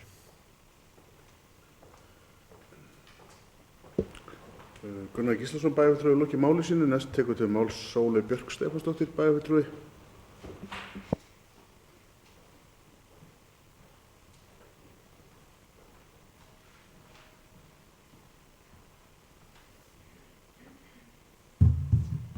Forseti, ágætu bæjarfulltrúar. Það er bara svona, ég byrjaði að þakka þessa umræðu sem svona mestuleyti mjög góð. og já, svona mestu leyti en fer maður samt líka til að hugsa en svona hvernig maður uppfyllir hlutverk sitt sem fulltrúi minnihluta og fulltrúi meirihluta. Það er rosa misjafnt greinlega hvernig fólk lítur á það. Ég kannski ræði það eins betur seinna. Þetta er svona eitthvað sem ég er búin að vera að hugsa svolítið mikið undir þessum umræðum. Ég ætla að byrja á því að ég segja bara ég skil ekki neitt hvað bæjarfulltrúi Gunnar Gíslason er að tala að ég hafi verið að vísa ábyrgðina á rekstri bæjarins yfir á starfsfólk. Ég bara skil ekki hvað það tala En mér langar kannski sérstaklega að þakka bæjarfulltrúa Njáli Trausta fyrir að taka upp umræðuna fasteignir Akureyrar og kostnað vegna þeirra. Þetta er bara hlutur sem ég er búin að brjóta heilan núna í tæplega 2 ár. Og spurt og fæ einhvern veginn, hef ekki öðlast fullan skilninga þá. Þetta hjálpaði mig dálítið þetta sem að þú veist að fara yfir bæjarfulltrúi Njáll Trausti. Og þetta dregur samt líka upp aðra staðreynd sem er það að við erum að greiða eins og bæjarfulltrúi Guðmundur Baldvin kom inn á þá er náttúrulega búið að framkvæma alveg brjálæðislega mikið á árunum upp á 2000 og það rifjaðist upp minning þetta svona ég held bara má segja kannski eitt af mínum allra fyrstu skrefum í pólitík það var svona framboðs eða fundi með frambjóðendum fyrir kosningarnar 2010 og þar sátum við upp í Naustaskóla þetta var fyrsti svona fundurinn sem ég tók þátt í og þar átti ég gríðarlega harða rimmu við bæjarfulltrúa Njáll Trausta framkvæmdir og þetta var náttúrulega í bara á toppi kreppunar má segja það var ekki talað neitt annað í þessari kosningabaráttu annað en atvinnumál og þannig að það að heyra bæjarfulltrúa Njáll Trausta núna tala framkvæmdabann það segir mér bara hversu mikið við getum einhvern veginn breyst og þroskast eftir því sem að tíminn líður og bara mjög skemmtilegt en allavega að staðreynd er náttúrulega svo að við erum að greiða tæplega 1,5 milljarð í vexti og verðbætur á hverju ári og það er það sem sem eru bara afleiðingar þessarar framkvæmda og ég segi það er gríðarlega mikilvægt að draga saman framkvæmdir og halda áfram að saxa niður skuldastöðuna og þetta hefur það verið gert og L-listinn gerði á síðasta kjörtímabili vel í því og núverandi bæjarstjórn heldur þeirri stefnu áfram. Ég skil ekki alveg hvernig tillögur Sjálfstæðisflokksins að hækka framkvæmdir á árinu 2016 131 milljón og hækka hann upp í 970 milljónir til þess að draga síðan saman á næsta ári. Ég skil bara ekki hvað hagstjórnin í því. Þetta hljómar í mín eru bara eins og populismi. Lofa öllu núna og sjá síðan bara til hvað gerist á næsta ári. Ég vildi bara segja þetta. Og þarna kemur stundum talað kynáttunarvanda. Ég er ekki með kynáttunarvanda, ég er með einhvers konar svona stjórnmálaáttunarvanda. Og mér finnst ég bara alltaf hljóma eins og ég sé meirihluta. Ég vil bara segja að ég myndi alveg vilja vera í þessum meirihluta og bara ekki pláss fyrir fleiri. Eitthvað þannig. En þú veist, þetta hefur verið mjög góð samræða þó að einstaka fólk hefur dottið kannski niður í að mér finnst óþarfa skítkast og það á alveg bæði við fulltrúa meirihluta og minnihluta, ég ætla ekki að nefna neina. Og ég ætla bara að segja ég geri enga kröfu á að allir í meirihlutanum séu fullkomlega sammála allt eða allir í einhverjum flokkum séu eitthvað fullkomlega sammála allt. Mér finnst það bara asnaleg krafa og gengur pólitík á að ganga út á málamiðlanir og það er ekkert að því að gera málamiðlanir hvort sem er innan flokka eða milli flokka. Og er engin ástæða til að reyna að halda fram með einhverjum gljáfægðum fronti og láta lítið út fyrir að það sé ekkert ósetti inn á við, af því það er það bara alltaf. Í sambandi við eins og til dæmis framlög til menningarmála, það held ég sé bara gríðarlega mikilvægt að nota þetta og nú bara kannski spyra því ég veit ekki alveg höfuðstaðarhlutverk eða ég ætla bara að segja höfuðborgarhlutverk eða höfuðstaðarhlutverk Akureyrar í menningarmálum að ríkið náttúrulega heldur út og mjög gott að fá þennan samanburð því að bæjarfulltrúa Njáli Trausta Hörpu og Hof, virkilega áhugavert. Og það væri bara gaman að athugað hvort einhver hefur þekkingu á því hversu miklum stórum hluta einhvern veginn af menningarlífi höfuðborgarinnar haldið út af ríkinu og hversu miklu hluta hér. Og svo að því ég sit nú í atvinnumálanefnd og ég hef nú verið á móti atvinnumálanefndinni eða stofnun hennar og ég hef ekkert út á þá nefnd eða þau nefndastörf að setja það náttúrulega þar eins og í öllum öðrum málum skiptir gríðarlegu máli. Við erum með ofsalega gott starfsfólk, við erum bara með 1 starfsmann en hún stendur sig gríðarlega vel, atvinnumálafulltrúinn Albertína og við höfum þetta verið að ræða málefni Grímseyjar og fleira og hefur gengið gríðarlega vel með margt sem þessi nefnd sem hefur tekið sér fyrir hendur og auðvitað getur maður bara verið óþolinmóður.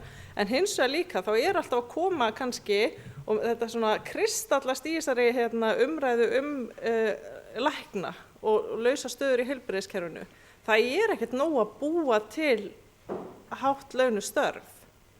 Fólk þarf að vilja vera og vinna þau. Og það kannski, og það svona finnst mér og bara kristalla svolítið hlutverk bæjarins í atvinnulífinu. Og ég held að þetta sé bara umræði sem við þurfum kannski að taka betur og hvert þá hlutverk atvinnumálanefndarinnar.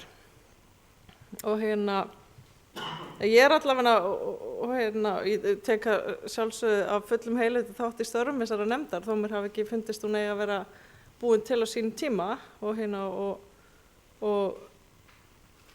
og finnst kannski pínu ómarkvisst starfið í nefndinni en auðvitað alveg haugur af verkefnum sem kom út úr því á síðasta kjörtímabili var unnin atvinnumálastefna og verkefnin eru fjölmörg og margvísleg og mikilvæg og það þarf auðvitað að hafa starfsmann en ég bara efasemdur að þau eru heila nefnd í það en já, bara allt í lagi með það samt.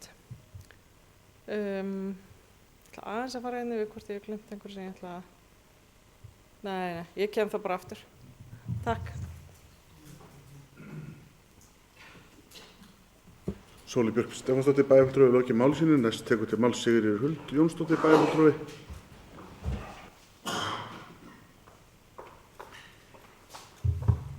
Forseti, ágætu bæjarfulltrúar. Það margt af því sem að ég kem inn á eitthvað búið að koma fram fyrr í umræðunni. Kannski aðeins að byrja á því þar sem að kom fram í máli bæjarfulltrúa Njáls Trausta félagsþjónustuna og hvað hún væri dýrari hér með við önnur sveitarfélög og kannski smá svona útskýra að hluta til af hverju það getur verið dýrara og reyndar alveg búið að koma fram en málefni fíkla og sérstaklega þeirra sem eiga fjölþátt önnur vandamál að stríða eru með fyrirferðar mikil í þjónustu bæði hjá okkur á Akureyri og í Reykjavíkurborg og hefur þarna áhrif. Fíklar og aðrir fíknisjúklingar, þeir falla ekki undir fötlun og fellur því að mér takmörkuðu leyti inn í þær tekjur sem við höfum í gegnum jöfnunarsjóð. Jöfnunarsjóður, þegar hann settur á stofn á sínum tíma og þá eru ákveðin mál sem að fara þar í gegn og árið 2011 þegar málefni fatlaðs fólks kom þar inn, þá eru ákveðin verkefni inn í reglugerðinni sem fylgir jöfnunarsjóði og inn í þeirri skilgreiningu er ekki þjónusta við fíkla og það ég veit að það búið að vera umræða þessa einstaklinga sem að þurfa oft á tíðum mikla þjónustu. Það búið að vera umræða innan sambandsins það að koma þessu, við þurfum tekjur fyrir þjónusta þessa einstaklinga. Það má heldur ekki gleyma því að fíkn og fíknisjúkdómar eru og öll þau félagslegu vandamál sem að þeim fylgja líka heilbrigðismál og það þarf að fara að taka á því meira sem slíku.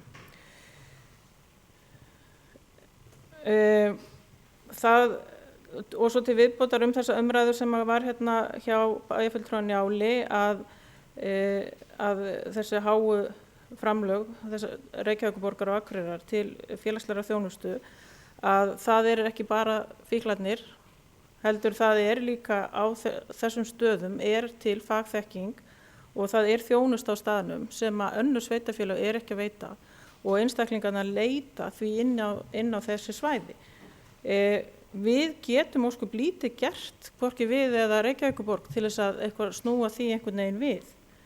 Og það kom fram líka í máli bæjarfulltrúa Gunnars Gíslasonar hérna í upphafi hans fyrstu ræðu var að við værum að veita allt og mikla þjónustu og kannski hluti af þessu sem að við erum búin að vera að ræða hérna, sem ég er búin að vera að fjalla hluti af því að við erum að veita góða þjónustu, út frá þessum kostnaðartölum, en hvað það sem að við erum að veita svona miklu betri þjónustu en aðrir og þess vegna svo dýrt hjá okkur?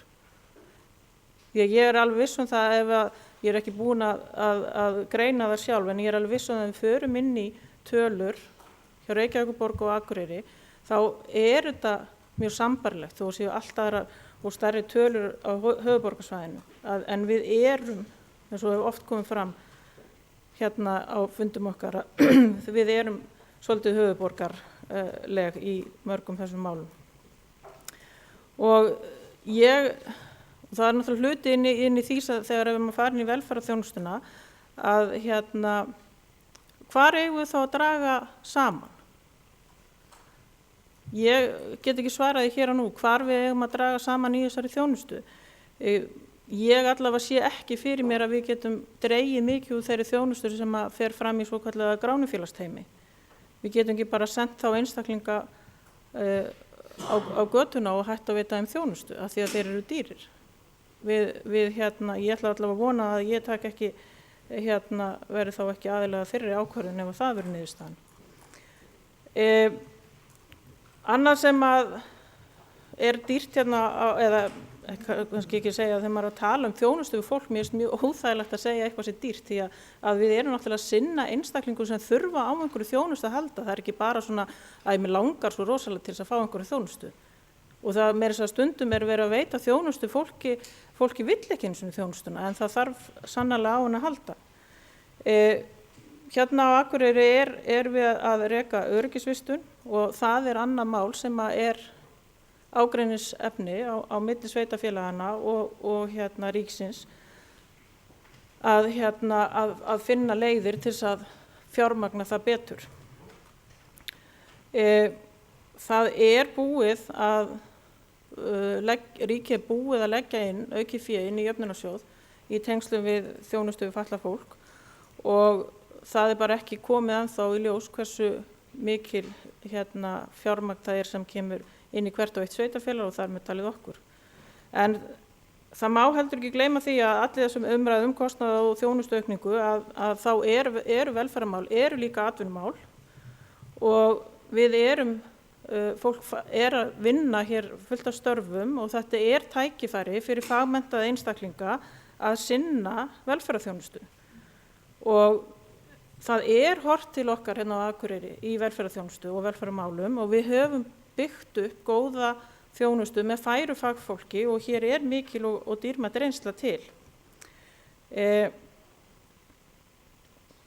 Aðeins meira það kom fram í máli á fleiri, meðal annars bæjarfulltrúa Eva var að tala 3 ára áætlunina og hún ekki, við erum ekki búin að taka hana til umræðu eins og inn í velferðarráði en á dagskrá og fundi í þessari viku og ég alveg sammála því að þetta má vinna betur og meira samhliða þessari vinnu við fjárhagsáætlun hvers árs og auðvitað 3 ára áætlun og hún af einhverju leyti hún óskir en hún líka spá og árið 2013 fór búsetudeild í mjög mikla greiningu á aukinni þjónustuþörf og það sem að kostnaðaraukinn í 3 ára áætlun hjá velferðarráði byggist á þessari greiningu sem fór fram þarna fyrir 3 ára síðan og það gríðarleg þjónustuþörf framundan. Það kemur fram til dæmis að árið 2013 voru 813 einstaklingar með heimaþjónustu A sem eru aðalega aldraðir einstaklingar. Árið 2017 er spáð þetta verið 856 sem þá fjölgunni 43 og ef við horfum til 2023 að þá er fjölgunin á þessum 10 árum orðið 110 einstaklingar. Á þessum sama árafjölda eru mikil fjölgun í aldurshópnum 80 ára og eldri. Þar eru 123 einstaklingar, fleiri árið 2023 heldur en voru 2013. Og í þessari sömu áætlun er gert ráð fyrir því að það þurfa að fjölga stöðugildum 64. Og þetta er gríðarlega stór biti fyrir bæinn og það væri ekki rétt hjá okkur að horfa bara framhjá þessu og láta eins og þetta sé ekki að gerast og bara sækja einhverja viðauka hjá bæjaráði til þess að auka við stöðugildi. Og þetta er þjónusta sem að við getum ekkert valið að veita ekki.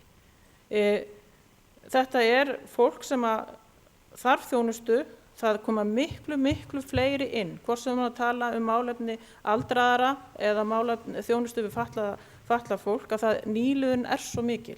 Það eru svo fáir sem að falla út á hinum endanum.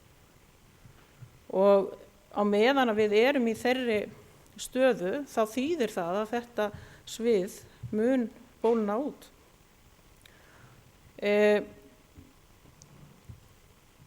Bæjarfulltrúi Eva spurði líka verkefnastjóra velferðarstefnuna og ég fjallaði meðal annars það í stefnuræðu minni hér síðastliðið haust, nú í haust, að af hverju var ekki farið fyrr á stað og ég sagði þá að ástæðan meðal annars er hjá mér sjálfi að það bara tíminn hefur ekki að hafa verið bæði önnur verkefni sem að fengu nú beint í fangið strax eftir að við tókum við málefni heilsugæslunnar sem tókum mikinn tíma og við fórum ekki eins snemma á stað eins og við höfðum kannski ætlað okkur en nú erum við komin á stað og við vorum mjög lánsöm tel ég með þann verkefnastjóra sem að við réðum í verkefnið því að hún hefur unnið mjög vel að því sem að við höfum verið að leggja til hennar og það sem að við erum búin að vera að gera núna er að við erum að endurskoða úthlutunarreglur tengt félagslegu húsnæði og það er svona kannski ágætis dæmi það þegar að maður fer að skoða mál eins og þar þá vindur það nú oft upp á sig að þegar að maður hefur einstakling sem getur gefið sér tími að kafa hon í verkefnið að kemur til dæmis í ljós að við erum ekkert að nýta okkur rafræna stjórnsýslu eins og við gætum verið að gera og önnur sveitarfélög eru farin að gera.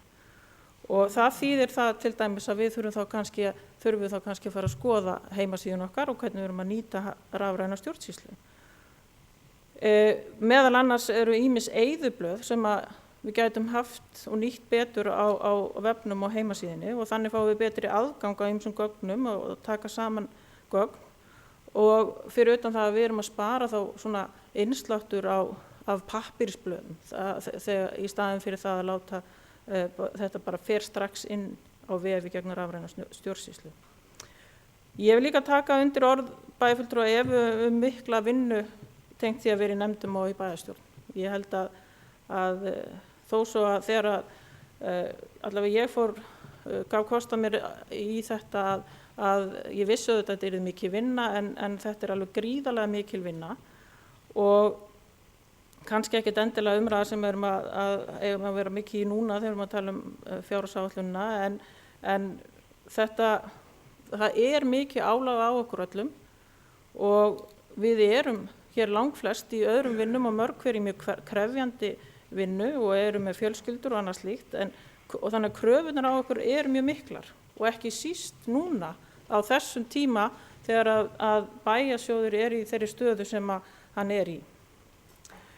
En svo bara að lokum vil ég bara taka undir það að þetta hafi verið mjög góðar umræður og við erum öll að leggja okkur gríðarlega fram, við erum að gefa okkur öll í þetta verkefni og við höfum líka öll okkar metnað til þess að ná okkar markmiðum og þau markmið sem við erum að setja okkur er ekkert eitthvað svona persónuleg markmið heldur þetta markmið sem við viljum sjá ná framgöngu fyrir íbúa bæjarins.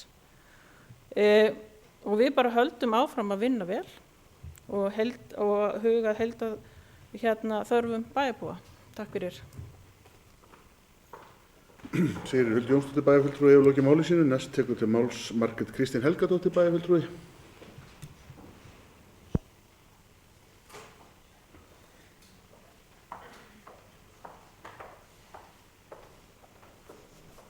Forseti, ágætu bæjarfulltrúar, hversu mikið eru þið að elska það núna að við eigum eftir 2 til 3, 4 jafnvel umræður mann ef allir vilja nýta sinn rétt af ótakmörkuðum ræðutíma.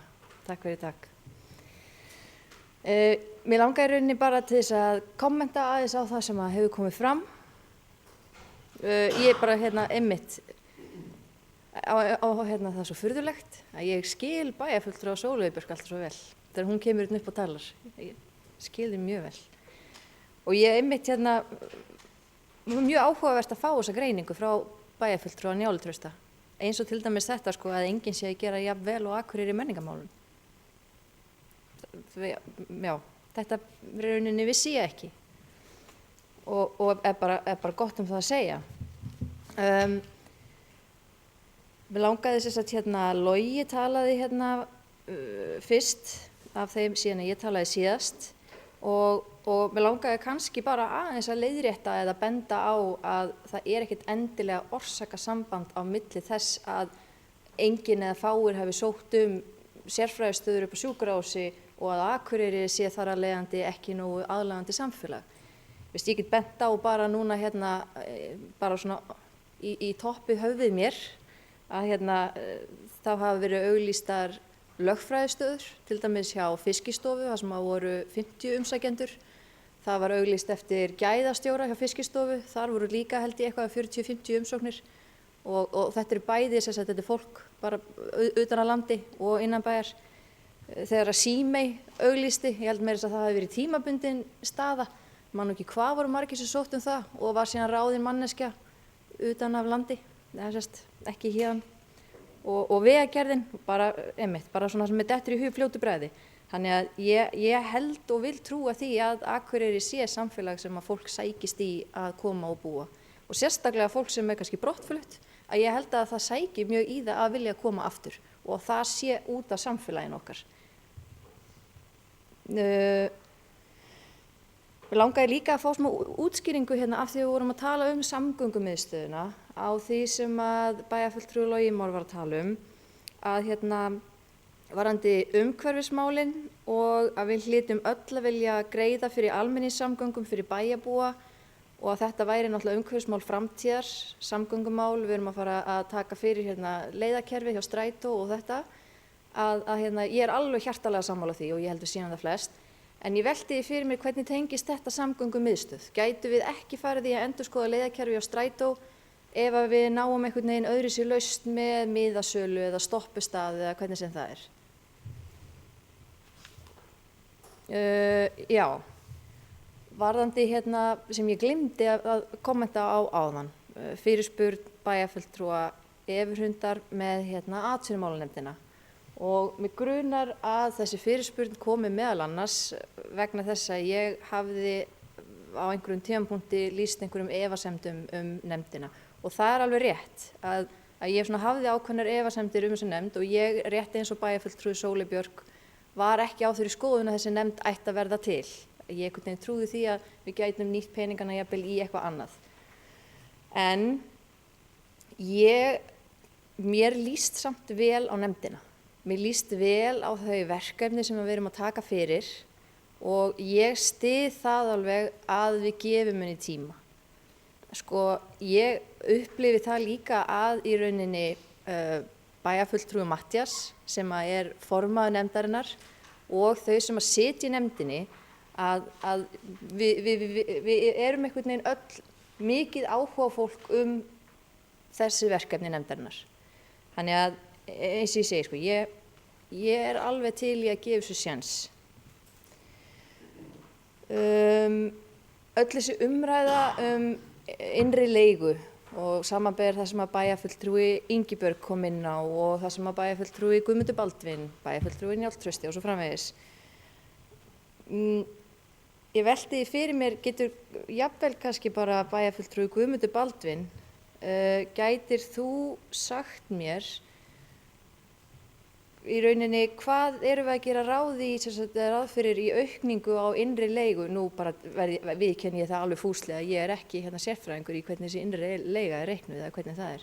En nú erum við að plana meðal annars og við höldum áfram að tala þetta dásamlega listasafn, að það verður væntanlega stækkað og þá erum við væntanlega að tala meira rými og jafnvel ráningu á fleira starfsfólki til þess að sinna þeim rýmum.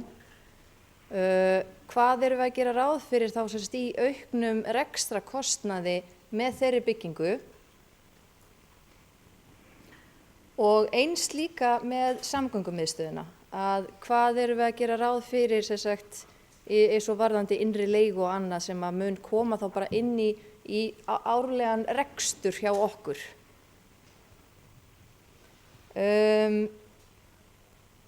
Eins varðandi málefni fatlaðra sem að einmitt þetta viðbótarframlag sem var verið að samþykkja úr jöfnunarsjóði sem að ég fagna mjög eins og við bara öll.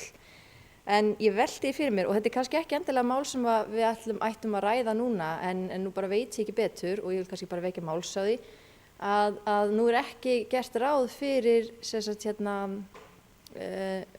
notendastýrðri persónuþjónustu inn í því fjármagni. Þannig að það er í rauninni ekki búið að festa það hlutverk í sessi.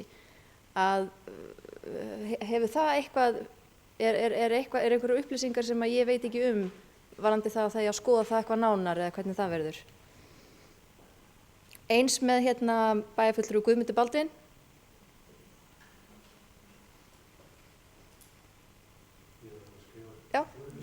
Já, nei, akkurat. Ég velti fyrir mér í síðustu umræðu, í fyrri umræðu við fjárhagsáætlun að þá var ég að lofa það að við værum með áfallið orlof inn í fjárhagsáætlun. Erum við ennþá með áfallið orlof inn í fjárhagsáætlun? Það var ekki fleira. Takk fyrir. Margrét Kristín Helgadóttir bæjarfulltrúi lokið máli sínu. Næst tekur til máls Guðmundur Baldvin Guðmundsson, bæjarfulltrúi. Forseti ágætu bæjarfulltrúar, byrja á því að svara bæjarfulltrúa Margréti af því að hún skaut á mig svo mörgum spurningum og ég var að reyna að hlera sessunaut minn bæjarfulltrúa Sigríði Huldu varðandi ýmis mál, þannig að ég náði ekki öllu sem hún var að spyrja varðandi fyrirspurnir hennar, ég var ekkert að tala um neitt annað. Varðandi innri leigu þá er ég ekki alveg með þetta tölur á taktinu núna. Hins vegar er ekki gert ráð fyrir því í listasafninu og væntum, það er ekki verið að reikna með því að það sé að auka mannskap við þessar breytingar. Þannig að ég held að það sé nú ekki. Samgöngumiðstöðin þá hafa menn sé fyrir sér hugsanlega einhvern rekstrar aðila sem verður gerður samningur við. Menn hafa rætt sem dæmi hvort að BSO gæti séð þessa almennu þjónustu þarna inni. Þannig að það er ýmislegt svona sem menn alltaf sjá en ég er ekki með því miður taktinum að akkurat núna innri leiguna en ég man með þess að bæjarfulltrúi Njáll því hann er í framkvæmda á fasteignum að ég held að hann hafi nú verið að kasta þessum tölum einhvers staðar fram þannig að sjálfsagt að hann geti komið hérna fram og skýrt það fyrir þeim bæjarfulltrúi Margrét. Það er búið að svara þeir að meðalvandi áfalli orlof það er inni í þessu, ég náði ekki alveg fyrirspurningum NPA aðstofuna, kannski getur komið að því þú átt svo mörg tækifæri til að koma inn í aðstof, getur komið aftur og spurt það. Aðeins varðandi það sem að hér hefur rætt menningamálin, mér langar aðeins til þess að koma inn á það að vera að tala um að við séum eða mikil menningu og það náttúrulega er stórt atriði í okkar menningarmálum rekstur á hofi, þar að segja kostnaður við innri leigu þess mannvirkis sem hefur verulega áhrif á þessar samanburðartölur og það sýnir svolítið þetta mikilvægi þess að við erum með, af því að hér kom fram í máli bæjarfulltrúa Sóleyjar varðandi þess aðkomu ríkisins að menningarstofnunum og öðru slíku á höfuðborgarsvæðinu. Þar er kannski svolítið leyti skilgreint hlutverk ríkisins og það er viðurkennt að Reykjavík gegni ákveðnu höfuðborgarhlutverki samband eins og við erum að gera á þessu svæði hér. Þannig að það er svolítið skökkmynd og við auðvitað vildum við fá meira, við fáum þó með fjárlög núna, aukningu á menningarsamningnum, en mikið vill meira og ég held að við eigum að sækja áfram vegna þess að við erum að gegna hér mjög mikilvægur hlutverki, við erum að reka þetta fína menningarhús okkar hérna, við hefum náð mjög góðum skal ég segja, árangri með sameiningu menningarstofnunum hér í bænum en það kostar peninga og við erum að reka til að mynda, þá erum við hérna með sinfóníuhljómsveit á landsbyggðinni sem er mjög einstakt, við erum að reka hérna atvinnuleikhús, þannig að við erum svona svolítið höfuðborg og eigum kannski að fara, og bæjarfulltrúi Logi hefur oft rætt þennan, hvort við ættum ekki að gefa höfuðborgarsamning og það er líka akkurat svona eitthvað sem að við erum svolítið að reka okkur á, núna þegar að vera að ræða fjárhagsáætlun sveitarfélaga, þá er svolítið umræðinni hvernig okkur er að ganga með mínus áætlun hér, hvernig Reykjavíkurborg er að ganga með 800 milljónir tæpar í hagræðingarkröfu og af hverju er þetta? Vegna þess að það eru þessi sveitarfélög sem bera mestan hitann og þungan af ákveðinni þjónustu sem að ríkið kemur ekki að. Við erum eins og bæjarfulltrúi Sigríður benti hér á, við erum að taka okkur hér þjónustu við fíkla. Fólk sækir í þá þjónustu sem er hér vegna þess að við erum að veita hana og við ætlum að veita hana og auðvitað eigum við að veita hana. En það vantar kannski hver á að borga það. Og þarna er svolítið verið að, þarna held ég að sé mikilvægt og þetta er kannski það sem er að kristallast bæði í rekstri Akureyrarbæjar og Reykjavíkurborgar, að það er þessi þjónusta sem við erum að veita sem að er að aukast hratt og mikið og við berum svolítið meiri byrðar heldur en sveitarfélög sem við gjarnan berum okkur saman við. Gunnar byrjaði hér í máli sitt áðan á því að hann hefði ekki verið jákvæður í upphafi, ég hef oft heyrt Gunnar að vera neikvæðri, mér fannst hann að vera frekar jákvæður. Sjálfstæðismenn tala gjarnan um að við höfum tapað heilu ári, ég er ekki sammála því, við höfum gert mikið á þessu ári, við erum búin að láta ýmislegt í gang, við erum núna að fá þessar upplýsingar til okkar, við erum í rauninni, eins og bæjarfulltrúi Matthías kom hérna vel inn á því í sínu máli, við erum að vanda okkur og við ætlum að gera þetta vel, þannig ég er ekki alveg sammála því að við séum búin að tapa heilu ári, við erum hins vegar þurfum við að bregðast við og við erum að vinna í því og við förum þessa leiði sem við höfum verið að kynna hér, þannig ég hef trú á því að við séum á réttri leið. Varðandi samvinnu og ekki samvinnu, Gunnar talaði um það að við séum að koma með tillögur sem að leggjum fram tillögur og það hef ekki verið samvinna um einstaka tillögur. Ég er bara ekki heldur sammála þessu. Við ætlum að vera svo jákvæð, ég ætlum samt að vera pínu í þessum neikvæða gír. Við höfum verið að leggja fram tillögurnar vissulega, það er eitthvað sem við höfum verið að ræða okkar í milli, en við höfum lagt á borðið inn í bæjarráð, við höfum boðið upp á umræður, það hefur aldrei staðið á hvorki mér sem formann í bæjarráðs, ég forseta bæjarstjórnar að neita að taka inn umræður einhver mál, það hefur verið sjálfsagt og opið fyrir alla bæjarfulltrúa, alla bæjarráðsmenn að óska eftir upplýsingum hina ýmsu mál, hvað við sjáum fyrir okkur, þannig að það hefur eiginlega aldrei, að ég minnist þess ekki að það hefur staðið á því að við værum að fela upplýsingar eða þá sem ekki tilbúin að veita þær. Þannig ég held að þetta sé svona kannski eitthvað sem að við þyrftum að ég vil byrja að koma á framfæri. Varðandi leiguna sem tíðrættur varðandi framkvæmdir á Hlíð, að ef við förum í þessar framkvæmdir,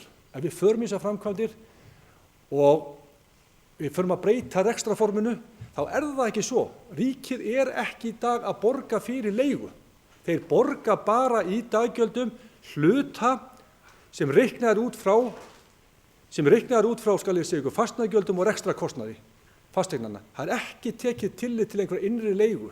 Þannig að það sem við erum að fá frá ríkjunni í formi daggjalda í leigu er ekki rauntölur. Þannig að það að breyta þessu með einhverjum öðrum hætti, við færum í þessar 200, 300, 400 milljóna framkvæmdir, við erum ekki að fá það greiddar tilbaka í formi leigu, jafnvel þó við breytum rekstrarform. Og þetta hefur með þess að komið fram í umræðinu hjá akkurat þeir sem er sjálfstæðir að reka öldrunarheimili, að þeir eru að rífast yfir því að fá ekki leiguna greidda. Þannig að þetta er eitthvað sem ég held að breyti ekki málinu. Ég verð líka, af því ég ætla að reyna að tala svolítið hratt, af því að tíminn er langur, en ég get talað oftar en allir hinir sem betur verð, en ég verð aðeins að taka undir með bæjarfulltrúa Sóleyju Björk að mér finnst pínulítið populismi vera í tillögu þeirra varðandi framkvæmdir. Þeir eru í rauninni að færa sjálfstæðismanna, þeir eru að færa framkvæmdir fram ef við reiknast rétt til þá sé einhverjum 131 miljón sem þeir ætla að framkvæma meira á árinu 2016 heldur en gert ráð fyrir tillögum okkar, sem þýðir það í rauninni að væntanlega fer leiga að tikka inn fyrir af því að og mönnum hefur tíðrætt þessa innri leigu. Þannig að þetta pínulítið populismi í þessu. Það líka svolítið sérstætt í þessari tillögu þeirra hvernig þeir ætla að dreifa framkvæmdum á hlýð. Ég náttúrulega ekki verkfræðingur eða framkvæmdaaðili en þetta svona hoppar á milli ársins 2016 og 2018 og ekki að vera framkvæmd árinu 2017. Þannig að ég held að svona ef að við færum eftir tillögu þeirra þá myndum við kannski líka vera hugsanlega þurfa að færa þessa framkvæmdi fram til ársins 2017 sem myndi líka auka framþungan á verkefnum. Þannig að það svona kannski aðeins sem eitthvað. Ég er búinn að tala við bæjarfulltrúa Gunnar, það var smá misskilningur þarna varðandi launakostnaðinn, við varum að tala aðhlutann hér fyrir talaðum áðan, þannig að það er svo sem búið að leiðrétta það. Og ég held að sem mjög brýnt í rauninni þegar við förum í vinnu næsta árs og þessa aðgerðahóp sem við erum búin að stofna, þá er eitt af því sem við hljótum að þurfa að skoða líka með hvort að verði gerðir tillögur að fara í svona þjónustu úttekt hjá okkur til að mynda á þessari velferðarþjónustu sem við erum með. Það er náttúrulega verið að gera velferðarstefnu og við þurfum kannski líka að velta fyrir okkur hvaða þjónustu við erum að veita. Það er einhver talað það hvort að við erum að veita meiri þjónustu heldur en við ættum að gera. En ég held aftur á móti að það sé stóra máli í þessu er það að við erum í svokölluðu höfuðborgarhlutverki og það verði að meta það með einhverjum hætti og það hljóti á einhverjum tímapunkti að koma inn í þessar umræðu skiptingu tekna milli ríkis og sveitarfélaga. Ég ætla að láta máli mínu lokið. Takk. Guðmundur Baldvin Guðmundsson bæjarfulltrúi lokið máli sínu og næst tekur til máls Logi Már Einarsson bæjarfulltrúi. Forseti, bæjarfulltrúar. Nú líður mér kannski pínu eins og þegar ég er 7 og 9 ára gamall og mamma var að senda mig niður í barnaskóla að biðja kennarana afsökunar og ég hefði sagt eitthvað sem ég átti ekki að segja. Og dæmisaga mín eða lýsing mín á Sölva Helgasyni og draga einhverja parallelu til Njáls, það var í rauninni ekki meining mín. Og ef að það hefur upplifast þannig þá biðst ég hann afsökunar á því. Það var alls ekki þannig. Eina sem ég var að segja er að tölur eru stundum bara og reikningur er pínu stundum þannig að þeir segja ekki alla söguna. En sem sagt, ég biðst afsökunar á því ef ég hefur ómálefnalegu við hann og satt að segja þá er ég nú býsna hrifinn af bæjarfulltrúa Njáli og ég er enda bara býsna glaður að hér séu einstaklingar sem að koma úr ólíkum áttum og standa allir hver á sinni þúfu og horfa á veruleikann úr sig hver átt og í rauninni veit ég að við eigum okkur öll draum og hann er ekki eins, hann er svipaður, hann er ekki eins hins vegar. En við höfum mjög ólíka skoðun held ég á því hvernig við höfum að nálgast þennan draum.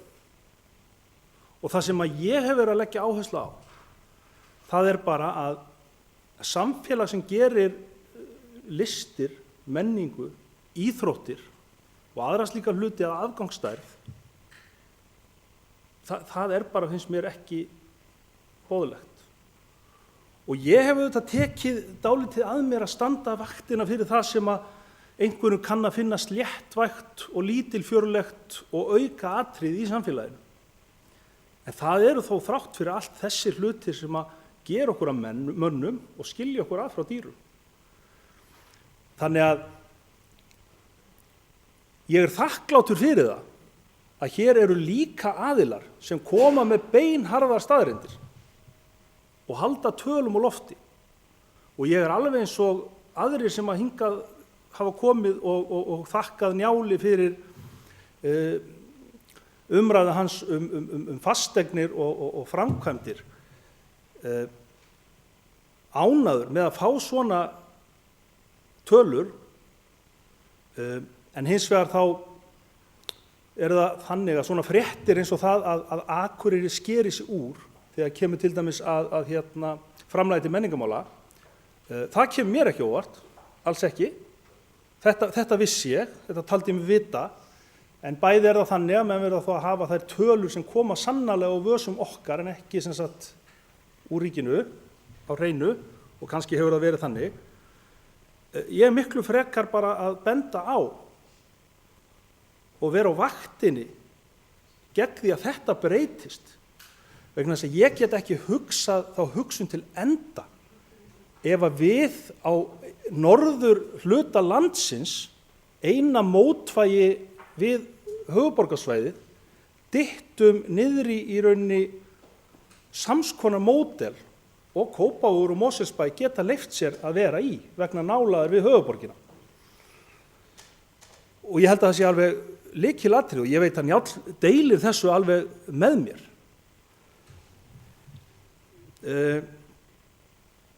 En mér langaði nú líka að svara bæjarfulltrúa Margréti Kristínu að ég er alveg sammála því, auðvitað er ekkert orsakasamhengi þarna á milli endilega læknanna og yngrar umsóknar, ég veit það. Það er hins vegar ágætt að hafa þetta alltaf í huga að það er ekki sjálfsagður hlutur að búa á Akureyri. Það er meira að segja beinlínis svona eiginlega dálítið langsóttur hlutur að búa á Akureyri. Og flest sem erum hér, við erum hérna eiginlega pína því við eigum ræturnar okkar hérna. Sem betur fer hefur þeim fjölga sem hafa komið hingað og sest hérna á þess að eiga nokkra rætur. Og það held ég að sé besta vísbendingin það, að samfélag ykkar er að verða gott. Og ég trúi ekki hvað ég gladdist þegar ég heyrði það að fyrir nokkrum árum, örugglega mikið til með tilkomu háskólans, að þá í Íslands Akureyri samfélag verið dett í það að það væri svona rúmlega 50% aðkomufólk sem bjó hérna í bænum. Þannig ég veit að þetta er ekki, en ég held að þetta sé samt eitthvað sem við eigum að taka alvarlega.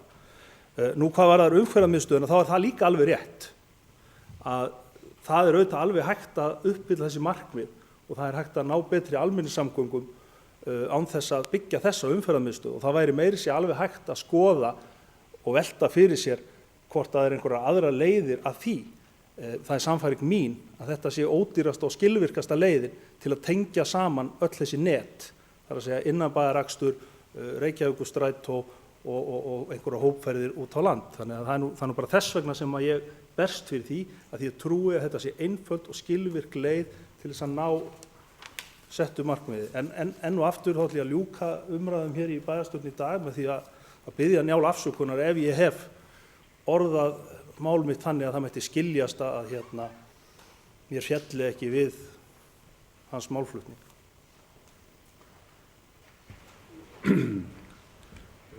Logi Már Einarsson bæjarfulltrúi lokið máli sínu. Ég vil biðja bæjarfulltrúa að ekki það sé tímamörk á því en við reynum samt að klára þetta á þessum sólarhring. Þá er næstur sem tekur til máls Gunnar Gíslason bæjarfulltrúi.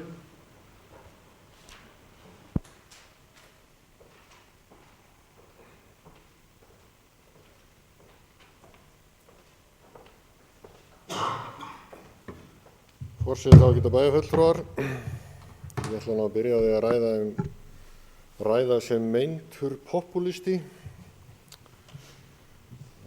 Fara aðeins yfir það mál.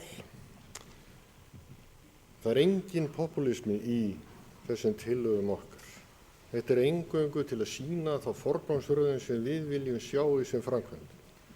Það að halda því fram að þetta kosti Akureyrarbæ eitthvað meira er algjörlega fráleitt vegna þess að tillögurnar okkar þýða í raun miðað við það að við séum að tala aukinn rekstrarkostnað vegna leigu, hækkun á leigu heilt yfir með 13 milljónir króna á árinu 2016 sem kemur þá inn á árið 2017. En á sama tíma árið eftir er lækkun á leigu 37 milljónir miðað við það sem að fyrir liggur. Og við erum að tala lækkun á rekstrarkostnaði heilt yfir þegar við horfum öll árin saman. Þannig ég skil nú ekki alveg popúlismann í þessu, en hver hefur sína sín? Mér langar aðeins til að minnast á það sem bæjarfulltrúi Sigríður Huld kom inn á áðan. Ég var ekki að tala það að það væri of mikil þjónusta. Ég var ekki að fullyrða það. Ég spurði spurningar. Hvað þýðir öll lífsins gæði? Hvað þýðir það hvaða þjónustu við erum farin að veita? Ég er ekki að segja að það sé of mikil þjónusta til dæmis í félagsmálum. Staðreyndin er sú, og það er búið að liggja lengi fyrir, og það er það sem hefur verið bent á hérna í þessari umræðu, að Akureyrarbær er dálítið sér á parti þegar kemur að kostnaði við málaflokka. Það er búið að vera þannig lengi að Akureyrarbær hefur verið með mikinn kostnað í menningarmál. Það meiri sér áður en að Hof kom til, það var Akureyrarbær með herra hlutfalla skattekjum og herri kostnað per íbúa til menningarmála heldur en öll hinn sveitafélögin sem við erum að bera okkur saman við nema Reykjavík. Þegar Hof kemur til þá stekkur þetta aðeins upp. Þetta á einnig við félagsmálin. Þetta er líka mjög áberandi þegar við skoðum íþróttamálin. En á sama tíma þá hafa til dæmis fræðslumálin, grunn- og leikskólar, verið á pari við Reykjavík hvað varðar það að vera með lægstu hlutföll. Þannig að við erum með þetta höfuðborgarsyndrom sem við getum kallað svo. Við erum að veita mikla þjónustu, dýra þjónustu á mörgum sviðum og það er það sem við erum að reyna að benda á að þurfa að horfast í augu við. Það er ekki verið að gagnrýna það að það sé verið að veita hér góða þjónustu en við verðum einhverjum móti átt okkur á því eins og staðan er í dag að nú er komið að einhvers konar mörkum.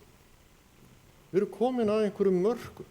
Við stöndum hér á bjargbrúninni og spurningin er ætlum við að hanga uppi eða falla niður.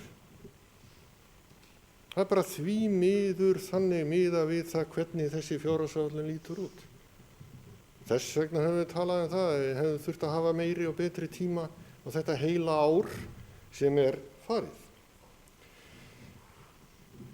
Ég var bæjarfulltrúi Guðmundur Baldvin að nefna það, ég væri kannski ekki jákvæður í umræðinu eins og sumir aðrir bæjarfulltrúi hérna núna vegna þess að ég eiginlega er að orða þannig pennt að ég er verulega fúll yfir því að við skildum ekki byrja miklu fyrr á sér vinnu. Það er kannski bara það sem ég er að segja. Af því að ég hef trú á því að við værum ekki hér að ræða málina þennan hátt með þeim niðurstöðutölum sem við erum með fyrir framan okkur ef við hefðum byrjað þessu vinnu fyrr. Það er bara það sem ég er að segja. Og ég er bara sannfærður um það. Samstarfið, jú, það er fjarri því að ég ætla að kvartunda því að við fáum ekki svör við þeim spurningum, við fáum ekki að ræða þetta. Það er ekki það sem ég er að meina. Ég vil bara meina það að við þurfum að taka samstarfi lengra en það. En eins og ég nefndi hér að mig minnir í samskonar umræðu, fyrri umræðu fjárhagsáætlunina, ég held ég hafi nefnt það að það væri kannski bara best að við færum bara í meiri hluta viðræður það, að ræða bara saman það, að gera bara allan bæjarstjórnarsalinn að einu meiri hluta. En það kostar viðræður, náttúrulega áherslur og negla niður ákveðin sjónarmið og leiðir og þarfandi götum. En formaður bæjarráðs, bæjarfulltrúi Guðmundur Baldvin, nefndi þetta hérna í grein sem að bæjarfulltrúi Margrét Kristínu nú mynd stundum á. Og er bara gaman að, en þetta er kannski eitthvað sem við ættum að pröfa að ræða. Og með fullri virðingu fyrir atvinnumálunefndinni þá var ég á móti því þegar hún var sett á stofn. Eingöngu vegna þess að ég taldi að við værum búin að búa til rétta farveginn og rétta umhverfi fyrir atvinnumálun inn í Akureyrarstofu með þeirri miklu vinnu sem var lögð í atvinnumálastefnuna. Og ég held að sé bara sannast núna að það tekur tíma að koma nefndum og svona starfi af stað og það mun taka lengri tíma en 1 ár. Og ég held að þetta hafi ekki verið rétt. Ég held ekki það, ég bara veit það. Og þess vegna finnst mér ekkert óeðlilegt, þó að maður kannski stigi bara skrefið tilbaka. En í ljósi þess sem ég sagði áðan, þá líti ég ekki á listir og menningu sem afgangsstærð, bara fjarri. Ég hef ekki staðið að því að leggja til að verði skert framlög til menningarmála hérna á Akureyri. Ég styð það að verði aukið í menningarmálunni eins og marga aðra málaflokka. En við verðum hins vegar að sniða okkur stakka eftir vexti. Takk. Gunnar Gíslason bæjarfulltrúi hefur lokið máli sínu. Næst tekur til máls Njáll Trausti Fyrirbergsson bæjarfulltrúi.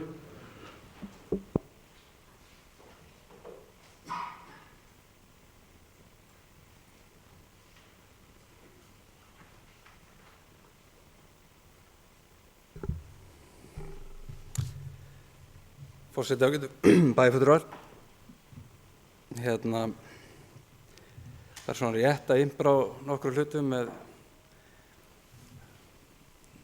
það sem þú hefur minnst á þannig framkvæmda bann á vegum bæjarins og bæjarfulltrúar Sóley fer í gamla kosninga bara 2010 umræður framkvæmdir, en þá er þetta sem er hlutur sem minnst á áður, það er þessi sveiflujöfnun. Þá vantaði framkvæmdir, en akkurat kannski þó ég sé ekki að tala actually að fara í framkvæmdabann, að þá var það skarf að gera það margt á þessu tímapunkti heldur en oft áður, bara vegna framkvæmda í samfélaginu og allt það Svo því sé algjörlega haldið til haga.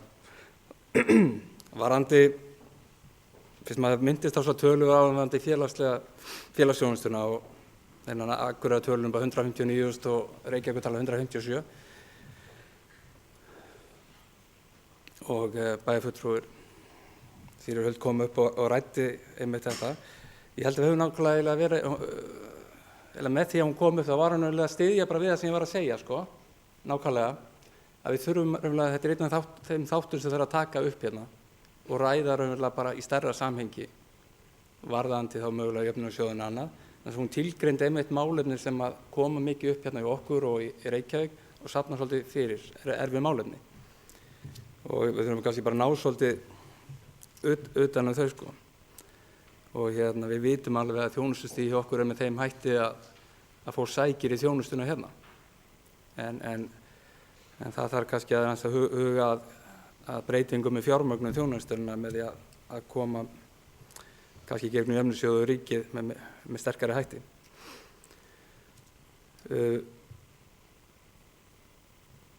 Það var svolítið flókins umræða með tölurnar og menningun og allt þetta, tölurnar og hitt og þetta og það er svolítið ruglaði sjálfur í tölunum núna með innri leigu og án og allt þetta þá getur ruglaði sagt varðandi Reykjavík að ef þú tekur innleiguna frá þá er Reykjavík að borga aðeins meira en við á íbúa. En ef þú tekur innleiguna með þá erum við að borga töluvert meira. Þá er ég búin að reikna með menningarsamningin og meira sér upp þessi nýji menningarsamningur 138 og 168, þetta er 1650 krónur á íbúa á Akureyri til viðbótar við dæmið inn í heildar dæmið. Varðandi listasafnið, bæjarfulltrúi Margrét Kristín kom inn á varðandi listasafnið og leiguna, innri leigu. Fyrirspurnir í fasteignum í haust, held ég í september, hvernig lagði hann fram, þá var það gefið bara beint vegna húsnæðisins, eða bara fjármögnunar án allra annar hluta. Það var 33 milljónir með 400 milljóna framkvæmd, með 400 milljónir það var þetta 33 milljónir. Ég vildi með að tala alltaf þessi 10%. Það bætist aðeins svona þetta var svona þessi tala. Og það var sambarilega með samgöngumist og þá var ég að tala með 150 milljóna króna framkvæmd. Það hvort það var komið 160 núna, þá það vantilega 14-16 milljónir eitthvað svoleiðis sem væri innri leiga í slíkri framkvæmd.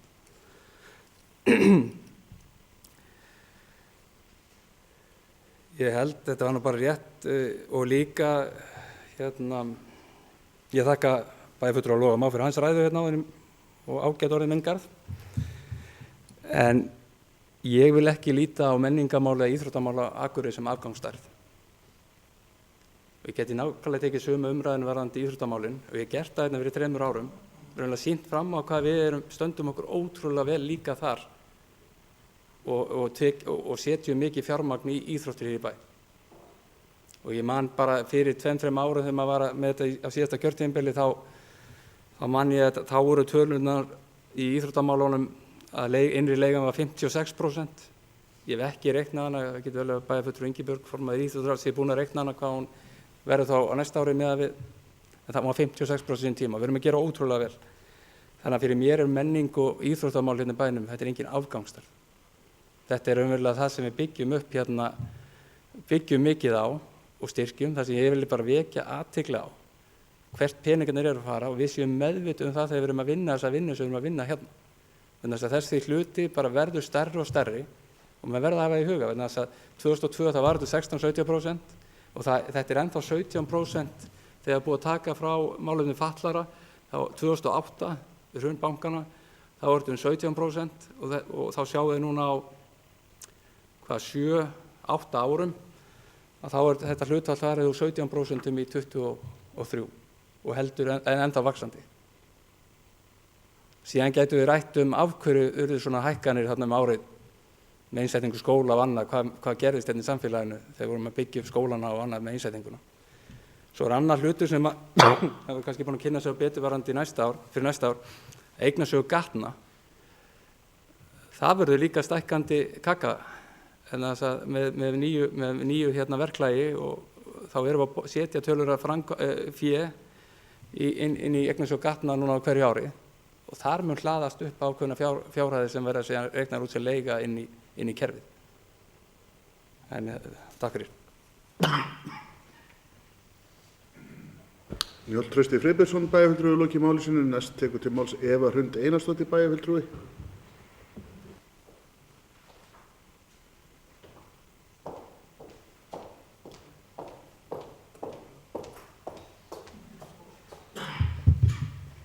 Forseti og ágætu bæjarfulltrúar, ég ætla ekki að hafa þetta langt með okkar klukkan orðin. En vá, hvað ég ótrúlega ánægð með þessar umræður hér í dag. Mér finnst þau búin að vera ótrúlega málefnaleg og fólk að sýna skilning á ólíkum skoðunum og þannig átt að vera eins og komið hefur fram. Mér langar einmitt að tala það að bæjarfulltrúi Logi Már má svo sannarlega það að hann hefur verið talsmaður menninga og lista og það hefur verið afar ánægilegt að vinna með honum í Akureyarstofu. Því mér finnst hann einmitt hafa unnið þannig að hann hafi hlustað og tekið tillit til skoðana annarra að mestu, þó við séum kannski ekki sammála hraða og uppbyggingu listasatsins, þá held ég að við höfum verið sammála flest annað þar inni. Mér langar að biðja bæjarfulltrúi Sigríði Huld afsökunar á að indana aftur svörum á ráðningu verkefnastjóra velferðarnefndar. Eftir að hafa legið í tölum síðustu dag og vikur þá bara hafði það dottið úr mér að hún hafi svarað þessu öður. Þannig bara afsakaðu Sigríður Huld. Bæjarfulltrúi Sóli Björk spurði hvað menningarstofnanir að fá fjármagn úr ríkissjóði á höfuðborgarsvæðinu og eftir því sem ég best veit þá það Listasafn Íslands, Harpa, Þjóðleikhúsið og Sinfóníuhljómsveit Íslands. Það eitt sem ég langar svolítið að koma inn og ég hef komið inn á það áður að við sem sitjum ekki í bæjarráði, við erum oft pínlítið út úr. Og bæði þegar við erum að tala í sambandi við upplýsingagjöfina, þó við getum nálgast gögnin inn á fundargátt, þá það allt öðruvísi heldur en að taka þátt í umræðinni.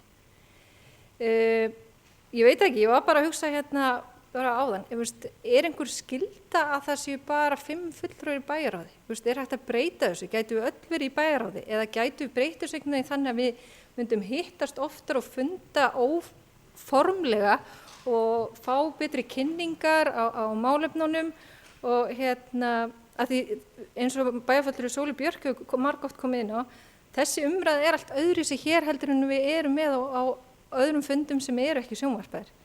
Þannig að við langar bara svona að velta þessu upp og bara hvort að við gætum skoða það og setja kannski hendurnar á formanni bæjarráðs að skoða það. Bæjarfulltrúi Guðmundur Baldvin sagði að sjálfstæðismenn hefðu talað það að við höfum tapað heilu ári.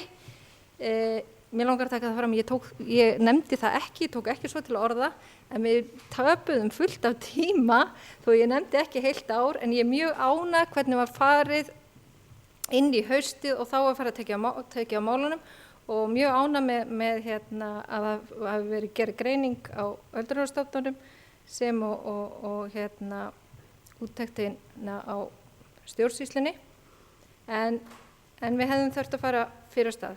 En ég glemdi einu, mér finnst það mjög leiðilegt áðan í ræðu minni af því ég var með blöð en hafði ekki inn í tölvunni. Mér langaði einmitt líka til þess að þakka fjármálastjóra Dan fyrir óendanlega mikla þolinmæði og ég bara skil ekki að maðurinn haldi ennþá geðheilsu eftir síðustu vikur. Þannig að ég bara þakka þér kærlega fyrir og ég held þú hafir ekki verið í öfundsverðu starfi síðustu vikurnar. Og eins vil ég þakka bæjarfulltrúa Guðmundi Baldvin og fyrir sitt framlag og okkur öllum. Mér finnst þið öll frábærið inni, mér finnst ótrúlega gott og gaman að vinna með ykkur og ég er bara þakklátt fyrir að fá að vera hluti af þessari heild. Og eins og ég sagði áðan, þó að við séum ekki öll sammála hvernig við höfum að taka málunum, þá er ég alveg sannfærð að við komumst áfram og getum unnið af því að bæta reksturinn og unnið bæjarbúum til heilla. Takk. Eva Hrund Einarsdóttir bæjarfulltrúi lokið máli sínu, þá tekur til máls Sigríður Huld Jónsdóttir bæjarfulltrúi. Já, forseti og ágætu bæjarfulltrúar,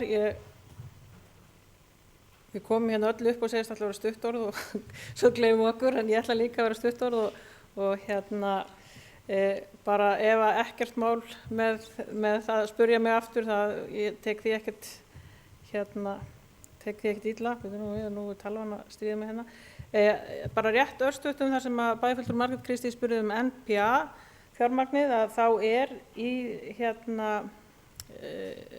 það þeir samningar sem í gangi, þeir eru fjármagnaðir en það ekki veitt inn nýtt fé og þeir eru ekkert að detta út eða neitt slíkt.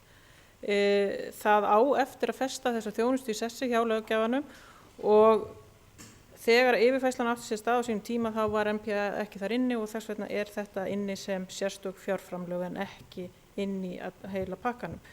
Að því jöfnunarsjóður hefur borið hérna á góma oft, bæði í dag og oft áður, að bara þannig að ég sit sem fulltrúi sambandsins í ráðgjafarnefnd jöfnunarsjóðs og er nú loksins svona einhvern veginn að ná, svona nokkurn veginn að ná að lesa út hvað hver hans verkefni eru, að jöfnunarsjóður er ekki ríkið, við semjum ekkert við jöfnunarsjóð og jöfnunarsjóð gilda bara ákveðnar reglur og allar ákveðnar sem teknar í jöfnunarsjóði eru bara teknar út frá niðurnjörfuðum reglum og regluverki.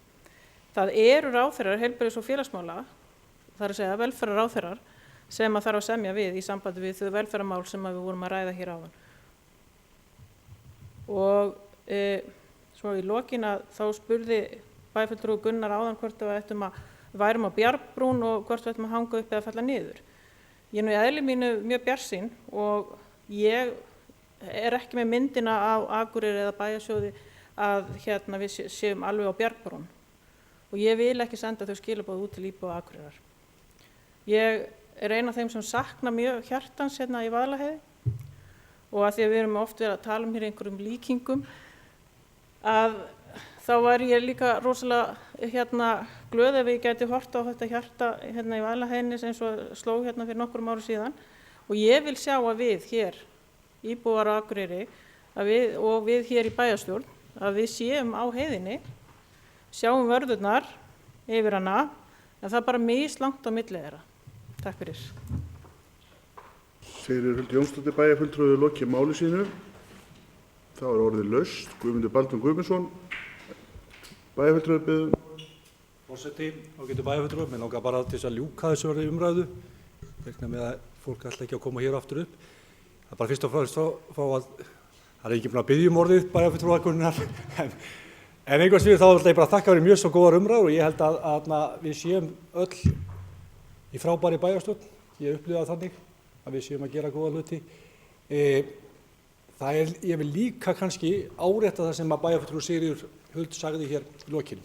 Þessi umræða hefur verið góð, við erum að takast á við vanda, en við megum ekki láta þau skilaboð út frá okkur að við séum hér sé alltaf vona völ og við séum á Bjargbrún og við séum að detta niður. Staða bæjarins er sterk, engu að síður, þrátt fyrir stöðuna í rekstrinum í dag. Og við erum ágætlega í stakk búin til að takast á við þetta vandamál. Við erum ekki komin í einhverja aðstöðu þar sem að eftirlitsnefndin þarf að fara að stýra okkur eða eitthvað slíkt eins og við höfum þekkt af Suðurnesjum og Álftanesi. Þannig að við erum ekki í þeirri stöðu. Við erum með sterkt samfélag hérna, við höfum alla burði og höfum alla burði til að takast á við þetta og við munum gera það og við munum ná okkur á skrið aftur og ég er alveg sannfærður það á að við vitum af þá er olíuskipið var við komum á fulla ferð. Takk fyrir. Guðmundur Baldur Guðmundsson, bæjarfulltrúi, lokið máli sínu, orðið er laust.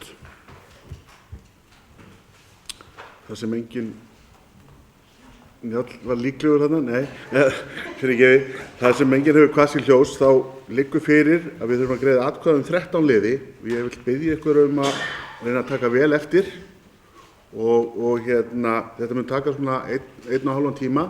Nei, ok, við byrjum. Þá það fyrsti liður. Meirihluti bæjarstjórnar leggur til að bætt verði 12 milljónir króna við fjárhagsáætlun til að mæta kostnaði við sérfræðiþjónustu og vinnu aðgerðahóps framtíðarrekstur Akureyrarbæjar. Og göngum við til atkvæðagreiðslu þann lið. Það samþykkt samhljóða. Þá það önnur tillaga, breytingatillaga í stað áður framlagðrar breytingatillaga D og I-lista í bæjarráði 10. desember síðastliðinn lögð fram svohljóðandi tillaga að breytingar á framkvæmdaáætlun aðalsjós frá Gunnari Gíslasyni D-lista, Evu Hrund Einarsdóttur D-lista, Njáli Trausti Friðbjörnssyni D-lista. Neðangreinda tillögur hafa eftirfarandi breytingar í för með sér að heildarkostnaður við framkvæmdir aðalsjós lækkar 182 milljónir á tímabilinu 2016 til 2019. Þá breytast kostnaðartölur á einstökum árum sem hér segir. Það áætlun 2016 839.000 verður 970.000 milljónir fyrirgefiði. Mismunur 131 milljón. Áætlun 2017 760 milljónir verður 390 milljónir. Það mínustala upp á 370 milljónir. Það áætlun 2018 295 milljónir verður 282 milljónir. Það mínus upp á 13 milljónir. Áætlun 2019 það 150 milljónir verða 370 milljónir, mismunum 220 milljónir í pluss. Áætlun 2016 til 2019 var 2 milljarðar 44 milljónir, verður 1 milljarður 862 milljónir, það mínus upp á 182 milljónir. Við leggjum til að inn í áætlun komi aftur framkvæmdir við hlíð, endurbætur á Föru og Víðihlíð.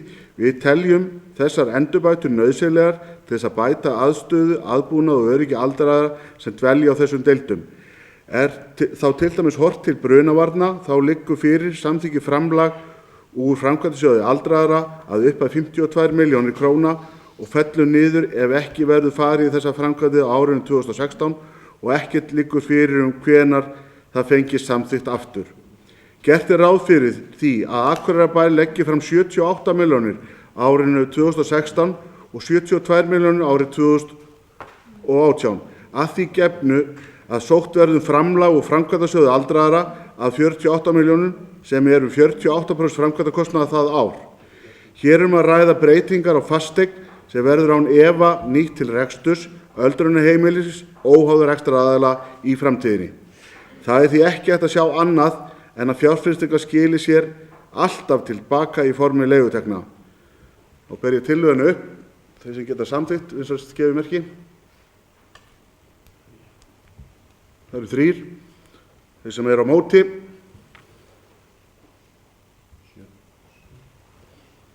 Það eru 7, einn situr hjá. Þá það þriðja tillagan borin upp, fyrirgeðu, það ég búin á það. Við leggjum því til að framkvæmdum við lóð Naustaskóla verði lokið árið 2016 en ekki 2017. Þar með verið framkvæmdum við Naustaskóla lokið árið 2016 á 8. starfsári skólans. Áætlaður kostnaður 100 milljónir. Þessi geta samþykkt það vinsælst gefi merki. Það eru 4. Þeir sem eru á móti. Það eru 7. Þá það 4. liður. Við leggjum til að fjármagn til endurnýjun og endurbyggingu á listasafninu verði lækkað í áætlunum.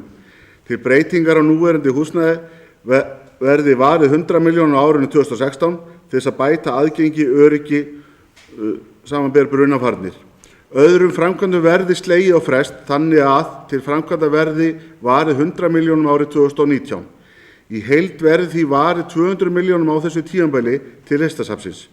Þetta þýðir það að við leggjum til að þær hugmyndir sem kynntar hafa verið uppbyggingu listasafnsins verði ræddar á pólitískum vettvangi, til dæmis hvort tengja eigi Ketilhúsið við listasafnið með 2 hæða tengibyggingu eins og gert ráð fyrir hugmyndum verkefnaslið sem verið að vinna með.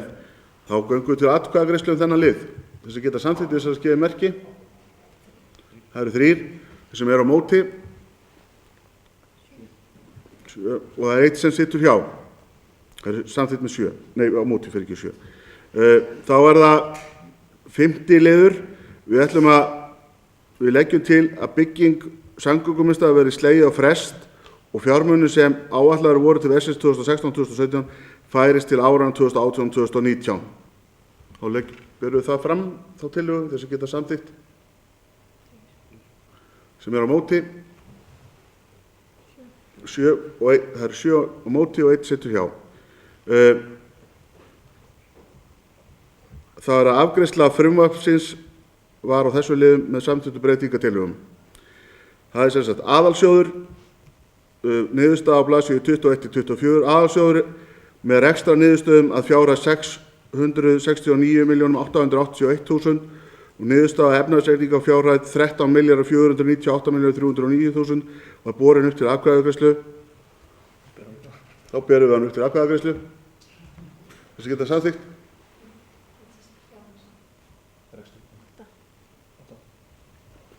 Það er samþykkt með 8 þeir sem eru á móti. 3 sitja hjá. Þá er það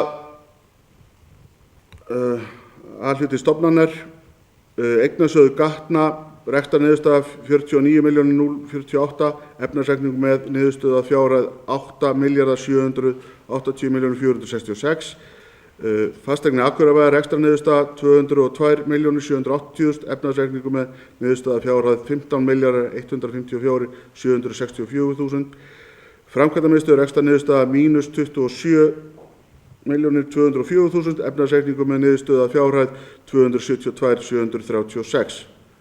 Allir þessir liðir A-hluta stofnunar voru bornir upp í einu lagi og við berum það hér með upp. Þessi geta samþykkt við þessari skefimerki. Við Guðmund Baldvin að hætta að glotta. Það er 8 þeir sem eru á móti. Það er enginn á móti, þar sem 3 sitja hjá. Það er þá 8, liður nummer 8, samstæðureikningur A-hluta með rekstrarniðurstöðu að fjárhæð mínus 445.257.000 krónur. Það niðurstöðu efnahagsreikningi 27.122.480.000 var borið upp til atkvæðagreiðslu.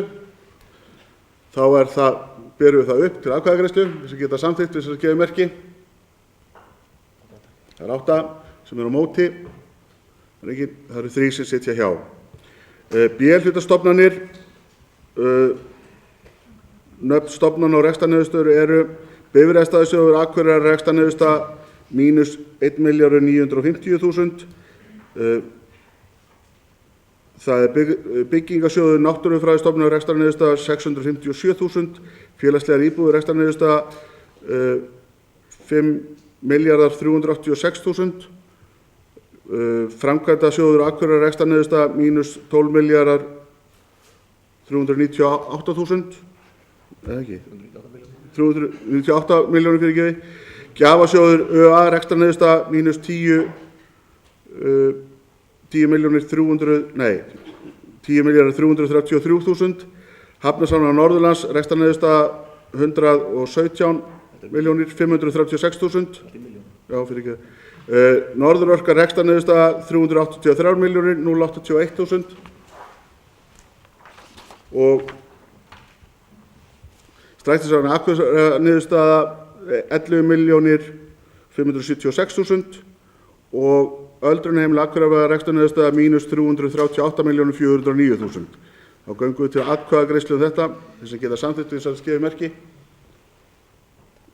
Það er samþykkt 8 þeir sem eru á móti. Það eru 3 sem sitja hjá.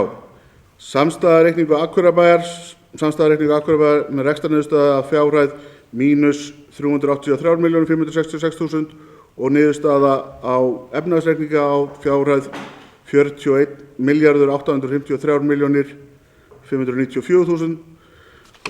Þá berum við það, þá er það framkvæmda yfirlit, fyrirgeðu, já, þetta er 10. liður, fyrirgeðu. Það er borið upp til atkvæðagreiðslu þeir sem geta samþykkt þessi skefumerki. Það er samþykkt 8, þeir sem eru á móti. Það eru 3 sem sitja hjá. Þá er það 11. liður, fyrirgeðu. Það er framkvæmda yfirlit Akureyrarbæjar 2016. Aðalsjóður 2016 839 milljónir. A-hluti 2016 1.286 milljónir, B-hluti 2016 1.950 milljónir og 200.000. 700.000 fyrirgefi. Þessi geta samþykkt það. Já, fyrirgefi, samantekt A og B-hluti 2016 3.236 milljónir og 700.000. Þessi geta samþykkt það, misal gefumerki. Það er samþykkt með 7, þeir sem eru á móti. 3 og 1 situr hjá, 3 á móti og 1 situr hjá. Þá er það liður númer 12. Eftirfarandi tillögur bókun fjárhagsáætlun 2016 lagðar fram. A. Starfsáætlun bæjarstjórnar felur nefndum og ráðum að yfirfara starfsáætlun í samráði við stjórnendur og gera á þeim þær breytingar sem nauðsynlegar eru með tilliti til fjárhagsáætlun Akureyrarkaupstaðar. Bæjarstjórn mun svo taka starfsáætlun til umræðu. B. Kaup á vörum og þjónustu. Nýta skal kosti almenna útboða með framkvæmdir og vöru og þjónustukaupa þar sem því verður við komið samkvæmt innkaupastefnu Akureyrarkaupstaðar. Sérstök áhersla verður lögð á að ná ýtrustu hagkvæmni í innkaupum og meta skal endurnýjunarþörf búnaðar sérstaklega.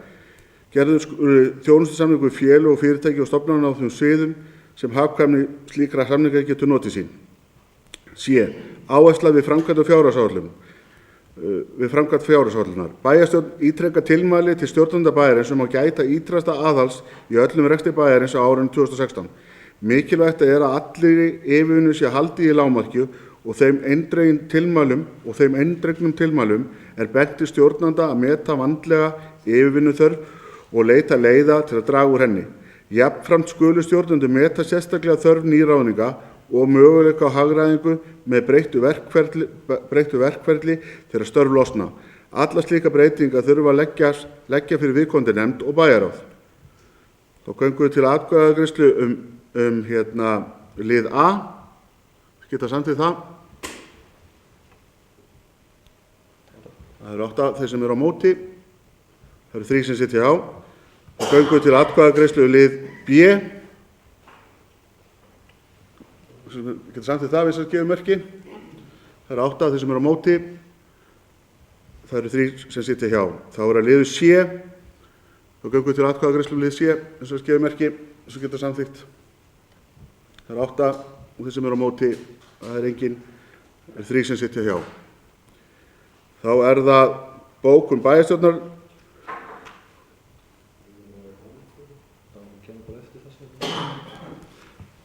Bókun bæjarstjórn lítur svo á afgreiðsla frumvarpsins hafi verið afgreitt og erindi og tillögur fjárveitingar sem borist hafa bæjarráði vísað hefur verið til fjárhagsáætlunar og þá göngum við til atkvæðagreiðslu þessa bókun.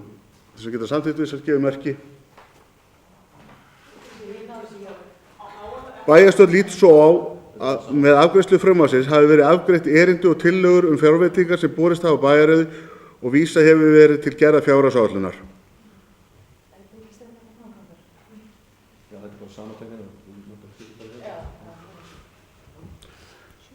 Það eru 7, þeir sem eru á móti, 4 sitja hjá. Þá er komin fram bókun, Gunnar Gíslason, bæjarfulltrúi.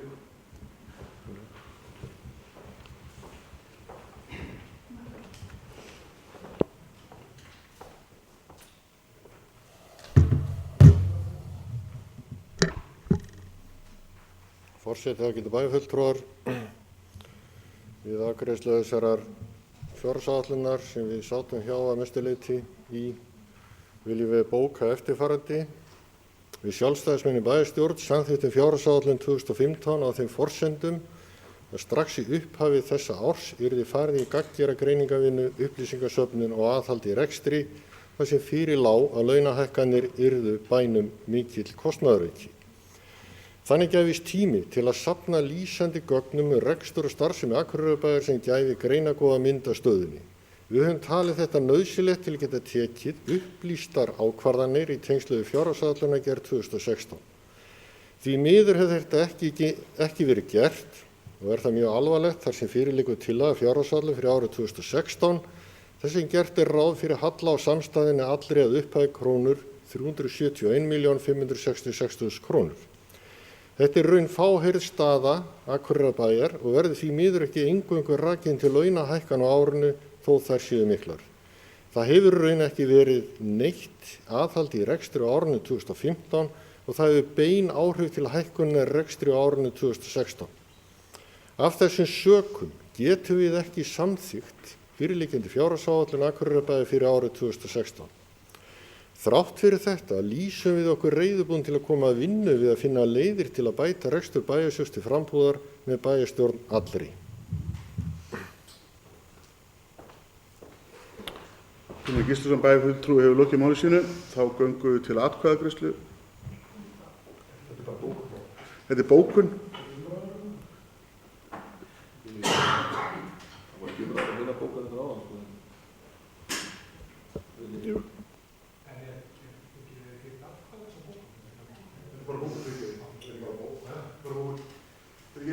Þetta er aðeins þreytafæri, við erum að lokast 9:21 þá er það þá er þessi 5. liður lokið og við göngum til næsta dagskrárliðar sem er skýrsla bæjarstjóra 7. liður. Nei.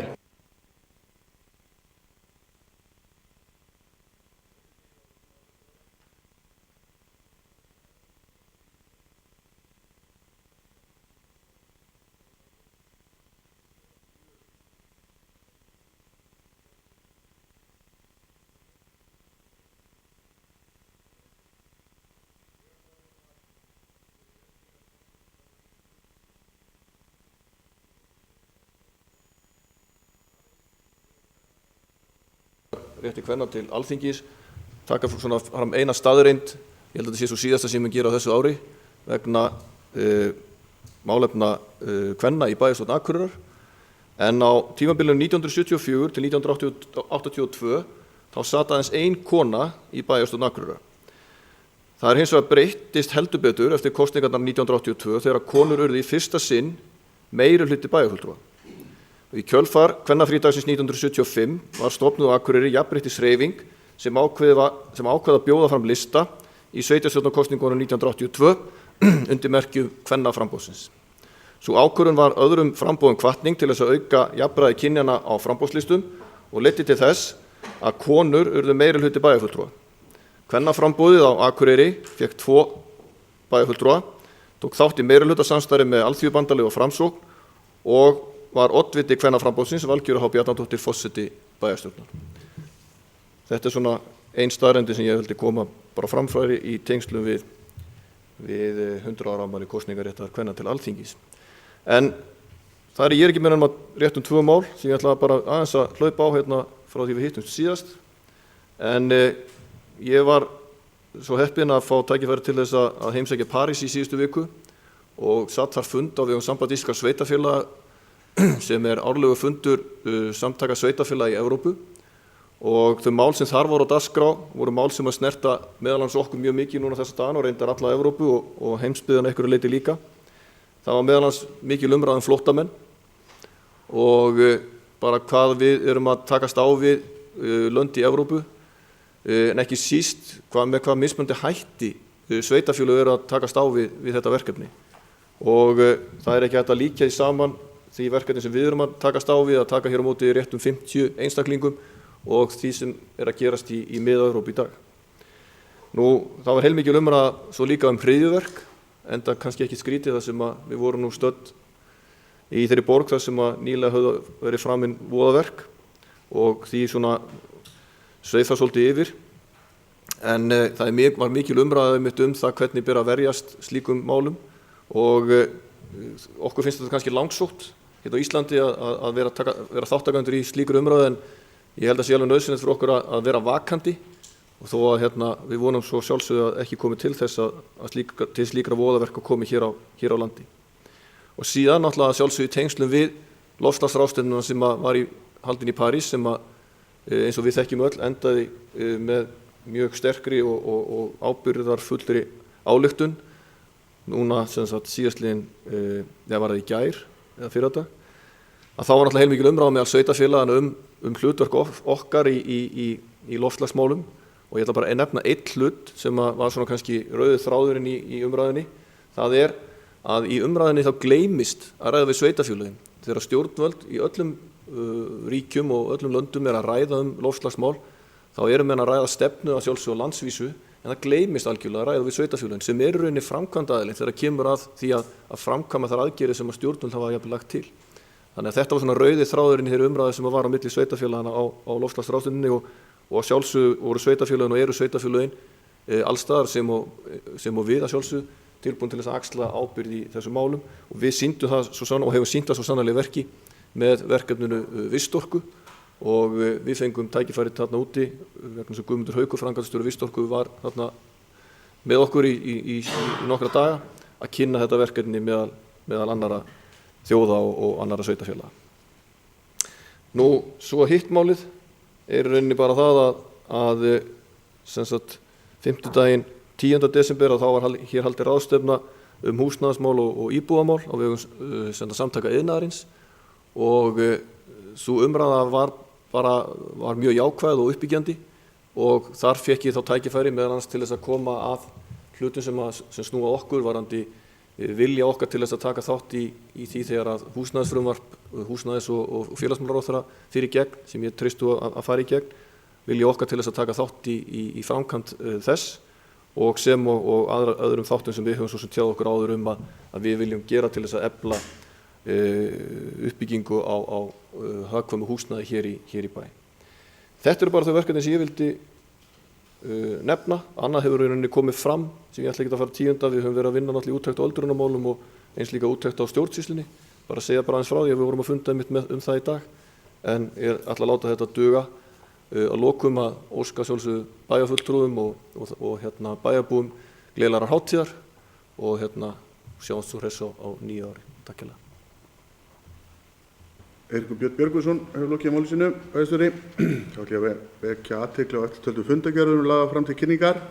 Afgreiðslufundur skipulagsstjóra 3. desember, atvinnumálanefnd 2. desember, bæjarráð 3., 9. og 10. desember, framkvæmdaráð 4. desember, íþróttaráð 3. desember, kjarasamningsnefnd 27. nóvember, samfélags- og mannréttindaráð 19. og 27. nóvember og 3. desember, skipulagsnefnd 9. desember, skólanefnd 30. nóvember og 7. desember, stjórn fasteigna Akureyrarbæjar 4. desember og velferðarráð 2. desember. Þetta nálgast þær á heimasíðu bæjarins.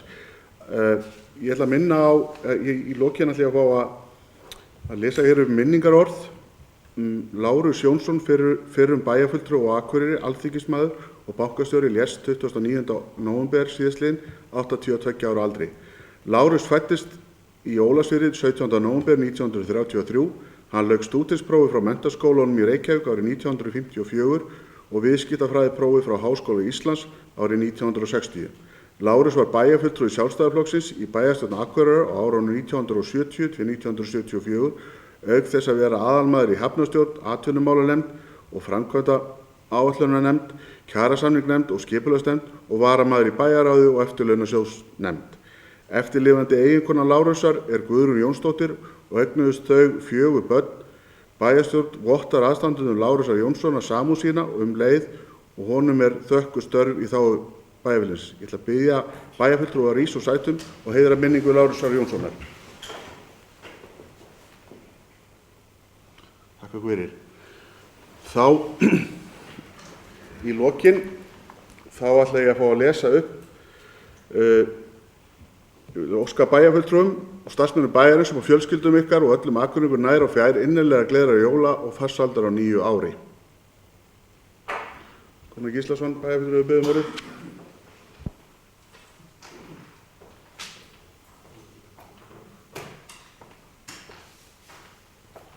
Forseti ágætu bæjarfulltrúar, ég vil fyrir hönd okkar bæjarfulltrúan og óska forseta og fjölskyldu hans gleðilegra jóla og farsældar á nýju ári. En leið langar mig til að minnast þess að forseti á afmæli í dag og óskonum til hamingju með afmæli og ég held að við ætlum að klappa fyrir hann. Hann er búinn að eyða afmælisdeginu hér við erfiða stjórn fundar.